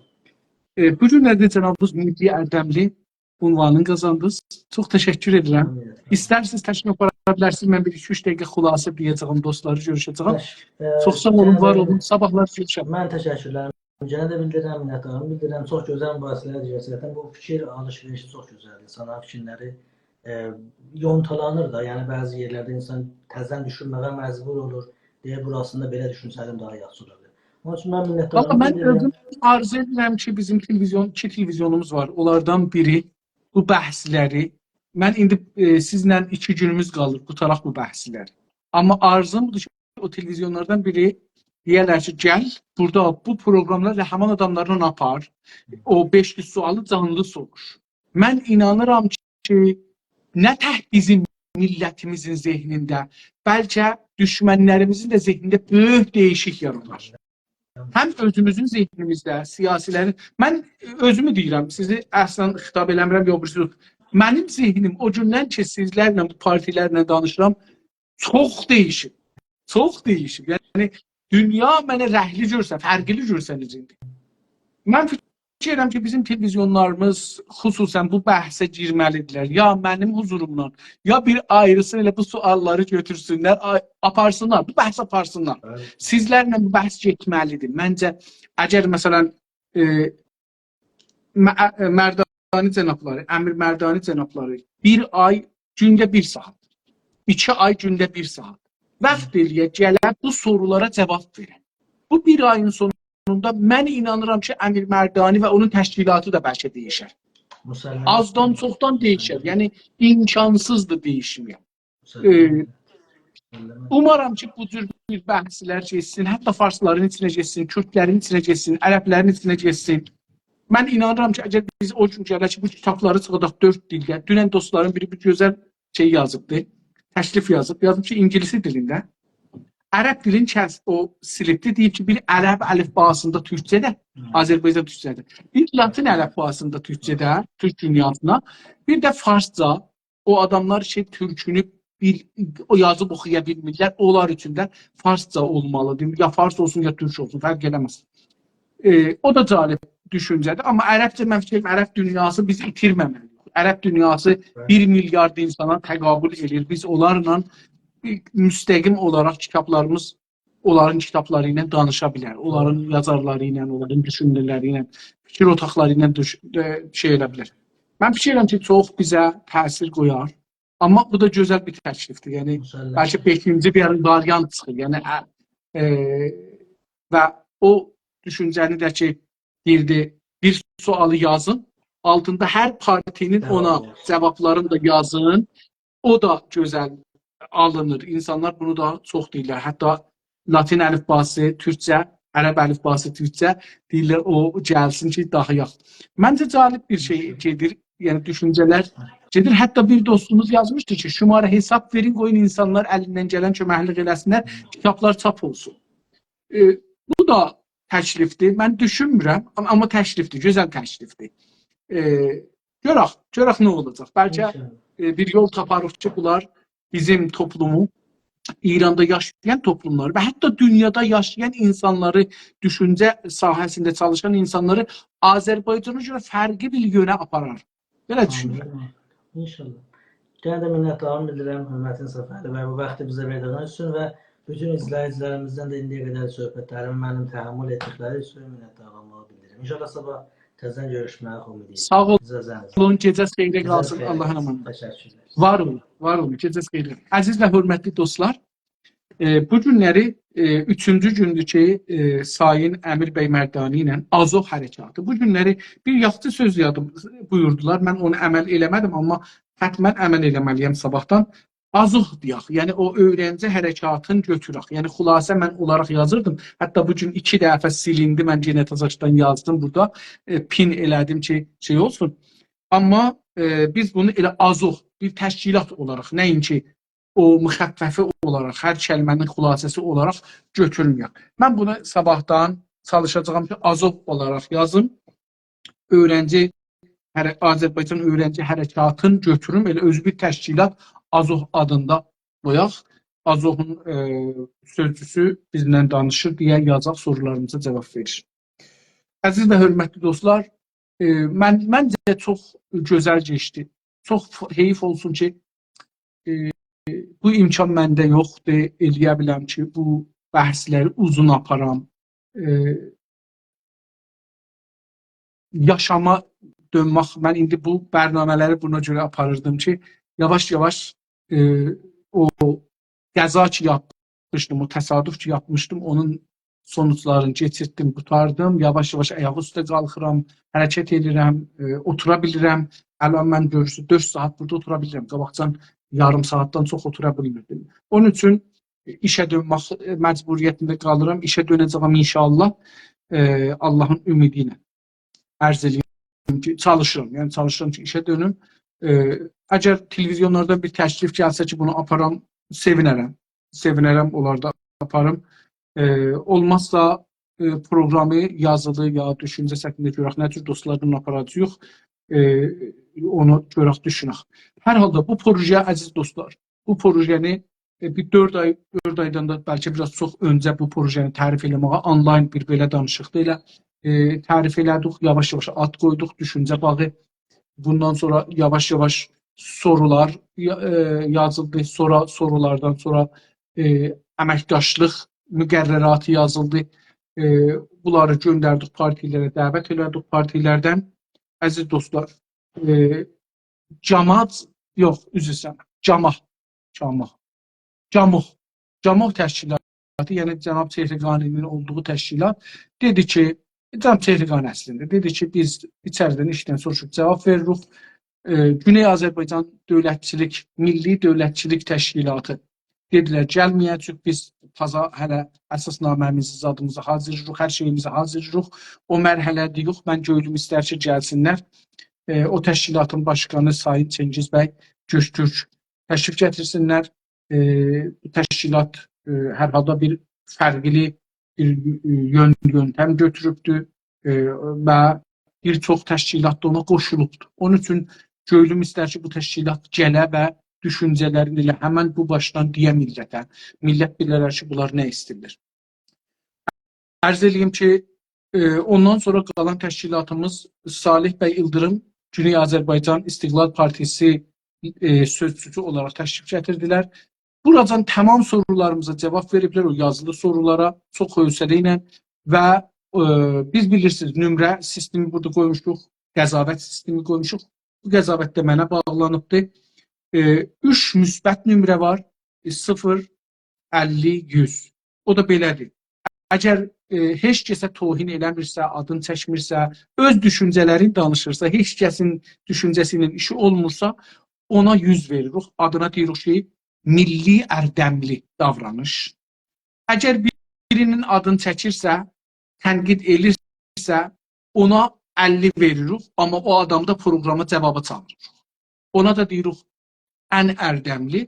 Əgər yox, nəqdə gedirsə, filan edirsə, onda bu adama 0 deyə, əxlaqın 0-lı ərdəmli deyirik. Sadə ərdəmli.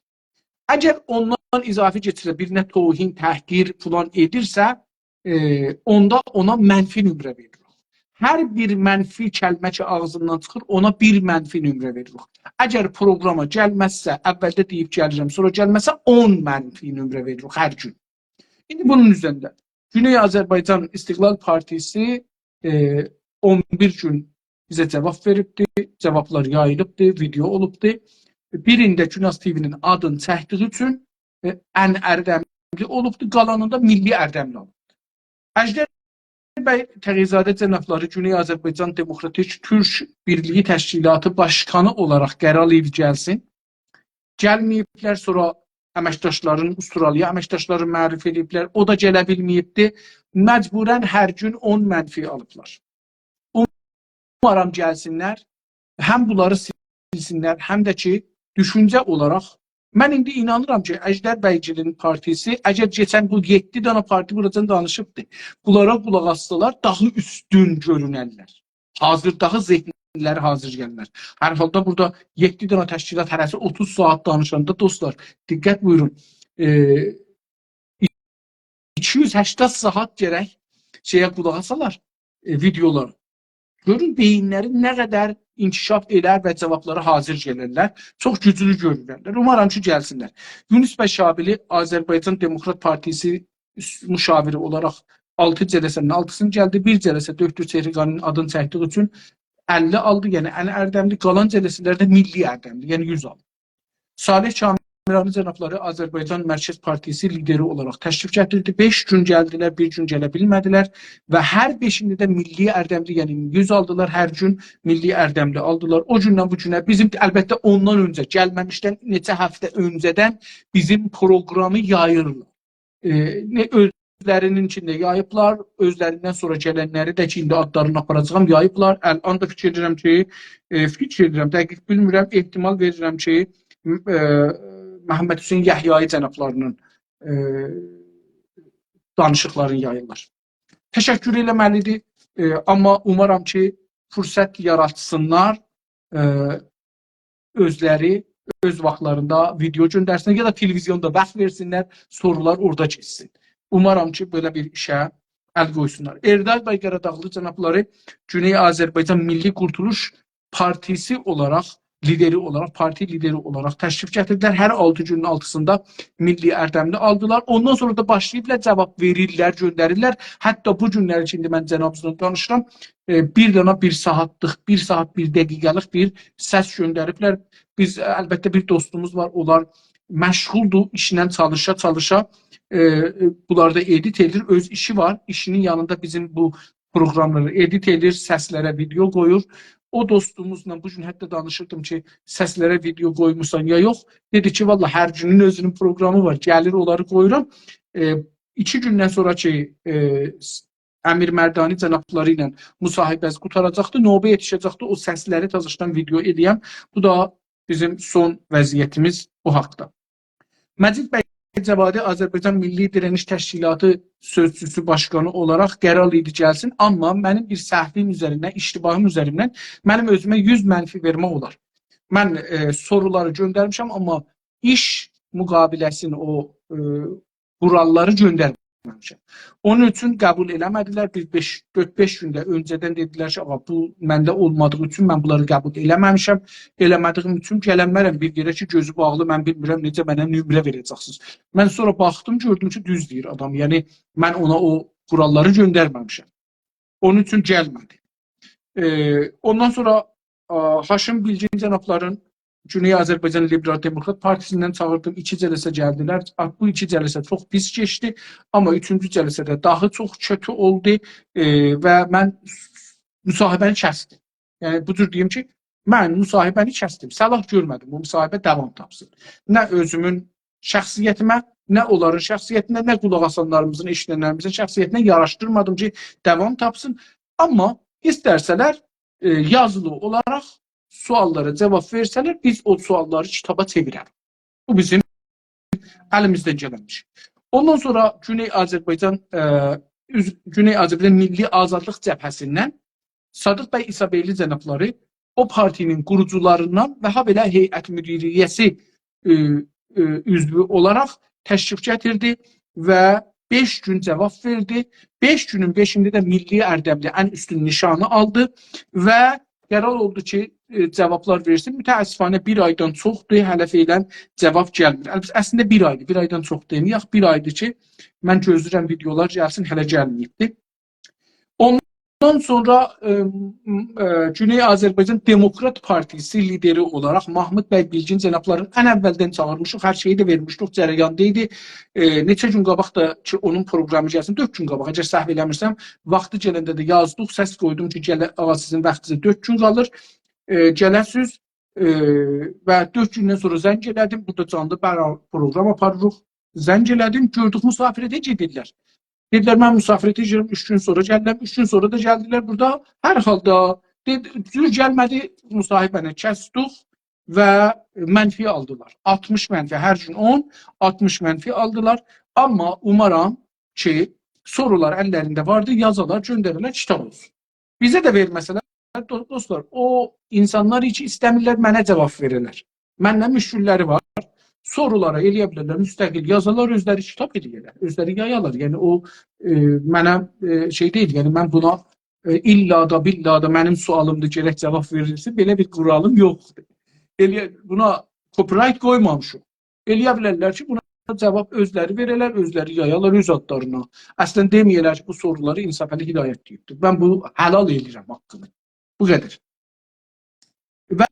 Ondan sonra Döktür Məhəmməd Hüseyn Yahyayı Azərbaycan Demokrat Firqəsi tərəfindən bizim proqramda sözcü olaraq bu proqrama özəlliklə sözcü olaraq müəllifi olublar. 5 cələsə təşrif, 6 cələsə təşrif edirlər. Hər cələsədə Milli Ərdəmli unvanını qazandılar. İsrarları var ki, sorulara başqa zamanlar qoyaq, üzbəyüz danışaq. Düz də deyirlər, mən də buna inanıram. Çünki sorular, mən sorulara gərək mıxlanan, mirkoplanan, məni bunlarla verələr adamlara tozih verəm.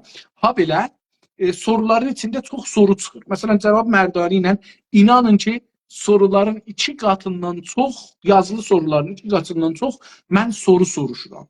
Və o, mənim nəzərimdən açıcı olur. Ola, Cənab-ı Yahyayı da belə inanır ki, o cür getməlidir. Mən də bunu səlah görürəm, amma imkanlarımıza bağlıdır. Ondan sonra, əziz dostlar, Əmir bəy Mərdani cənabları Azov təşkilatı sözcüsü olaraq təşrif gətirdilər. Keçən 4 günün, 3 günün təşrif gətiriblər və hər günündə Milli Ərdəmli unvanın, nişanın qazanıblar. Təbrik edirəm tamam bu dostlarımızın hamısına. Hamısını təbrik edirəm əslində. Çünki hamısı əslində hamısı olar ki, cavab veriblər. Demək olar ki, əslində hamısı bir yarışa giriblər, bir-birləri ilə düşüncə məsələsinə giriblər. Mən umuram ki, buradan böyük kitablar çıxsın. Bunların, partilərimizin düşüncələri bir-biri ilə savaşa girsin. Vəsətdən bir cırıqqa vursun, od tutsun, bir yansın, biz bir ənqa kimi doğaq. Biz yenidən bir quş kimi düşüncə olaraq doğulaq.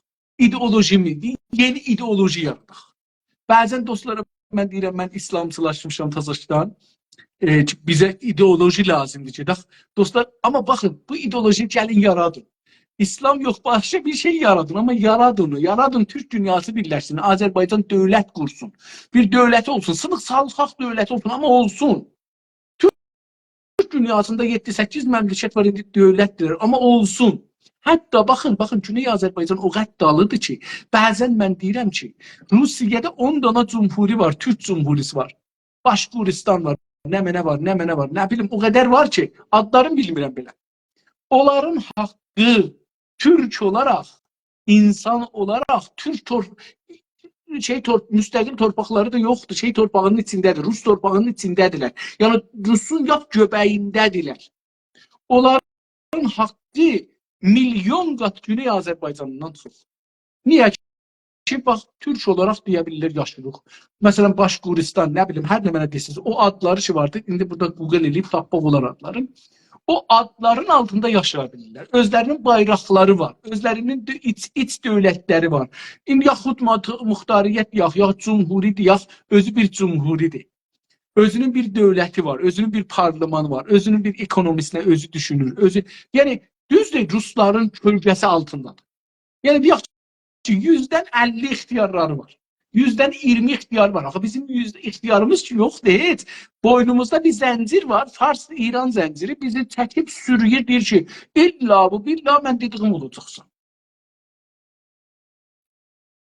Mədrəsəmiz yox, danışqahımız yox, dil qurumumuz yox, ədəbiyyat qurumumuz yox, radyomuz yox, televizyonumuz yox, qazetimiz yox, dərgimiz yox, düşüncə qurulumuz yox, siyasi partimiz yox. Siyasi partimiz yoxdur, içəridə bir-birinə savaş. Aha, o Rusiyada olanların iç belə partiləri var, içdə məclis quracaqlar. O məclisə belə bir-birləri ilə savaşırlar, gedirlər məclisə. Bizim yoxumuzdur. Bunun üçün umaram ki, bu təşkilatlar qəziyyənin ciddiliyini bilərlər və kitab yaymaqda da, kitabları çap eləməkdə, yaymaqda bizə köməklik elərlər, göndərərlər, biz bunları çap elərik, veririk, tərcümə olar müxtəlif dillərə, ərəbi dilinə, ingilis dilinə, fars dilinə, fars dilini özüm işləyə bilməm əslində. Türkçəsinə, Türkiyə türkçəsi, Azərbaycan türkçəsi, ərəb əlifbasında, latin əlifbasında gözəl bir məcmuə olaraq Türk dünyasında və Türkdən eşit dünyada farslar belə bizi gərək tanısınlar. Ki biz kimuq, nə istiruq, necə düşünürük. Və gördünüz bu günlər, məsələn, Əmir bəy Mərdani cənabları burada 3 saat açıqladı. Vaqiyyət budur, düşüncələrimizi ortaya qoyduq. Biz belə düşünürük. Farsları gələcək görmürük. İrana gələcək görmürük. Əgər fars istəyəcək, əgər fars dili istəyirsiniz qalsın, təhcə bir yolu var. O da budur ki, gələsiniz burada millətlər sizdən çox istəyirlər federal olsun. Siz niyə istəmirsiniz ki, federal olsun? Gəlin konfederal deyin, gəlin hamı istiqlal tapın, amma gəlin bu şərtini istiqlal tapın ki, konfederal olaq. Mən vaqəən bunu deyərəm, yəni mənim farslarla düşmənçiliyim o şərtidir. Mən düşmən tanıyıram farsları, bunu deyim. Çünki məni tanıyan, yəni mən düşmən tanımasam atmaq bir şey olur. Biri var, məni öldürür, mən deyirəm ona gül verirəm. Yox, o məni öldürür, daralsıb öldürür. Mənim nəfəsim kəsilir. Necə ki, o mənim düşmənim deyil?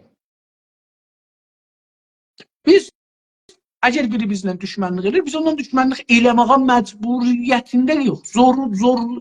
Əslən, tarix bizi itəlir ki, düşmən ol bundan. Çünki o səni düşmən tanıyır, daha səndən düşmən davranır.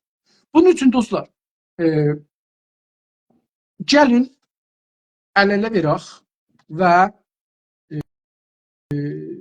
ciddi işimizi qabağa aparaq, bizi görsünlər, bizi tanısınlar, dünya bizi tanısın, dünya siyasətində yer tapaq. Dünya siyasətində danışmaqla, bəyaniyə ilə olmaz. Dünya siyasətində kitabdır. Dünya siyasətində kitablar danışır. Məqalələr hətta danışmır. Kitablar danışır. Kitablar gedirlər, akademiyalara gedirlər. Hətta nağıl kitabları belə kitab hesab olur, düşüncə hesab olur. Romanlar düşüncə hesab olur. Biz burada ciddi bir danışıq aparırıq partilərlə. 500 dana siyasi suallar soruşduruq, ideolojik. Bunların üstündə sonunda ideolojilər çıxacaq işə. Amma mən umaram ki, Azərbaycan ziyalısı, gənciliyi, cavanlığı, qızlı oğlanla əl-ələ versinlər, bunları oxusunlar, bunları düşünsünlər, bunların içindən yeni bir ideoloji çıxasınlar. Bəlkə mənim nəslimin beyni, mənim nəslimdən qocalar, mən və məndən qocalar, yaşlılar, Bəlkə bizim beynimizi bu Fars dili, Fars düşüncəsi, İran düşüncəsi o qədər düşündürübdür ki, biz ideoloji yarada bilmirik. Amma sizlər ki, biraz daha bizdən azad, daha bizdən ürəkli, daha bizdən beyni azad yaşamısınız, bir ideoloji çıxadarsınız. O ideoloji bizi, baxın, yüzlər il, 200 il, 250 il bu məsihilər ruslu, ingilisli fərq eləməz. Bu məsihilər, o bir dənə Paytaxt Əbdülhəmid serialı var idi, dizisi. Ona baxın dostlar. Onun bir yerində Əbdülhəmid deyir ki, bir dənə sənət tapır orada, deyir ki, bunu İngilistanın mələkəsinə göndərin. O zaman da zahirən mələkə var. Ya elə bu mələkədir, ya ayrı bir mələkədir, bilmirəm. Bu mələkə də əlbəttə 4 il, 3 il, 4 il bunun qabaq öldü. Deyir ki, onun uşaqları ya ailə üzvləri biri İngilistana, Rusiyədədir, biri Almandadır. Diqqət buyurun. Sonra deyir ki, yenə bir yerdə, əgər səhv eləmirsəm, deyir ki, ya bir ayrı yerdə oxumuşam bunu. Ehtimalən o dizidə deyil, bir ayrı yerdə oxumuşam bunu. Deyir ki, Ərəbləri ki, Osmanlıdan ayırdılar, Ərəbistan-ı Suudi, Suriyə və İraq. Əgər iştibah eləməsən, bunlara qoyduğu şahlar ya adamlar yenə də o ailənin nəvə nəticəsidir. Yəni, İngilistan ailəsinin nəvə nəticəsidir. Mən dünən dostların biri ilə danışırdım, dedim ki, keçən 200 ildə dünyaya tamam ideolojiləri, İngilistanın kaxı, biz o şey ki ona deyirdik hərəm ha, o hərəmi onlar yaratdılar. Bizdən aldılar, yaratdılar, bizi əleyhimizə işlətdilər. Biz də onlardan aldıq demokrasini, hərəmimizə əldən verdik, dövlətimizi yıxıldı. Hərəm o yerdir ki, hərəm arvadxana deyildi. Bizə talib elə. İngilistanın şahının, dərbarının, o şey ki, İranda beyti deyirlər ha, o hərəmdir. Onun İngilistanda 2008-də 4300 neçə nəfər adamı var idi. Yanımda deyil dəqiq amarı. Yəni indi 250 idi, 350 idi, o yadımda deyil. Amma 2008-də çünki mən istəyirdim İslam olmura. Baxdım, hüquqları o zaman Rəvabit-i Umumi İranda deyirlər. Rəvabit-i Umumi, yəni xalqla ilgili bölüm. O bölüm xalq ilgiləri bölümü. O zaman 200'dən çox, 200 mindən çox İngiliz sterlingi pul verirdi ay illik. O halda ki, o zaman bir dənə döftürün orada gəliri, məsələn 80 min, 60 min, 70 min bu qədər idi. Orada neçə min adam orada dedim işlirdi. İndi biz gəlin burada görək ki, bizim işində neçə min. Onlar orada ideoloji yarattılar. Rusiya bir ideoloji için istədilər tezarı yıxalar, bir ideoloji yarattılar. Oraya yıxdı, Almana birini yaxdılar. Hər yerə ideoloji, özləri ideolojisiz dahildə yaşırlar. Amma ideolojiləri var. İdeoloji nədir? İngilisçi olmaq. Hindistanı ələ aldılar, dünyanı ələ aldılar. Neçə savaş saldılar dünyada. Buna görə ki, güclərin əldə. Hətta bugünkü Amerikanın bəziləri inanırlar ki, bugünkü Amerikanı İngilistan idarə edir. Bəziləri belə inanır. Amma bəlkə bizim nəslimiz, dostlar, mən sizə beləsi deyim. Mən belə inanıram ki, bəlkə bizim, sizin nəsl, cavan nəsl, gənc nəsl, beyni biraz keçən 30 ildə Günaz TV və digər radyo televizyonlarımız, qruplarımızın danışmağı sayəsində, yazmağı, demağı sayəsində, yanlışlarımızın və doğrularımızın sayəsində. Yəni demirəm ki, bizim televizyonlarımız, radyolarımızın hamısı, yazarlarımız, deyərlərimiz hamısı doğru deyiblər. Yanlışımız da çox olubdu, doğrumuz da çox olubdu. Amma bunun ortasından bir nəsli çıxır ki, bizlə, məndən fərqlidir. Mənim beynimin %99'u İrancılı olsa, çünki orada yekəlmişəm, heç də işitməmişim ki, mən özüm yavaş-yavaş dostlarla birlikdə xəta eləyə-eləyə bir şeylər öyrətməyə çalışırıq. Amma sizlər, bizlərin o kollektiv Azərbaycançılıqçı var da, Türkçülükçü var da, keçən 20-30 ildə yazır, danışır, deyir, çalışır. Müxtəlif fikirlər vardır da, bir-birimizlə savaşırıq, bir-birimizə xainlərcə belə demişik. Bunların kölgəsində sizin nəsl yetişir. Sizin nəsl ideoloji yaradır dostlar. Həm bizi idarə eləməyə, öz Azərbaycanımızda dövlət qurmağa, həm də dünyanı idarə eləməyə. Dünyanı idarə eləməyə. İngilislərdən xain çıxmayıb ki, 800 ilə özlərinə. Dünyadan hər yerin adamın alıblar ki, xiyanət eləsinlər öz millətlərinə, İngilisin mənafeyini təmin eləsinlər. Siz bir ideoloji düzəldin. Bir dana yox, 100 dana ideoloji düzəldin. O millətləri, başqa millətləri idarə eləmək üçün, onlardan mənfəət qazanmaq üçün, onları biz idarə eləmək üçün ideoloji düzəldin. Hərəsinin əlinə bir ideoloji verin, qoyun ondan başı geçsin, amma siz öz dövlətinizi, öz millətinizi, öz mənafinizi qoruyun. 25 saniyəm qalır ki, göz saatım qutarsın. Mənim umudum siz cavanlara, siz gənclərədir. Bu sözlər ki, aparılır, bəlkə binövrə ola siz orada düşüncəz qoyasınız. Gecəz xeyrə qalsın, yaşayasınız. Sizi müstəqil Azərbaycanda görün. Sağ qalın.